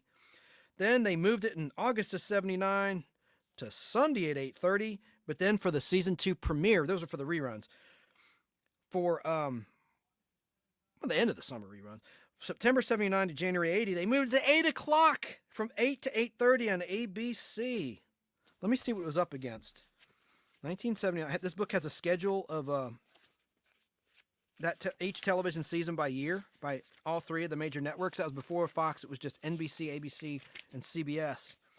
So Saturday night, the Ropers was opposite Chips, the first half of Chips on NBC, which was a popular show. And it was opposite two terrible shows on CBS. Working Stiffs was what it was opposite against. Wow. So network sabotage, shifting that time slot around, killed it. And that's all I got to say about that. But getting back to Dina Dietrich, she was born in Pittsburgh, Pennsylvania. Best known for her portrayal of Mother Nature in those chiffon margarine commercials, which aired from 1971 until 1979. She made a bundle in that national TV ad campaign. Now on TV, she portrayed Grace Peterson in a show called Adam's Rib. And let me see some other notable roles. I'm not going to mention them all. She played Molly Gibbons in The Practice. And she was, this is not right. Yes, it is right. Ethel, the snob sister. Ethel Armbruster in The Ropers. I just thought she was fantastic in that role. She had great chemistry with Audra Lindley, who played Mrs. Helen Roper, her sister. And they had another sister, too, always getting knocked up, always pregnant. And they had two different actors that played the other sister on The Ropers. Another character introduced you didn't see in Three's Company you saw on The Ropers. Always pregnant. And then her forgetful mom would get all the daughters, the three daughters, mixed up and call them different names. I thought it was funny, you know. And hell, you had as Brooks the Third, Jeffrey Tambor. You can't go wrong with him. Give me a break. These idiots that say it's a bad show are full of crap. Of course, he was in Larry Sanders Show, so many things. Arrested Development. Jeffrey Tambor's funny as hell. She also was in History of the World Part 1 on the big screen, the Mel Brooks classic movie. And she appeared on Broadway in several productions like The Prisoner of Second Avenue and Here's Where I Belong and a lot of things. Outside of film and television, she provided the voice of the grandmother, the narrator, on the dark ride attraction Horizons at Epcot in Walt Disney World from 1983 until 1999. She studied acting at the HB Studio. See if there's anything else I wanted to say about our character actor of the week. She passed away of natural causes on November 21st, 2020. I know I mentioned that, at a healthcare facility in Los Angeles 2 weeks before turning the age of 92. Upon her death, she was cremated by the Neptune Society and her ashes were scattered at sea. God bless you, ma'am. You live on forever. I have all the Ropers. They've never been released on DVD, unlike Three's Company. All 8 seasons of Three's Company were released, but the spinoffs have not, as of this live date, been released. Talking about the Ropers and Three's a Crowd. Three's a Crowd, of course. I don't know why Jack Tripper didn't marry Janet. It made more sense. They were on it together since the pilot. But they introduced this flight attendant character for Jack Tripper to marry. I thought that was just a terrible ending. Should have been Janet. And Joyce DeWitt, she's underrated. She's still alive too, but she's underrated. She did as much physical comedy as John Ritter did. God rest his soul. He's been gone since 2003 from that heart situation. Terrible. I liked him in a bunch of stuff too, like Problem Child, the first one anyway. That's a funny movie. That's a funny movie. And what a cast. Jack Warden and Michael Richards right before Seinfeld began, who of course played Kramer in Seinfeld, played a criminal. Funny, funny stuff. And then that's where John Ritter met his wife until the end. Amy Yasbeck was on that movie, playing his wife. So anyway, that's our character actor of the week. I hope I pronounced her last name right. Dietrich. Deanne Dietrich. Real birth name Deanne, but Dina, Dena, Dietrich. Rest in peace. I'm glad I taped all the episodes off Antenna TV, even though they're edited. TV Land, when Three's Company hit DVD back in 2004, had a marathon including not all, but a lot of the 28 episodes of The Ropers. And, God, this is so not really complicated, but I'll be quick and brief in explaining this. The versions on Antenna TV are 23 minutes in length. The network versions were just over 25 minutes in length. So over 2 minutes is cut out of each episode and were for syndication. Typically, they would cut out the epilogue, meaning there'd be a final scene that would wrap up the storyline or the plot just before the end credits. That is always cut. In the current syndicated versions, which I've known since the late 80s, early 90s, a station WVEU here in Atlanta in 1991 aired The Ropers. I recorded them all on videotape, still have them. And those are the same versions, meaning where the epilogue is missing, that's airing on Antenna TV. But TV Land, that one time only, I recorded them myself back then. They would still be edited, but edited differently. So what I did is I edited myself both versions together. So I have some of them that are uncut. When I just edited the old syndicated and the TV Land, which was like the network version, and it had the network opening. The opening credits you see in the reruns on Antenna TV is a shortened version of the actual original ABC opening credits. Okay, enough said about that. That was my Ropers rant. That's my fake rant of the week, but it's kind of a real rant. This stuff's got to be preserved. I don't know why TV shows are not preserved like movies are. You know what I'm saying? Like, it's okay to cut up a TV show. I know it's a business.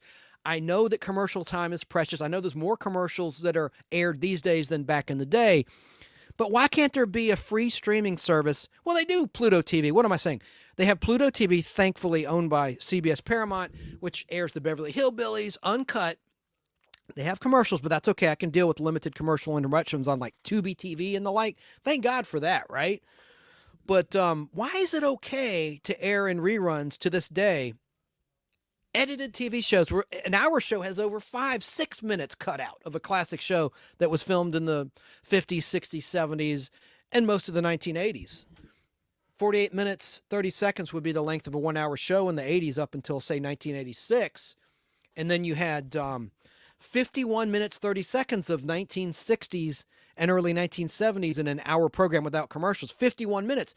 Now friggin' Price is Right, for example, is like 37 minutes without ads. But I think the scripted shows are like 42 minutes. It used to be 51 minutes, then 48 minutes and a few seconds, then 46 minutes and a few seconds, then 45 minutes and a few seconds, 44 minutes, then 42. It just keeps getting cut. This is network TV. That's why I love streaming, you know. But physical content is key, whether it's TV or film. We'll talk about that in just a moment. I got to start winding down the show, but that was my character actor of the week. Nostalgic toy of the week. I played the Fembot ad. It's Kenner Toys. Kenner made the Star Wars toys. They made the Bionic Woman and $6 Million Man toys and a lot of other stuff. Play-Doh sets. Kenner Toys were founded in 1946 in Cincinnati, Ohio by brothers Albert, Philip, and Joseph L. Steiner. The company was named after the street where the original corporate offices were located just north of Cincinnati Union Terminal. It was a pioneer in the use of television advertisement for the marketing of merchandise across the United States beginning in 1958.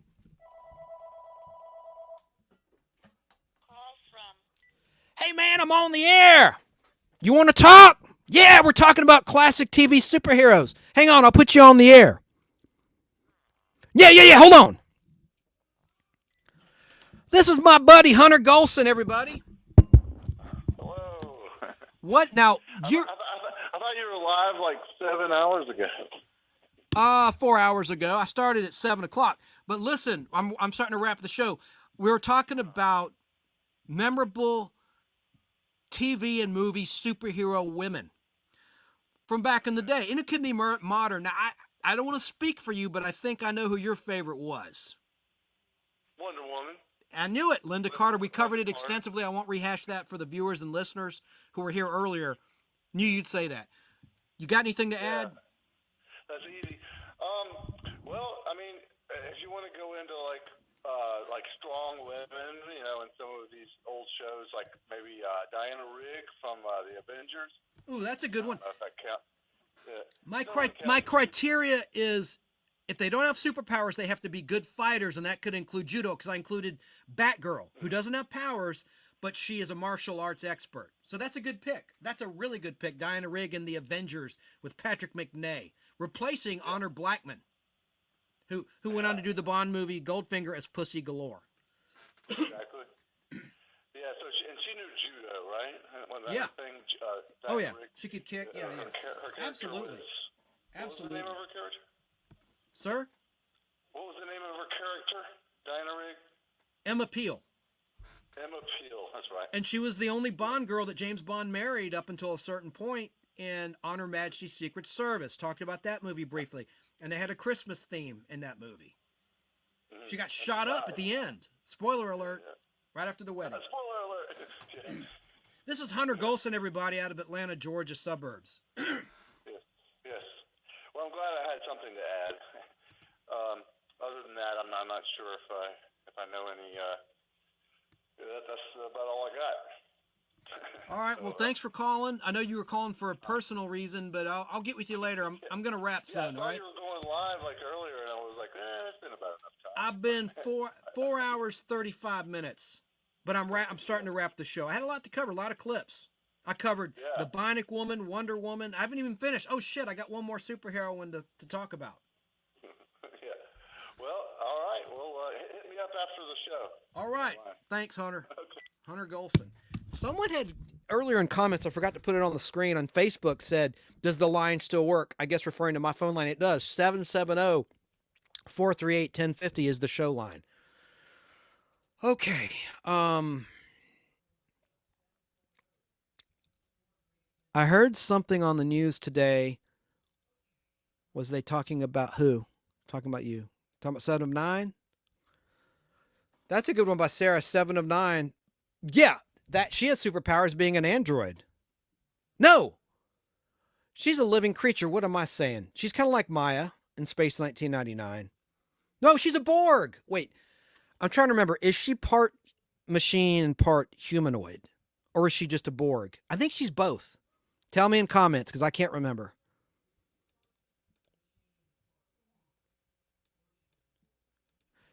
Yeah, I'll bring you on, Sara. I got to keep it serious for a minute. And then I'm going to wrap the show. I can't be on all night. Hang on. Let me see. Oh, all right. I was talking about Kenner Toys, so let me just finish really quickly. Told you it was founded in 46 in Cincinnati, Ohio by brothers Albert, Philip, Joseph Steiner. And it was named after the street where the original corporate offices were located, just north of Cincinnati Union Terminal. And it was a pioneer for the use of television advertisement for the marketing of merchandise across the USA, beginning in 1958. In the early 1960s, Kenner introduced its corporate mascot, the Kenner Goonie bird, which would be used in both its company logo, it's Kenner, it's fun, and in TV ads in both animated form and puppetry. One commercial was produced by the Muppets creator Jim Henson and featured a puppet that would later become the Sesame Street character Little Bird. The bird was phased out by 1974. The Kenner Toy Company was purchased by General Mills, the cereal makers and makers of other foods, in 1967. In 1971, General Mills merged its Rainbow Crafts division, like craft beer, Rainbow Crafts division, into Kenner, bringing Play-Doh into the Kenner product line. In 1985, General Mills would spin off both its Kenner and Parker Brothers toy divisions to form Kenner Parker Toys Incorporated. The following year, Kenner Parker Toys sold off its Lionel Trains division. I did not know that.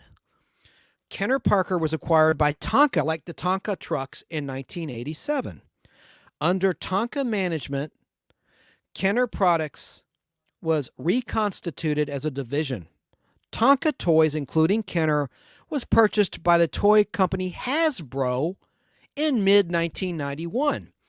Hasbro Toys closed the Cincinnati offices of Kenner in the year 2000, and Kenner's product lines were merged into Hasbro's product lines.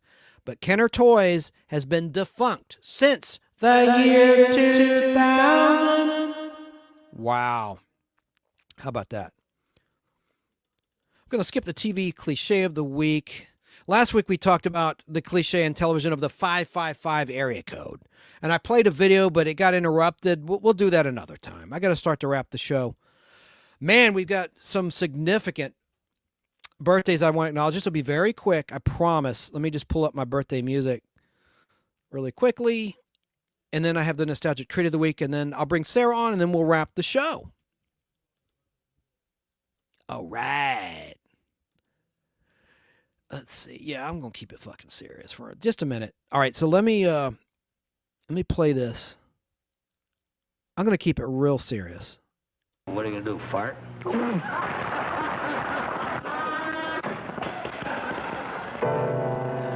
I screw 'em all. We don't write this shit, you know. I'll kill you, you bitch! Tonight, let's chin-chin about those secret defense treaties Congress and stick. What are you snickering at, kid? I'm a fucking soldier, not an actor. That's an either-or situation. I am a goddamn general, not an actor. Get him up there again. Okay, family show. Oh my gosh. Sarah and I covered bloopers on her show. We did TV's best bloopers, and it's an adult show because of scenes like that. Those are some laugh-in bloopers. All right, and I did forget one more superheroine. Where is my mind? And this is a big screen superheroine. And then we'll talk about the nostalgic treat of the week. I'm going to play a movie trailer to this movie, which happened to open on my birthday back on November 21st, 1984. It's this film.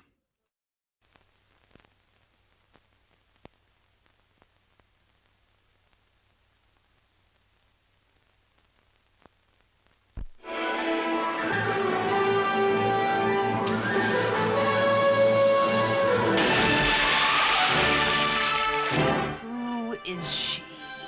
You know, I think I recognize the costume.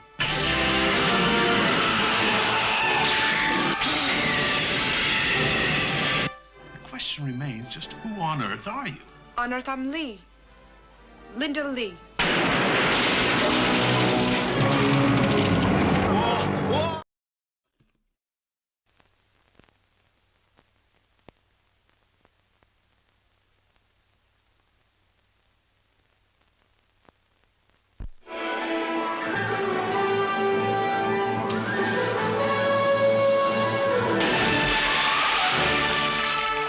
Who is she?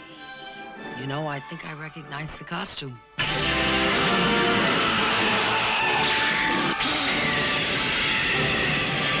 The question remains, just who on earth are you? On Earth, I'm Lee. Linda Lee.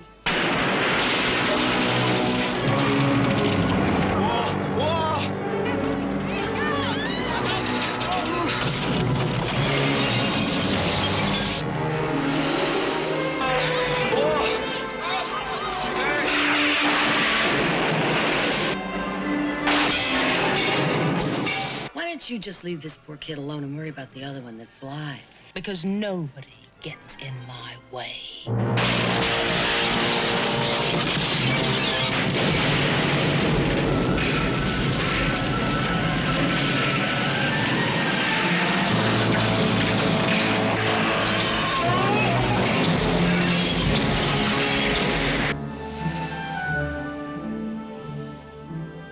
Wait a minute, wait 1 minute. I mean, you can do the whole number, leap tall buildings at a single bound, and look right through things. Yes. Bend steel bars? Yes. Enjoy your prison, Supergirl.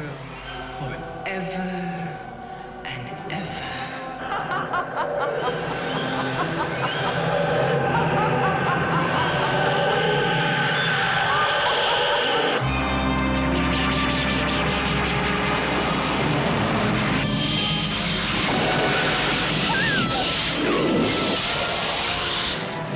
Power of Shadow! Destroy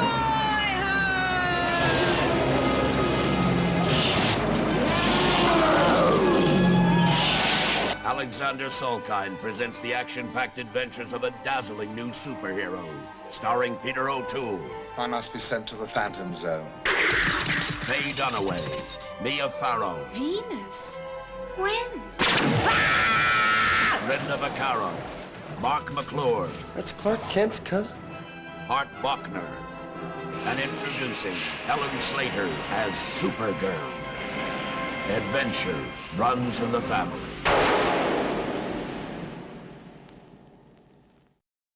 There's a lot of interesting stuff about that movie, I want to say. In the cast, originally, it was supposed to be Demi Moore as Lucy Lane, Lois Lane's younger sister, who would have been a better fit. She is a lot like Margot Kidder used to be in those days. The voice is similar, the look is similar, but Demi Moore went on to do a movie with Michael Caine, Blame It on Rio. And she was topless in that movie, Demi Moore, before the implants that she got when she played a stripper in Stripper. What was that movie called? No, Striptease. Well, anyway, she was flat. I'm sound like a sexist. I'm not, but I'm just being honest. Being honest. Demi Moore in Blame It on Rio was flat. Anyway, not that it matters, but she would have been great as Lucy Lane. It's too bad that she didn't do that movie, Supergirl. But there is an international cut of that movie. It's so strange. I have a limited edition DVD. I don't know why it's not been released on Blu-ray or in HD, the international cut of this movie. And there's a director's cut. It makes the movie make more sense. It's more enjoyable. The USA cut of the movie stinks. It's awful. I'm going to play a couple of other clips and trailers. What you just saw was the international trailer. Here is the UK trailer. It's not as long. It's just a minute and a few seconds for Supergirl. I won't spend a whole lot of time on this. The obvious weakness of Supergirl is just like Superman, kryptonite, right? Kryptonite. That would be the main weakness of the character. The strength are the obvious strengths, same as Superman. Strength, can fly, super hearing, super sight, all that jazz. But let's watch this trailer. Supernatural forces of malevolent evil are seeking to bring the Earth to its knees.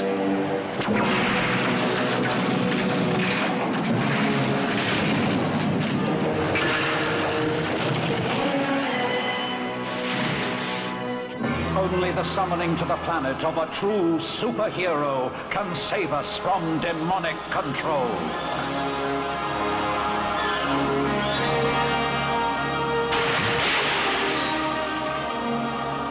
Supergirl. Leave this place and do no harm. Destroy her!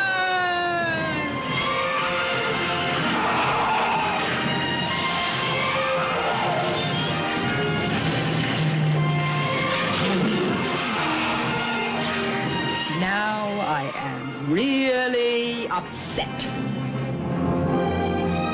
Supergirl, a fantastic adventure to make your spirits soar.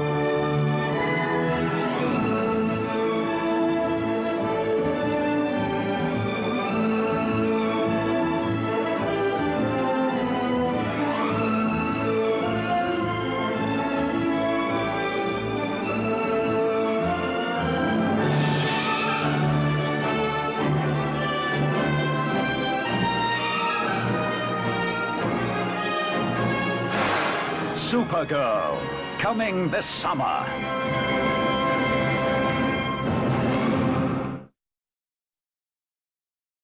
So I like that theme. That's Jerry Goldsmith who did the music. John Williams did the Superman theme, and that was Jerry Goldsmith. Now I'm going to show some quick pictures, and then I'll get to some clips in an interview with Helen Slater. You heard the great cast. My God, Peter O'Toole. If Woody Wise is out there in Southern California, he was friends with Peter O'Toole. God bless his soul, and really liked him. I wonder what his thoughts would be about Supergirl. But let me just show you some images I have. Yeah, right here. There's the movie poster, the U.S. movie poster, and the cover of the VHS tape, which I have right here. I bought this from a defunct video store, and unfortunately they stored the damn thing in a window, and look, it's sun faded, but the back is not. But this is a huge videotape case. Remember how when video cassettes and the cases, not the cassettes themselves, obviously, but the cases would be big like this? It's not a clamshell, but from USA. There's that. That's the American version. And then let me just show you. That was the poster, and there are the actors who played Kara's parents, including Mia Farrow on the right. The great Peter O'Toole with Kara, played by Helen Slater. No wire hangers ever! Faye Dunaway, who'd already played Mommy Dearest, as Selena Kyle. The villainous Brenda Vaccaro, who had that smoker's voice from hell. There's Helen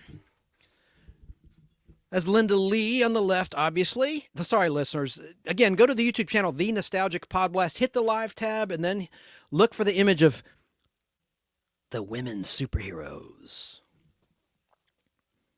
Now, in terms of product placement, we talked about Superman the movie in the 45th anniversary edition of the Nostalgic Podblast, which is back on December 15th, 2023.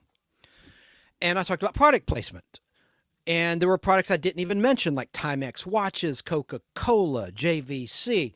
Well, this movie, you had Popeye's chicken, among others, as you see right there. Love that chicken from Popeyes. I guess that's been the slogan for decades. This was filmed in 1983, this film. That's a whole mock-up. They built a whole backlot at Pinewood Studios. That's all a make-believe town. Incredible. And here's a whole series of the Popeyes publicity shots with Helen Slater in costume. I love that comic book costume. They did a good job with it in the big screen version. There she is again, loving that chicken and biscuits. And she flies off to save the day somewhere, and then she returns back for a midnight snack. That's fan fiction, of course. I like this shot of Supergirl flying at sunset. Little composite shot. And then the international cut of Superman the movie, very rare cut.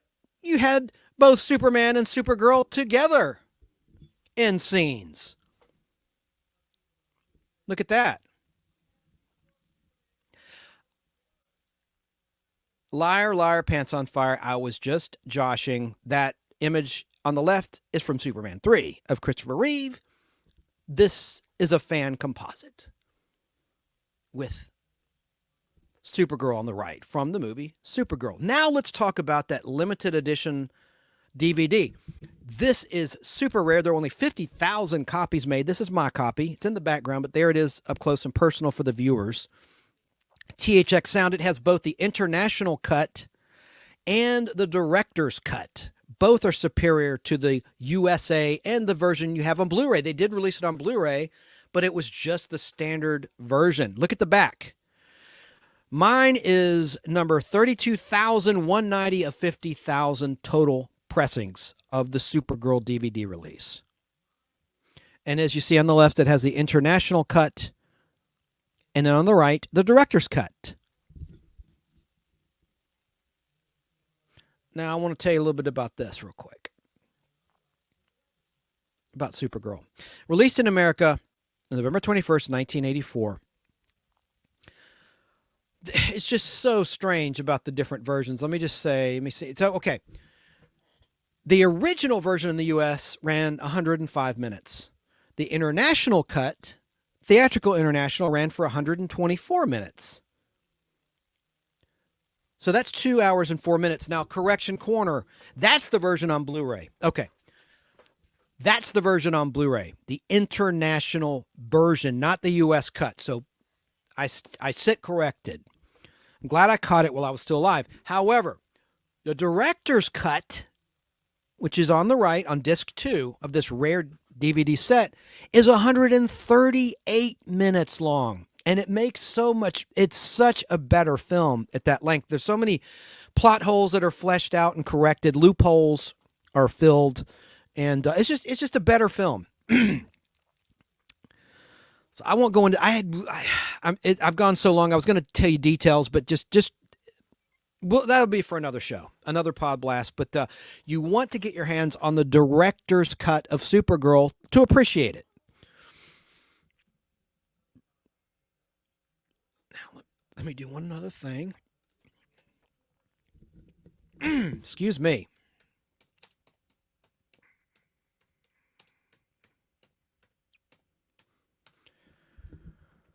Woo! So that means that is 138 minutes.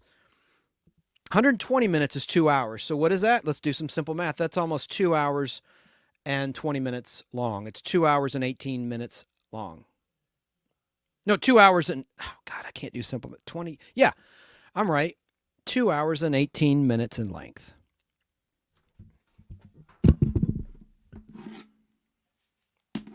Jesus, I'm so bad at math sometimes, basic math. I'm really showing my weakness now. So get your hands on that if you can, and let me see if there's any... I do want to play another clip. I'll play the USA trailer to Supergirl and a nice little compilation of scenes from the movie with the full opening title theme. Let me see where the heck that is. Yeah, here we go. Here's the US theatrical trailer to Supergirl.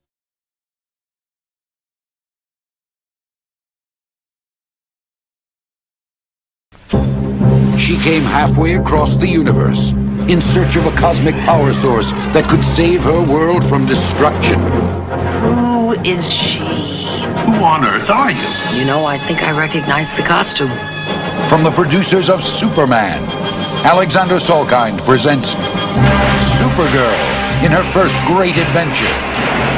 Wait a minute, wait 1 minute. I mean, you can do the whole number, leap tall buildings at a single bound? You can look right through things? Yes. Bend steel bars? Yes. Like Superman. He's my cousin. Whoa.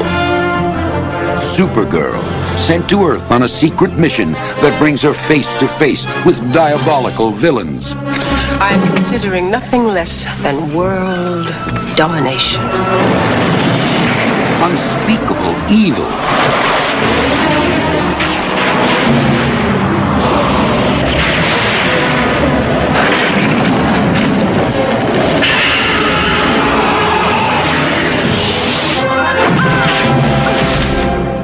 And super action.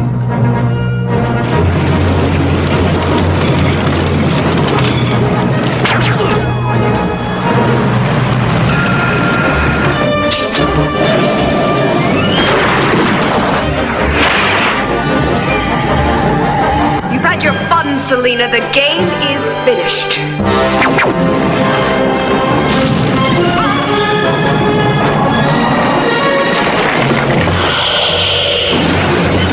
Starring Faye Dunaway, Now I am really upset. Peter O'Toole. My neighbors know the criminals, the corrupt, the evil. They're here, over the hill there, with no way out. Peter Cook. What's in it for me? Me. Brenda Vaccaro. Mark McClure. Hi, Jimmy Olsen, photographer. Hart Buckner.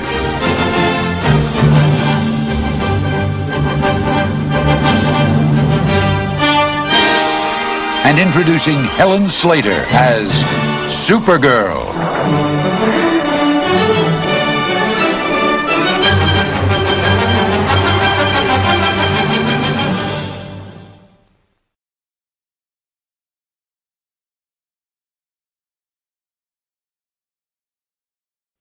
It's kind of thrilling with the John Williams score to Superman the movie, but I like the Jerry Goldsmith version of the music, and I'm going to play a nice little compilation of that theme, 3-minute clip.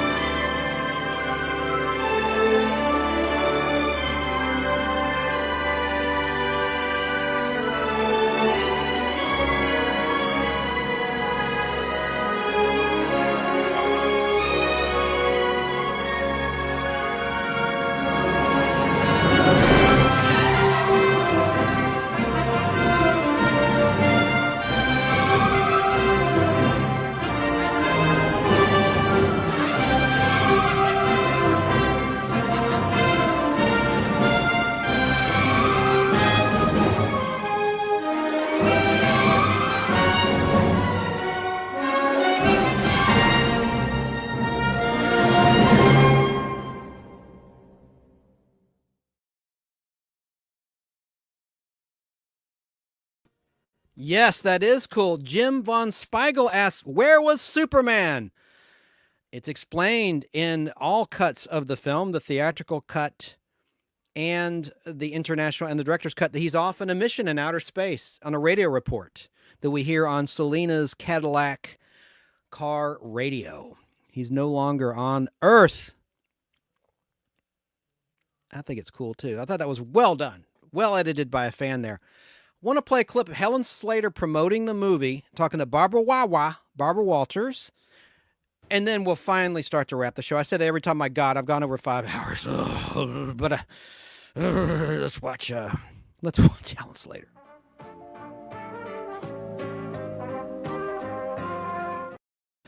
It's Good Morning America. I thought it was Baba Wawa.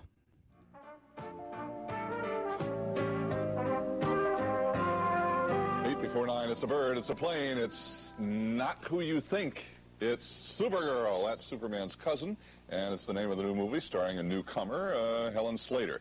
The National Association of Theater Owners just named her their Star of Tomorrow, and recently I spoke with Helen Slater about herself and about Supergirl. Leave this place and do no harm. There she is again. What'd she say? This is impossible. This is not right. Where's the wimp?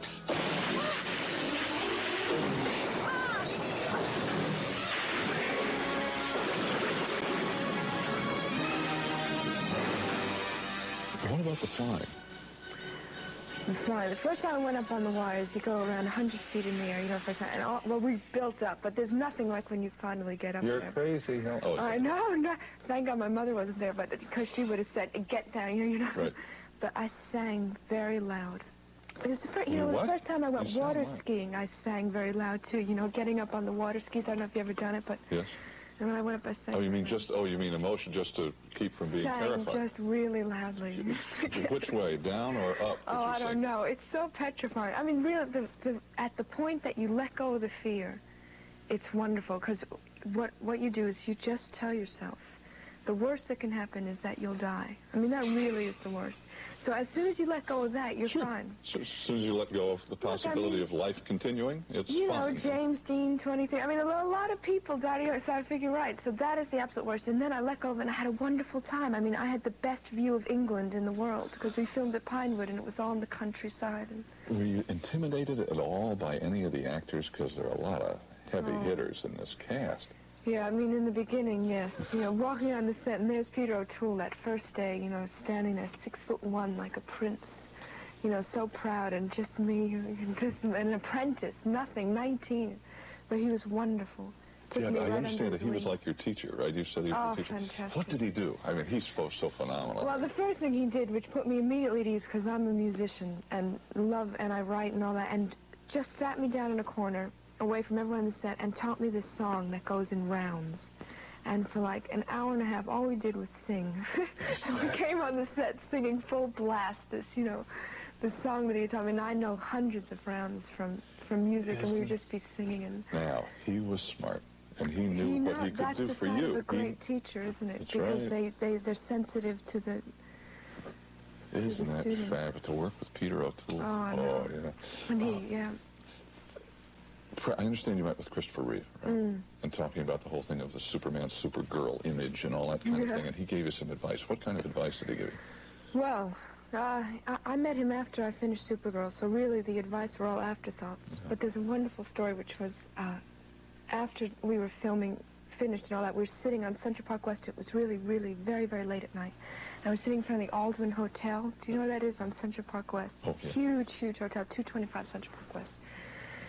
All of a sudden, we're sitting there just talking about, I don't even remember what we're talking about, but 6 huge fire trucks come out of nowhere and park dead in front of the Aldwyn.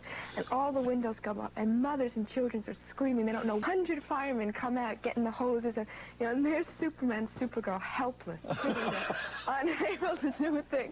And he turns, he looks, and he says, well, I guess it's our night off. I said, yeah, I guess it is. What are we going to do? Helen, thank you. You know, it's very peculiar to have people wanting to know about yourself. At 20 years old, you know, how much could I possibly know about myself? Long Island native Helen Slater knew enough about herself to leap over many other young hopefuls in the proverbial single bound and flew faster than a speeding bullet right into the starring role of Supergirl. The wonderful thing about doing a part like this is that I had to keep calling forth, you know, the good points. Compassion and kindness and, you know, things that we should remember in our everyday life, but a lot of times forget. I mean, Supergirl is about that for the whole film. Leave this place and do no harm. There she is again. What'd she say? This is impossible. This is not right. Where's the wimp? A graduate of New York's prestigious High School of the Performing Arts, Helen found herself making her film debut while working with established stars like Faye Dunaway, Peter O'Toole, and Brenda Vaccaro. Well, it's all awesome. I'm an apprentice. It's all, you know, but when all of them are kind enough to share their craft, you know, how you whittle this bit and how you sand that bit. I mean, this is acting. But then it's just me learning from them, really. Laurence Olivier says, stamina before talent, and boy, is he right. Because things like being 100 feet up in the air on 2 little wires, you know, stamina, that's it. So I let go of all my fear, and there I was, happy as a clam, up on these wires. That's our final Superwoman of TV and film. That's the only one of film going to feature this time. This is a topic we'll revisit later. We're going to talk about the Supermen for the ladies out there. The Supermen heroes, and there's a bunch of them. Let me now see what I have for you. I've told this joke before. I need to write some new material. I wrote this stupid joke. Okay, the nostalgic air quote joke of the week. Where does Bruce Wayne go to the toilet? In the bat room. Ba-dum boom. Okay. Time for the nostalgic treat of the week. It's right here. I'm going to show you a bag of this. You know what? No. I'm going to play a commercial. A 30-second commercial of the nostalgic treat of the week. I love these. Everything's perfect, Maurice. If you're fussy about your sour cream and onion dip, you'll really love our latest flavor. Sour cream and onion flavored Doritos brand tortilla chips.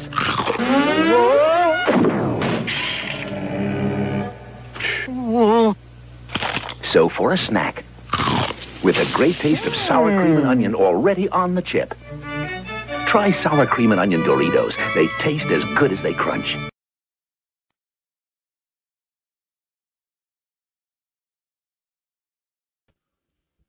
Thanks, Bionic Disco, for that clip. That's my character actor for next week, Avery Shriver, who was the spokesperson for Doritos back in those days, and I absolutely loved sour cream and onion Doritos. Let me show you a picture of a bag. They brought them back briefly in 2011 and 2012. Frito-Lay did. And this is my bag I had back then. I bought like 20 bags of these. They're so good, trust me. But you better have a breath mint, a Tic Tac, or some mouthwash after you eat them, boy, because they'll make your breath stank. But there you have it. Oh, I had some other pictures I didn't show yet. Yeah, we talked about that. I don't know if I showed that picture. I played the opening. There's Lonnie Anderson after WKRP, and Linda Carter after Wonder Woman in Partners in Crime lasted 13 episodes. And I do have some other pictures I want to show. See, I'm all disjointed. Let me just. I think I'd pulled some basic information about sour cream and onion Doritos. Let me just say, this is really one sentence. Sour cream and onion flavored Doritos were introduced in 1978, but they were discontinued in the early 1980s. That's it. That's all I had to say about. That's all I had to say about that. And now I want to show you some pictures. I'm going to skip some stuff. All right, and we'll do our shout outs and we'll wrap the show. Oh, I'm going to bring Sara on. Sarah's been waiting patiently backstage. I want to talk about, and my first trivia question tonight. Oh, I didn't do the friggin'. Here was another superheroine, not powered, but she fought. We'll just show that picture. Policewoman Angie Dickinson. I wanted to give her an honorable mention. And I talked about how I thought initially I'd have Samantha from Bewitched and Jeannie from I Dream of Jeannie in this presentation about superhero women. The Superwomen, because she did have a costume. And there it is. I love Samantha's what they call the flight suit scene there. The black suit. And initially, it had a hat. That's from the first Christmas episode with guest star Bill Mumy, Vision of Sugar Plums, from season 1 of Bewitched. And here's like a compilation of Samantha in that suit. And then they made it a little sexier. I think in season 7. There it is there. There's her flight suit. Close up in color. It's more sheer. And you see like a brassiere or something. There it is. So anyway, but she doesn't really fight. I mean, she has used witchcraft against other warlocks and witches, but she's not really a fighter. And then I don't know why I had this picture of Marky Post, but I did. Oh yeah, I was going to talk about her playing Electra Woman in 2001. I better take that off. It's getting hot in here. Oh gosh, I want to acknowledge a couple of birthdays. So let me get my little music up. I forgot to do that. The show will never end.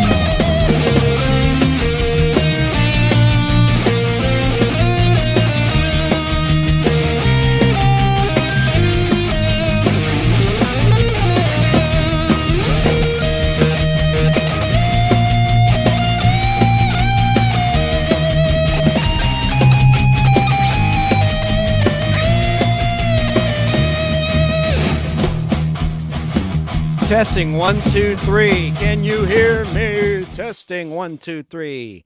Testing 1, 2, 3. Okay. All right. So could you hear me during that? Because that's something I want to do for next time. I want to be able to talk over that music like I always did before.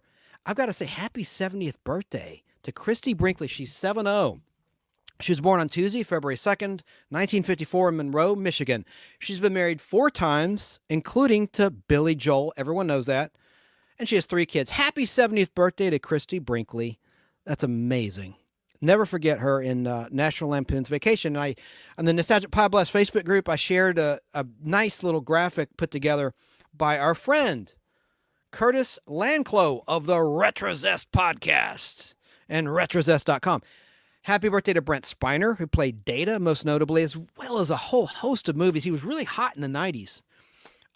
Don't know what happened to him anymore, but he was born on February 2nd, 1949. Happy birthday to Brent. He's 75. I can't believe it. But what a great career and a great life he has had. Fantastic. Let's see who else is on my list. Recently, Bill Mooney had a birthday. He turned 70 also on February 1st. He was born on February 1st, 1954 in San Gabriel, California. Happy birthday to Danger Will Robinson. And it's in our rearview mirror now, but we had Groundhog Day. I'm glad no groundhogs were harmed in the celebration. Want to say happy heavenly birthday to everyone's favorite angel. Talking about, of course, I have a picture. Farrah Fawcett. Where is my photo from my collection? Here's a nice black and white still picture of Farrah. I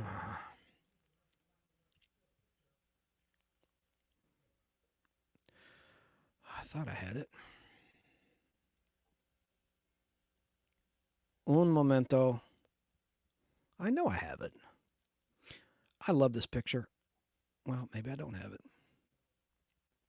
This is embarrassing.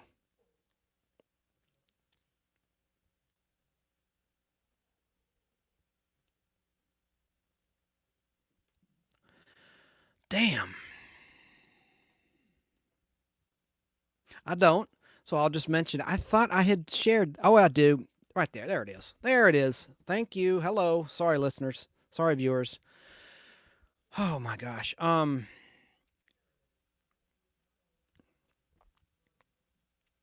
Really sad. She died the same day Michael Jackson did, so she got pushed right off the headlines that day.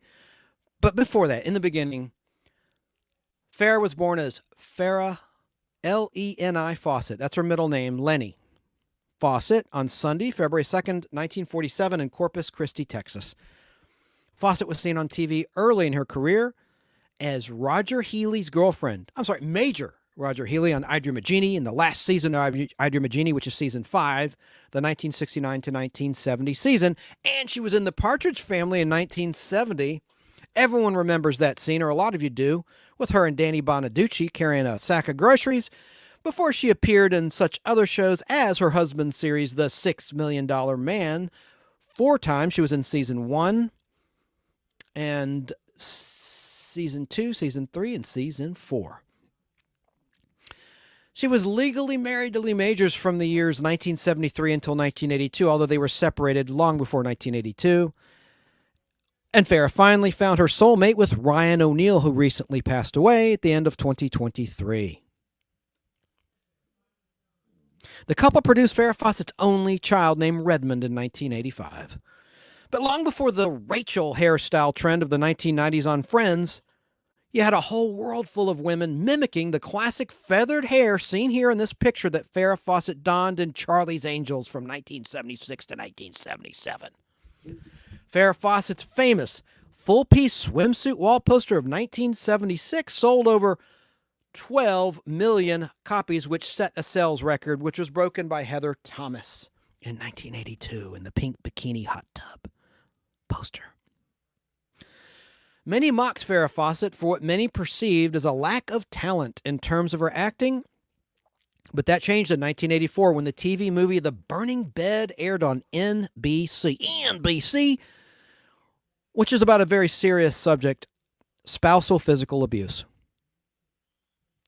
The theatrical film Extremities also gained accolades for Farrah for her performance as a rape victim who turns the table on her attacker. Farrah Fawcett sadly died at the age of 62 on Thursday, June 25th, 2009, the same day as Michael Jackson.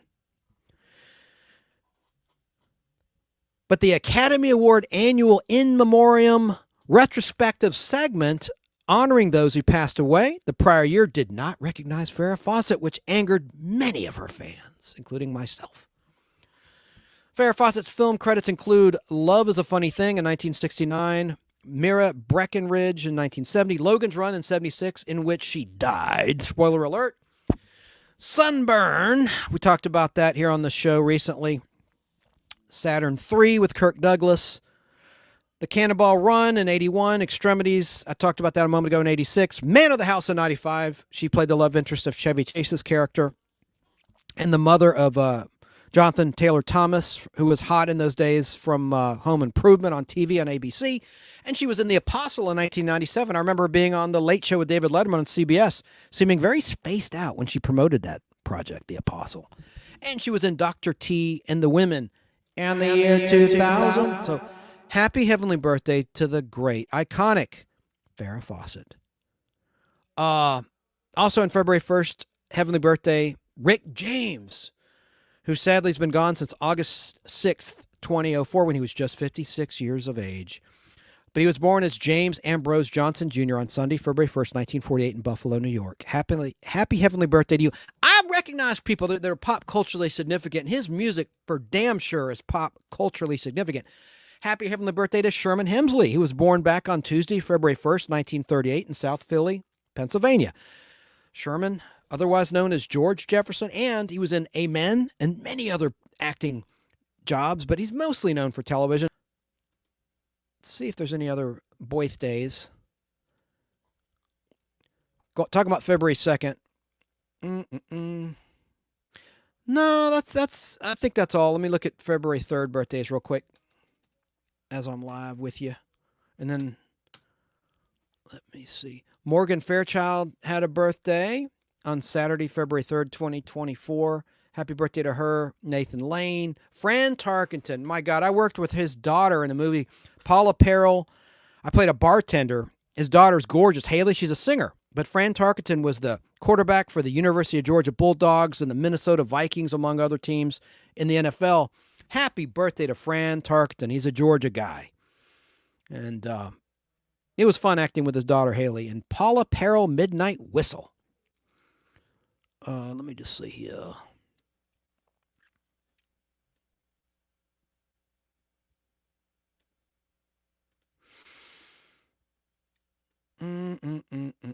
Warwick Davis.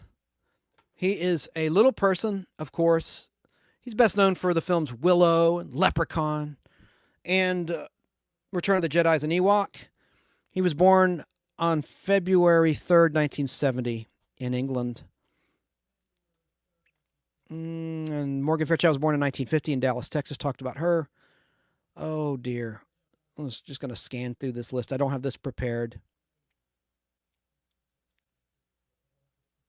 And Fran Tarkenton, by the way, was born in Richmond, Virginia, but he's pretty much a Georgia guy because of his football career here. But he was born in Virginia in 1940 on February 3rd, 1940. So happy birthday to Fran Tarkenton. And he, of course, was on That's Incredible with Kathy Lee Crosby, whom we talked about earlier tonight, the first real live-action Wonder Woman, just before Linda Carter. And she was his co-host in That's Incredible, along with John Davidson.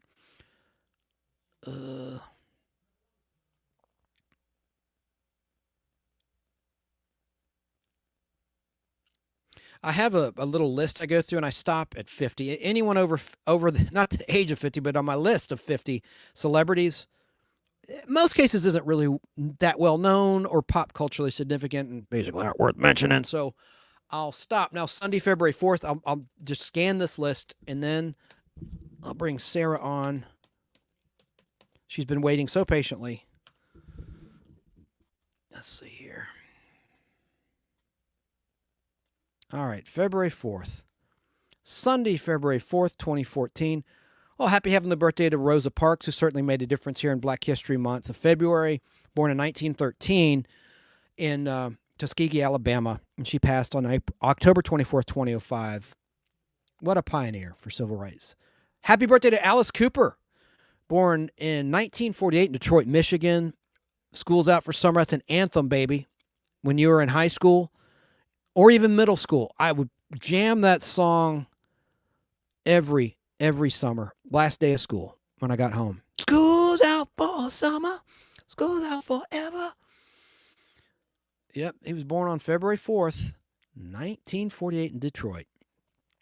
Charles Lindbergh certainly made a difference, born in 1982. Died August 26, 1974. Let me just go through this list here. I'm going to try to play the birthday music as an experiment as I read this list. I've had Farrah's image on for quite some time. I'm going to try to do that. I'll just scan through the list. All right. Okay.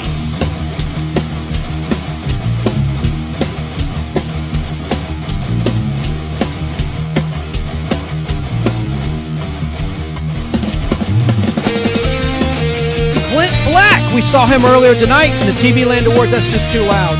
That's just too darn loud. That's just too darn loud. That's just too darn loud. What is that from? Huey Lewis and the News, Back to the Future. I'm sorry, it's just too darn loud. Too loud, so I can't do that. But Clint Black, we showed him performing at the TV Land Awards during the tribute to Sid and Marty Krofft. Happy birthday to him, born on February 4th, 1962, in Long Branch, New Jersey. I don't think of him as a Jersey boy, do you? I don't. I think of him as a Southern man.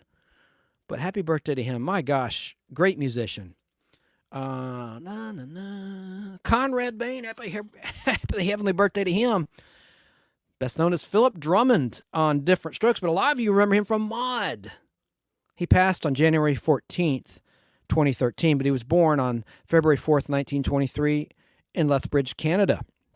Canadian-born actor. And who knew that Todd Bridges would be the only surviving main cast member of Different Strokes with all his issues with drug abuse? Unbelievable. I'm glad he's alive, don't get me wrong, but man, who would have predicted that? I would have thought Dana Plato would outlive everybody. But that wasn't the case. Prescription pills, baby, did her in. Just like fentanyl's doing everybody in. Like, I talked last time how I was so annoyed with the media attention about these 3 Chiefs fans.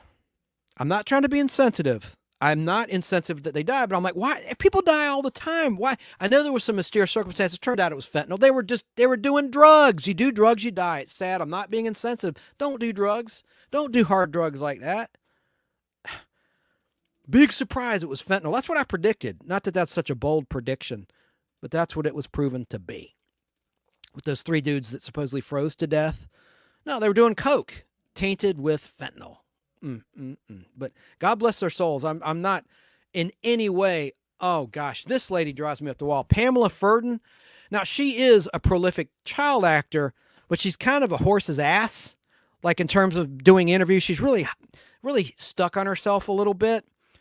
But happy birthday to her. Born February 4th, 1959 in Los Angeles, California. And she did appear in the original Star Trek in And the Children Shall Lead. She was a little girl that was stinging Captain Kirk and crying. She could cry really well. But anyway, but I will say happy birthday. I don't hold grudges. I get mad and I sound off, but I don't hold grudges. Happy birthday to John Schuck. Remember him, Holmes and Yo-Yo, but he was in Star Trek IV, The Voyage Home, as the Klingon prosecuting and calling for the heads of Captain Kirk and crew. This is not justice. This is outrageous. Star Trek IV, The Wrath of Khan is that Klingon, if you recall. Federation justice. This is outrageous. We demand extradition of Captain Kirk, Admiral Kirk. He was chewing up the scenery, boy. He was great. But I remember the stupid sitcom Holmes and Yo-Yo he was in where he played a robot. It was so stupid. I think it was on ABC. All right. Let me bring on Sarah, because you never know when someone's going to be listening to the show. I might go ahead and do the next day. Sarah, are you still there? No, I died, but I'm here. Are you mad at me? Should I be? No, you should not. Well, I'm echoing something. I'm about to be. Oh, yeah. Well, I turned off that stupid noise cancellation. That was one of the reasons. It was nothing. I don't like the audio when that thing's on, but let me go ahead and turn it on for your benefit. Oh, yeah, because it echoes back for me and everyone. Oh, for everyone? Yes. Okay. That's the problem. It's on. Can you tell? Yes, 100%. Okay, cool. And I got to put some comments on the screen. I am going to play. Man, I missed my cue. When I was talking about Farrah Fawcett, I was going to play a trailer of The Burning Bed, because when we did that show together, the Podblast about actors who quit hit shows to start a movie career and failed, and I talked about Farrah. I didn't play it then because I wanted to keep it light, but I am going to play that because it is very significant in pop culture history. How are you doing, Sarah? Overall, pretty good. My side still hurts a little bit, and it's been raining a lot out here, so it's pretty flooded. Oh, really? Have there been mudslides? Not in my area that I'm aware of, but where I live in Hemet is a floodplain as in itself, and I'm also by a dam, so any day I could be swimming to your house. Oh my Lord! Well, now you went live yesterday driving around again. Why the heck were you driving around in the rain? If it's treacherous like that, you're fearless. You got balls. What? Well, of course I have. I have testicle balls. But anyways, besides that, what happened is my dad, he can't get out of the house, right? Because he's on hospice, a ventilator, the whole 9,200 yards, right? I'm so sorry. So if Sincerely. No worries. But that plus then I was gonna go for a drive in the rain because I wanted to show like the area and how it's been raining, right? Like it's kind of significant around here in California where I live to get rain, especially this much, right? Right. I mean, last night I was in my room and it's dark, right? And it's raining so loud that you can hear it inside the house, right? And the skylight is pounded. Normally you can't hear anything on the skylight. It's pretty quiet, actually. But it was raining so hard. I put a short up on it and everything, too. So, but yeah, so we're driving around to show, like, how it floods in my area just normally on a rainy day. Cool. And so, I did that. And, it just mostly for my dad's benefit, so he can go back and watch it. Although I have a dirty mouth, so I'll hear about that later. All right. I'm just quickly talking about February 5th birthdays. This is a heavenly one. Hank Aaron. He's big around here in the Atlanta, Georgia area. The home run king. He was born February 5th, 1934 in Mobile, Alabama. But of course, he's Hammering Hank, or just the Hammer. And he was with the Milwaukee and Atlanta Braves and the Brewers. And oh man, just a great legend. And he was in the car business here in the Atlanta area. He owns several car dealerships all over the area. Anyway, and happy birthday to Jennifer Jason Leigh. Do you know who her dad is? Of course, I first saw her in Fast Times at Ridgemont High, but she's been in Fargo. She's gotten a lot of praise for her role in Fargo recently. I've never seen either of those. Oh, you've got to see Fast Times at Ridgemont High. You're going to laugh your head off. There's all sorts of Reed jokes and. Yeah, it's not because I don't want to. It's just I just never had the opportunity. In 41 years. That's your homework assignment. No, you got. That's good. I'm going to find out where it's streaming. I'm going to text you. Watch that show, and we're going to review it on your show. Based within the next month. Okay. Your mission, should you choose to choose to accept it. Wait. My mission is to have a good time. I'm down. That's good. That's it. Your mission, should you choose to accept it. What is that reference from? That would be Mission Impossible. There you go. Of course, you see. Well, Jennifer Jason Leigh, do you know who her dad is or was? Not off the top of my head. Vic Morrow, who sadly was beheaded in Twilight Zone, the movie, back in 1982 when it was filmed, in the John Landis directed segment with the Vietnamese kids who also were killed when the helicopter accident occurred. Helicopter crash. Yes, quite horrific. I think they were estranged when he died, but yeah, that you don't think of Vic Morrow from Combat as Jennifer Jason Leigh's dad. Anyone in the know out there within the sound of my voice knows what I'm saying. It's a Gen Xer. Charlotte Rampling had a birthday. She's a British-born actress, born in 1946 on February 5th. And Barbara Hershey. Oh, man, I got to talk about her real quickly. Born February 5th, 1948. She's, a lot of you know her from Beaches, this movie, with Liam Bialik playing the child version of Bette Midler's character. That's a good movie. It's a chick flick, yes, but it's about, talk about a cancer death. Rick was talking about Rick Clark in the Facebook Live chat area earlier, was talking about a cancer movie, Terms of Endearment. That's a tough cancer movie. But she also was in a show I talk about a lot, The Invaders. And she played the daughter of Ed Asner's character in a season 2 episode. Really good episode. Anyway, and she played like basically a slut in that episode. Anyway, and she's like, I don't know, 18 or something, but 18 or 19. But what's that episode titled? I have it on film right over here, a film print of it. The Miracle. That's it. All right. When the aliens die and the invaders, they burn up. If their skin is pierced, they have like a shell that has to be regenerated because oxygen is lethal to these aliens. And when they die, they glow, burn up, and disappear. And so one of the aliens is killed by a rattlesnake while she's making out with this dude. They're just rolling around in the hay. In the beginning of the episode, she's rolling around, Barbara Hershey's character, and this alien is near their little hideout or regeneration station and gets bitten by a rattlesnake. Now, a lot of people think that's a screw up because the aliens don't have a bloodstream, a pulse, or a heartbeat. So it's like, well, how did a rattlesnake biting this guy's leg cause him to die and burn up? Well, it's because it pierced. You got to read the books. It pierced the skin, right? And the oxygen burned him up. That's why. But anyway, he burns up in front of her. And she thinks it's some Catholic miracle. She thinks she's witnessed some sort of religious miracle. So she has like this transformation. She goes on a Jesus kick in the episode. Oh my God. Thinking she just saw a miracle. Anyway, it's called The Miracle. It's a good one. Episode 40 in aired order, The Miracle, The Invaders. That's and cool. John Carradine, happy birthday in heaven to him. The dad of all those Carradine boys, born February 5th, 1906 in New York City. He passed on November 27th, 1988. He was in a Lost in Space episode, The Galaxy Gift, the last episode of season 2 of the original Lost in Space. Tim Meadows, born February 5th, 1961 from Saturday Night Live. He's very talented. You don't hear, at least I don't. I might be mistaken. I don't see much of him anymore. Roger Staubach, great quarterback, Dallas Cowboys, born February 5th, 1942 in Cincinnati, Ohio. I'm almost done with this list. I only go up to the 50th, and you know what? I'm a SOB. Oh, happy birthday, because I will skip someone if I don't care for him.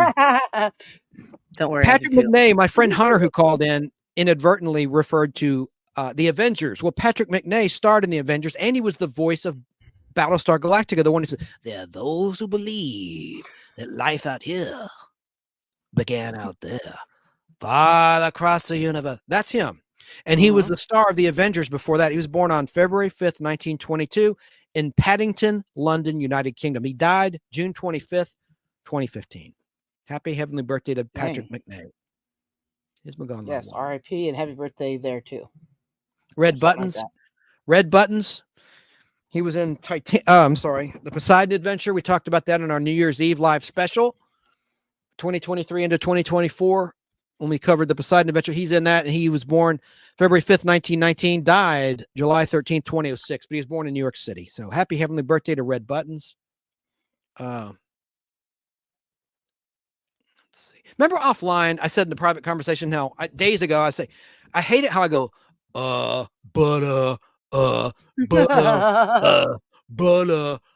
said, did I not say that like 2 weeks ago? Yep. Yeah, you did. And here I am still doing it. And I believe I just laughed at you like I did. I just did. Yeah. All right, so that's a wrap on birthdays, finally. But then you hear what I say too. I'm like, I lose my mouse all the time, and I'm like a cat trying to bat around the mouse trying to find it. It's don't worry, man. It's all good. So many comments, Danny, about my math there when I was trying to figure out how much time 138-minute movie is. Of course, it's 2 hours and 18 minutes. He said, you have to know math to know how broke you are. Well, speak for yourself, sir. Hey, by the way, I don't like people that beg for donations, but if you like what you hear, I do a lot of research. If you go to the Nostalgic Podblast on Apple, there's a link to a PayPal. If you want to make a donation, you don't have to. I don't like to beg, just saying, since he brought up money. Danny Staten also says from South Carolina, bad answer would be on Robin. Now, I don't know what that is a reference to because this is way back in the show. Batfish. Oh, Bat Fetish, when I was talking about probably Dinah Girl's expressions. I think you were talking about the bat. You were talking about the Batman going to the bat room instead of the. Yeah, that would be the bat room joke. And Danny says, I was here for the whole show. Were you? I know. Where was I? Right.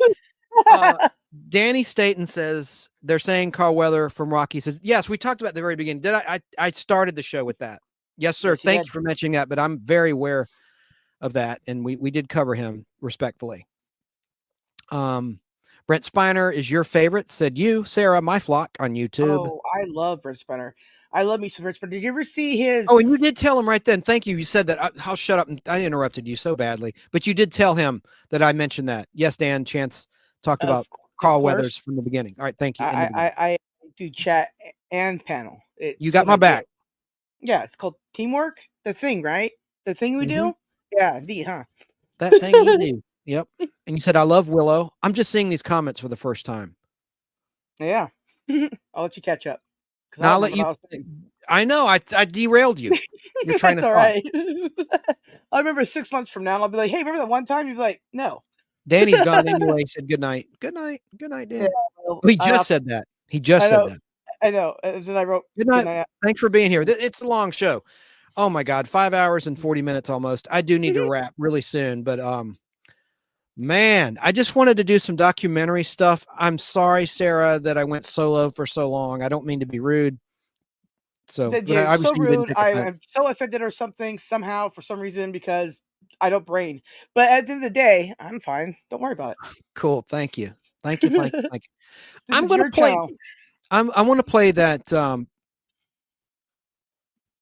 Burning Bed preview. This is serious. We're going to get serious. Then we'll get back to the loopiness. But I do. Oh, I'm in clips. I want to play that because I want to be able to delete this from my database here on StreamYard, Inside Baseball, behind the scenes stuff. And to do that, I got to play it. And let me just find where the hell it is. I got so much stuff in here. I can't believe that there was an issue with that Batgirl film that I played earlier. The stream went down on YouTube earlier. That's a shame. Yeah, the stream went down like 1 million times tonight. It was pretty base. It's been stable for the last couple hours, but yeah. And I don't know if it'll be back. You know, sometimes after the fact, it'll say, you know, stream suspended, and other times the clip will be there. So hopefully that'll be the case this time. Where the hell is that? That's okay. The last show I was on, not because of me, because of a song we played that's on YouTube, right? It got taken down, and then we started playing it again from where we stopped it, or where they stopped it, and then the stream got taken down permanently. So we were like, oh, well. How do you know it's permanently? Because you did text me the stream will not come back up. Oh, yeah, because once I hit that did I send you the picture of what it looked like in my community post? It says the thing is not available. And when you get that statement while you're live, right, that means it's not coming back up. So my friend, Zero, you've met him before. Anyways, he, I think you have. I don't think so. Well, you have to one day. Yeah. He's cool. How dare you? Anyways, the point is yeah, so Zero's channel got, or not channel, but stream got taken down, and so he's been not sulking at all. But if he were, he Good might word, be. sulking. Yeah, it's more Boy, I like got the to mail out irritation. 15 grease cards at 3 winners, including you. So I've got Mhm. to get the stuff in the mail and get it together. If they Well- sent me the, I know one coordinated address with you to give to me, and we'll deal with that later. I have a couple people that I'm supposed to coordinate with because I already have them. So I will get with them eventually here, and I will give you the 4-in-1. Very cool. Mm-hmm. I guess I'll skip. I was going to play the cartoon Fox and the Rabbit. The problem is for the listeners at Fistful of Radio and Apple and Podbean, Spotify, it just will be terrible audio, so I won't play it. I guess I don't know how. I guess I'll never play it unless I just do a YouTube only thing. But I'm going to play. Go ahead. Why don't you send me the video and let me see if I can't fix with the audio a little bit. And and like your happy birthday one too. Send me that one. Let me see if I can lower the audio for that one so you can talk over it. Could you hear me at all? It was probably way too loud. The levels, Well, I couldn't do the levels. You're yelling over it, and that's kind of annoying. God, yeah. But I can help you. I can help you with that. Okay, I I appreciate help it. you with that. I appreciate it. Oh, there's a way I could do it too. Actually, here the way I did it before, but that nobody cares. We're nostalgic. but there's a way I can do it. Yeah, Nostalgically right. Don't, but I can't share the I got video. your Just be back. the audio. Yeah, well, you got my back. Let's get serious. I'm gonna play the Burning Bed preview, TV preview. Let me see how long it is. It's 3 minutes. I'm gonna play it. We got to get a little serious. Let's take a deep breath. This is a serious subject. And now we go to a movie that is supposed to answer the question: can Farrah Fawcett Major? Never mind. I messed up again. That was a bad movie. She killed her husband. I think I deleted. Let me delete that. That we did play that. That was a bad movie she did. Her first movie after she left Charlie's Angels. Good grief. Maybe I don't have it in here, but I'll get it. I'll get it for a future show. It's probably all just as well because it's so depressing. Are we still being serious? Because I'm trying. Let me see if I can find it though. I don't think I can. I don't think I have it. Snoring over there. No, try not to laugh, man. Sorry. I'm being very serious. This is me serious. Who is your favorite superhero female of movies, TV? It could be modern stuff. Do you have one? It doesn't have to be someone you looked up to, but there'd be Wonder Woman and then Batgirl from the Adam West. Anything after that, questionable. The Batman animated series, she's great in that too. Anything after that is really just pretty questionable. But Wonder Woman has always been a favorite of mine. And even as a little kid, I happened to really like her, even when she was selling animated, whatever format, live action, animated, right? Is that what you're saying? Wonder Woman was live action. It was from Luna Carter stuff, right? We're serious here, man. Yeah, man. I loved her so much that I had Wonder Woman sunglasses as a kid, and this is in the 80s now, okay? And I had Wonder Woman slippers. The 2 times in my life I've had slippers, right? The one time it was Wonder Woman because, of course. The other time was cats because, of course. But there you go. Cool. I tell you, yeah, I could watch it all day and all night with my mom and dad and any like my grandmas or anything like that. No problems, right? Love the show. Understood it, got it, loved it. Did I care for the movie that just was made recently? Not really. No. Which one? Wonder Woman 1984. The first one was not bad. I'm talking about that. Whatever her name is. What's her name? Godot. Yeah, I don't like her. Period. I have very not good thoughts about her. Anyways, but it's just kind of a lame-o in life. But besides that, she's a soldier. She was a soldier in the Israeli army. She's a badass, though. Well, maybe. Okay. When she opens her mouth, though, it doesn't sound so badass. Okay. Right. Do you think she's full of herself? Was that kind of yes? A lot of it. Yeah, it's just like, dude, no, come on now, don't be a weirdo. Look, come on now. But at the end of the day, I mean, the movie itself, I've seen most of it. I haven't seen it all, but I've seen most of it, and I do recommend it. It is good. It's just I don't care for her so much. I mean, you got somebody really good at the very beginning, and then the future happens. You're like, oh no, but you can't replace people, so you just have to deal with the next generation of that person, right? Right. Yeah. It's like Felix and all the James Bonds. Sometimes he's black, sometimes he's young, sometimes he's old, sometimes he's white. He's David Hedison. Yeah, from Boy from the Bottom of the Sea. Exactly. So you get my point. I certainly have to adapt. I certainly do. Yes, I have to adapt 99% of the time. The other percent of the time, it's just like, never mind. I'm not going to over there. But yeah. I love it. But yeah, Wonder Woman. I mean, it was always my dad's favorite as well. And in fact, he's the one that introduced me to Wonder Woman. And I'm telling you, Linda Carter Wonder Woman specifically, right? Yes. And he and I would watch her all the time. And when she was selling those minivans, we would watch those commercials too. And he'd be like, "Oh, look at Wonder Woman." My mom would come in, "Oh, yes, I remember her. She was so much younger." And it would be really cool. And my parents both greatly admired her too. And as do I, because I just think she's amazing. She's very graceful too, in my opinion. Not that there's much of that left of the world, but I'm certainly not. But she definitely was and is. Whatever. However you decide to define a thing. But yeah, family favorite always.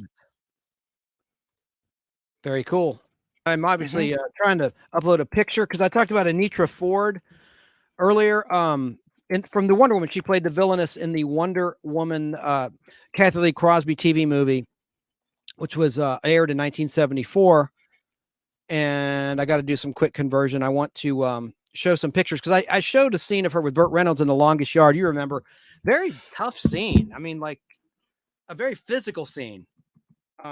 Well, yeah, using really harsh language, but yeah, it's very violent. You know, it's not cool to see men and women fight, no matter who's the aggressor is. Listen, unless it's a paid event, really, it's not the best thing to see for anyone.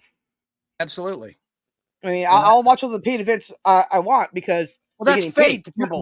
Wrestling, that's a whole nother ball. What are you talking about? Wrestling's 100% real. What will you say? That's it. I'll see you next week. But yeah, no, I'm talking about Felicia. I can't stand that expression. No, but I like UFC. I like all that kind of stuff, right? Because it's all paid, right? Boxing, anything, kickboxing, great, right? Even the slapping, even the slapping championships, right? Did you know they have slapping, for the face, and then the women have slapping for the bum? Fairly show, I know, but also Hooters exists. So my point being. I thought I shot my scenes on that movie with Adam Sandler. I talked about was shot at a Hooters, a real Hooters for Blended. This movie Blended, and I still have the shirt. I kept the wardrobe shirt they gave me. That's very cool. And you also have a beating. That's all I'm going to say. A fedora that you from Single Ladies, an MTV network for VH1 show. Correct. I found all my fedoras too because I freaking love them. But then I put them on. I'm like, I need a haircut, so I did send you a picture. Because why would I? Why would I? My hair's all sticking out everywhere. It looks terrible. Now I need to go and upload these pictures. I got the pictures converted. Wait till you see these of Anitra from the Wonder Woman pilot and The Price is Right. She was the first of two original Barker's Beauties. And she quit The Price is Right in 1976 to do movies. But it was her and Janice Pennington. Now, Diane, my favorite Barker Beauty, didn't join The Price is Right until 1978. Diane Parkinson. Now I want to show you these images starting now. So speaking of Price is Right, I already showed earlier in the show. Just if you're watching live, rewind it. If you're watching after the fact, just fast forward to it. You'll see a scene. I played a good 3-minute scene of Burt Reynolds and Anitra Ford in The Longest Yard, the original Longest Yard. Before that, in 1972, there she is in The Price is Right with Janice Pennington. Those are the two original Barker's Beauties in Bob Barker's Price is Right. But here she is in Wonder Woman on the right, obviously. Woman. She was an Amazonian, a rogue Amazonian who left the island without permission to gain riches. And there she is with a human scumbag on the right, played by Andrew Prine, who got his at the hands of Ricardo Montalban in that show, Wonder Woman, which Warner Brothers did release on DVD in a special collection on DVD. I don't think it's been released on Blu-ray, though. But it was released. It's not part of the Wonder Woman sets, and it really irritates me how I do too. God rest his soul. I have his autograph. Have you done a show on Fantasy Island at all? Nope. I need to do a Love Boat Fantasy Island show. Oh, I know all about it. Well, last I knew, because I had a few before my channel got deleted because I forgot to register it. Whoops. Anyways, I had a few. Nice. I had a few Fantasy Island episodes up there, and they had no copyright on them. Just saying. Oh wow. Well, Warner Brothers was so nice to block my feed. No, I'm kidding. It was a bot, but I am going to promote the Blu-ray. But I've got to. I said this earlier. Look what it says on the front. I didn't really zoom in on this. All episodes newly remastered. That's a lie. It's the same prints as the DVDs. Not only did they cut the recaps and this is Linda Carter. Here's some exciting scenes from our next episode. They cut that stuff. That's so annoying. I love those things. Why would they save money? I know. That's why people pay money to have a home video physical copy. To the networks out there, you dinguses, I'd rather own that whole thing with all those little extras on there, because if I wanted to fast forward it, I could. But if it's not there to begin with, I don't even really want to own it, even though I freaking love it. And that's it must mean the difference of producing one extra disc if you add everything up per set, and it's like a cost-cutting thing. They did the same thing with the series. It only lasted 19 episodes. They had like a great little trailer. I have in my film prints. It's in my film prints before the episode begins, before the opening credits. Very well edited, different takes in some cases, or scenes that were ultimately cut. They could put really cool. Put all that that shit in there. It's part of the friggin' episode. They can even put that on a separate disc by itself in the pack and get a bonus disc if you buy it, within the first months, or then every time they have a re-release of it. They need to hire me, man. I'm an archivist. Hire me. I'll get the stuff done right, and I'll increase your profits. I'm with him, so I'll help. We'll get you going. And then another Wonder Woman 2-parter from season 1 that had a really cool trailer voiced by Linda Carter was with Tim O'Connor, where he played a guy from outer space, a good guy, but he couldn't tell if the Nazis were evil or the humans during World War II. And he was there to judge. It's called Judgment from Outer Space, parts 1 and 2. And at the end, there's a great cliffhanger. A lot of you will remember where Linda Carter goes into a spaceship and it activates an alarm. It's going, dee, dee, dee, dee, dee, dee, dee, and it just sounds like doomsday is going to happen. And then right after that on my film print, which is cut from the DVDs and the Blu-rays, there's a great trailer voiced by Linda Carter. And that's why I'll never, my films have perfect color of those, but they could go vinegar. Nice. They haven't yet, knock on wood. Go vinegar, I love it. What that is the coloring agents, the chemicals and the coloring agents of film prints. In some cases, if it was an acetate film base, it possibly could go vinegar and it disintegrates, where it becomes unplayable because it shrinks, the film shrinks itself, and the sprocket holes become damaged and it literally can't play. So it's important to transfer as many film prints of rare stuff to a digital format as possible while you can. But there is film stock that will never go vinegar. To film. Mylar film stock will never go vinegar, but the color can fade. But a lot of my prints are like my Fall Guys are Fuji color LPP low fade prints with gorgeous color, but they could go vinegar. About Fall Guy, okay? So like I never even heard of him until you started talking about him in the first place, right? Movie's coming out in May. Starring Barbie Boy, Ryan Gosling. Barbie Boy. Ken. I came up with that. Yeah, I like Barbie Boy. Not that it's great. that brilliant, but what were you going to say about Fall Guy? Oh yeah, like I really didn't know jack about him at all. I never even heard of him, right? Like at all. And then I stumbled my way back over to one of your channels, not this one, but the other one, and the one with your name on it. Yeah, the one about you. I don't know, the you one. Anyways, I went over there and I accidentally, purposely saw the Fall Guy thing that you have there, right? So I get it. Like, what? He's a stuntman or something? He's a stuntman and a bounty hunter. He works for a bail bondswoman named Soapy in the unaired version of the pilot, played by Janet Leigh's real life mother. Okay. So the fact that sorry, Jamie Lee Curtis's real life mother, Janet Leigh. And she's in my unaired pilot. Nobody has this. Nobody's seen it. And then she was recast by an actress named Joanne Flug, who was the wife of Chuck Woolery 2 and 2. In season 1 of Fall Guy. Then she quit the show and she was replaced by Marky Post as the bail bondswoman, who is a law student, Terry Michaels, whom Colt moonlights for. Different character than Joanne Flug's character, Samantha Big Jack. Well, I have to say the fact that I now am aware of this brilliant show. It's a cheesy show, but it's not boring. Listen, I'm telling you, it's an action 80s. You like A-Team. You've seen that? It's in that vein. It's safe injury-free violence. My favorite.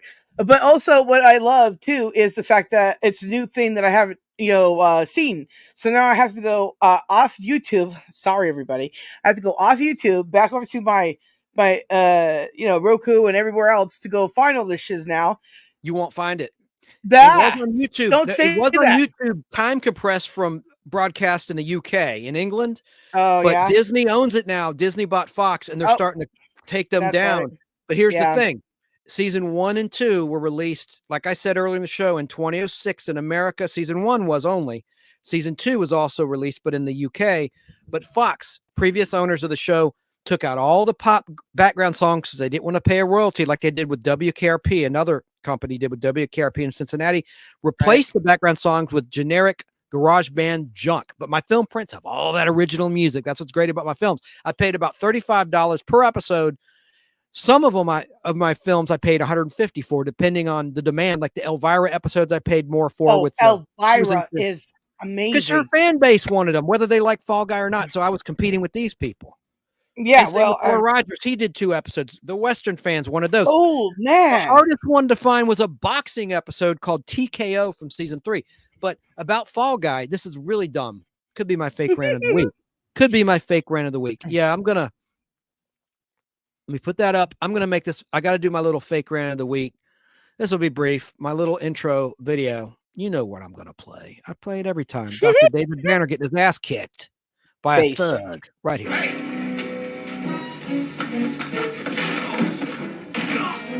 You want to fight? I'll give you a fight.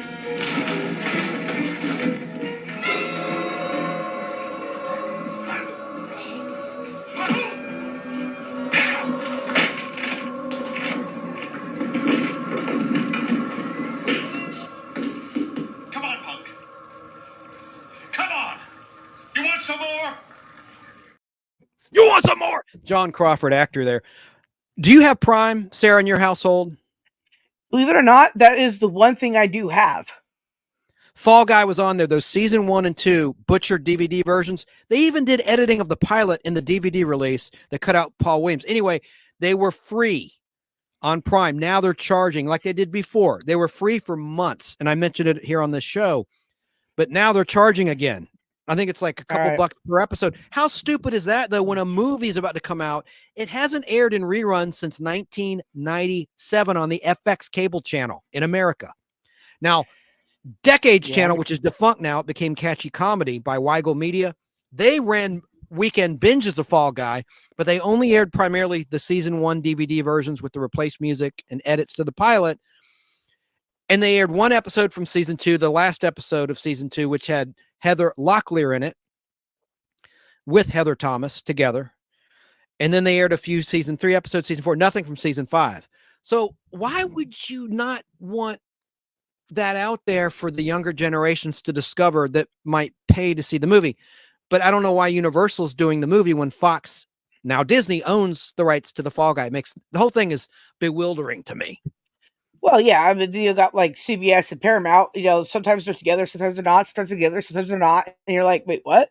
And then this, they drop Enterprise and then they make a bunch of dumb stuff. And you're like, oh, man, my brain hurts now. I don't like it. Well, I have the Fall Guy, so I'm not that worked up about it. But, I am because I get none of it. I want people, and dang it, I wish I knew you sooner. I would have told you or recommended that you watch it on Prime while you can at no charge, since you're already paying your household. Technically, we've known each other for quite some time. We just never went to each other's channels and then went on panels. So that's our fault. I would be in Thrash Pondo Ponds. I got to do my plugs and sign off. It's already over 6 hours. I've got to go because it's such a hassle to compress this when it gets this long. Oh, I understand. For the audio side. Listen, I understand. Quick shout outs. If you're a Facebook user, look up Steve Russo's Facebook group called The Fun World of Classic Television, 1946 to 1947 to 1981 to 1982. That's his business. I don't know why he limits it to those years, but he doesn't want anything newer than 82, so I honor his wishes. But he commented, he was watching on Facebook Live for a while, and I'm grateful for his support. He's got a great Facebook group. There's another one that's huge called Classic Television Shows on Facebook. And I think it's got over 500,000 members. That's what she said. I'm trying to be serious. Yeah, it's good. I know. Well, we can cut up now. The serious parts. Oh, good. Okay. I got to recommend my buddy Curtis Langclow here in the state of Georgia. talking about him. Retrozest.com. Let me show an image of his latest show. He's been so busy. He hasn't done a show lately, but he interviews a lot of top celebrities in pop culture lore. Where is it? Oh, yeah, because I had it pulled up. So when I go right to it, boom. Retrozest. He had the original Lana Lang from Superman the movie on not too long ago, Diane Sherry Case. But telling you, go to Retrozest on Facebook or retrozest.com and look at his library of shows. You'll be glad you did. Trust me, if you're into nostalgia. And that's why you're here. Why would you be here if you didn't like nostalgia? Exactly. Yeah. I'm here because I like, today's topics that we just didn't talk about at all. They're my favorite. He's a hell of a guy too. Heck of a guy. And he interviewed Pat Boone recently, Stu Phillips, the guy who composed the Knight Rider theme and all this great TV incidental music and TV themes like Buck Rogers in the 25th Century. Amazing stuff. BK on the Air, Barry King and Alan Sanders, Saturdays 10 a.m. to noon on WBHF radio out of Cartersville, Georgia. They're on 10 a.m. to noon every Saturday live for 2 hours. There's a lot of commercials, but I don't want to say anything negative, so I won't, because I like those guys. It's not them. It's not their fault. It's a business. I get that. Some of the local yokos that local yokels that voice their own ads are just ridiculous. It's not even like so bad it's good. It's just like, hey, when you go to community bank, that's all I got to say about that. Positive. They're a good nostalgia listen if you can handle the commercials. It's a business. I shouldn't even go there. I used to sell radio ads. Geek to Me Radio, which is live from a big radio station in St. Louis, Missouri, KTRS. He's live for 1 hour every Sunday evening at 7 Pacific, 9 Central, which is his local time, and 10 p.m. Eastern time. Great interviews. He's excellent. James Enstall is the host of Geek to Me Radio. Look for it on YouTube. Subscribe to his channel if you can. Then you'll get the little notification when he's live, because he does go on camera when he's live on the radio. And he's on Facebook Live as well. And then our friend Thrash Pondo Pons. He's a YouTuber. Pons! Yes. Sorry. Bob. Love that dude. Yes, I do too. He's live Sunday at 7:30 for about an hour, a little over an hour to an hour. And he does trivia. TV trivia primarily, but pop culture trivia. He's a good dude. Oh, did he get his package? Or for he his did. wife? He sent me a message. He got it. A couple of days ago. It took a long time, man. It shouldn't have taken that long to arrive. Well, I mean, the mail takes forever to arrive here too. You're like, but it should be here like the next day. And I'm like, but listen, I live in a cesspool. I can't. If it shows up, I'm blessed. Got to recommend Open by Chance Toys on YouTube. That's a husband and wife duo. They're out of Conyers, Georgia. They probably wouldn't want me to say that, but they're in Georgia like I am, in the Vining, Smyrna area. But we're about 45 minutes apart from each other. Really nice people. They do a great job with all of their tours of conventions that they attend. A lot of great pop culture stuff. If you're into collecting toys or vinyl record albums or comic books, you'll want to subscribe to Open by Chance Toys on YouTube. And K-pop junkie out of Michigan State. Katie is her real first name. She has a lot of creative guests, professional artists, a lot of arts and crafts. She has a lot of good shows coming up. I think one on Monday Live. Her YouTube. I actually checked her out last week for the first time I was able to. And I wasn't there for very long before the internet went out because raining. But anyways, the moral of the story was I saw her there for a brief moment at a time. And I loved it. Great channel. Thank you. Yes. Yeah, she's good. She's really interactive, just like Bob is, also on YouTube. But how you spell her channel is letter K, letter P, letter O, letter P, K-pop _ JUNKI on YouTube. And then also Retro Nerd Girl. She's got a awesome channel, really nice lady. Recommend her. And then also Tracy's Fractured History and More on YouTube. Did I get that right? Yes, that sounds about right. And Dave Sundstrom on YouTube, a huge pop culture live channel. Dave Sundstrom on YouTube. He did a really nice video about Topps and Flair TV and movie cards not too long ago. And then Golden Rage of TV, Pat McCormack. Are you familiar with him, Sarah? Yes. I actually enjoy his stuff, yeah. Yeah, he interviews celebrities. Loretta Swit, a lot of actors you know and love. He does a fantastic job. He's a big San Francisco 49ers fan, so I wish him luck because the Swifties are going to be out there in force. The rest will be paid off. You know, the whole world, it seems, is for the Chiefs. So we'll see what happens. I'm dating the show if you're listening to this after the Super Bowl 2024 happened. And we having a Super Bowl. Al Hardy got on me. You didn't mention Nostalgia Rewind on Facebook. Sorry, I didn't. He's on Facebook. He has a Facebook group, Nostalgia Rewind. And then Tom Williams has one too. I never can remember it. I'm such an adult. It's let me go look. Let me go on Facebook because I made a note on paper. See now, if Chance, I don't have it in my little script, but I got to mention Chance that. Was what the hell is this channel? I mean, it's not even. He doesn't do a show. When he does a show, he does it with Al, and a lot of times he does it with just him and Al. Sometimes with me. But he does have a Facebook group, and it's really good. He's funnier than I am. He has funnier posts than I do. Pretty he's cool really people. clever, and he does digital art. Also, What the F is it? It's hang on a second. Basil's. I know Basil's spelled BASIL''S nostalgic podcast page. That's it.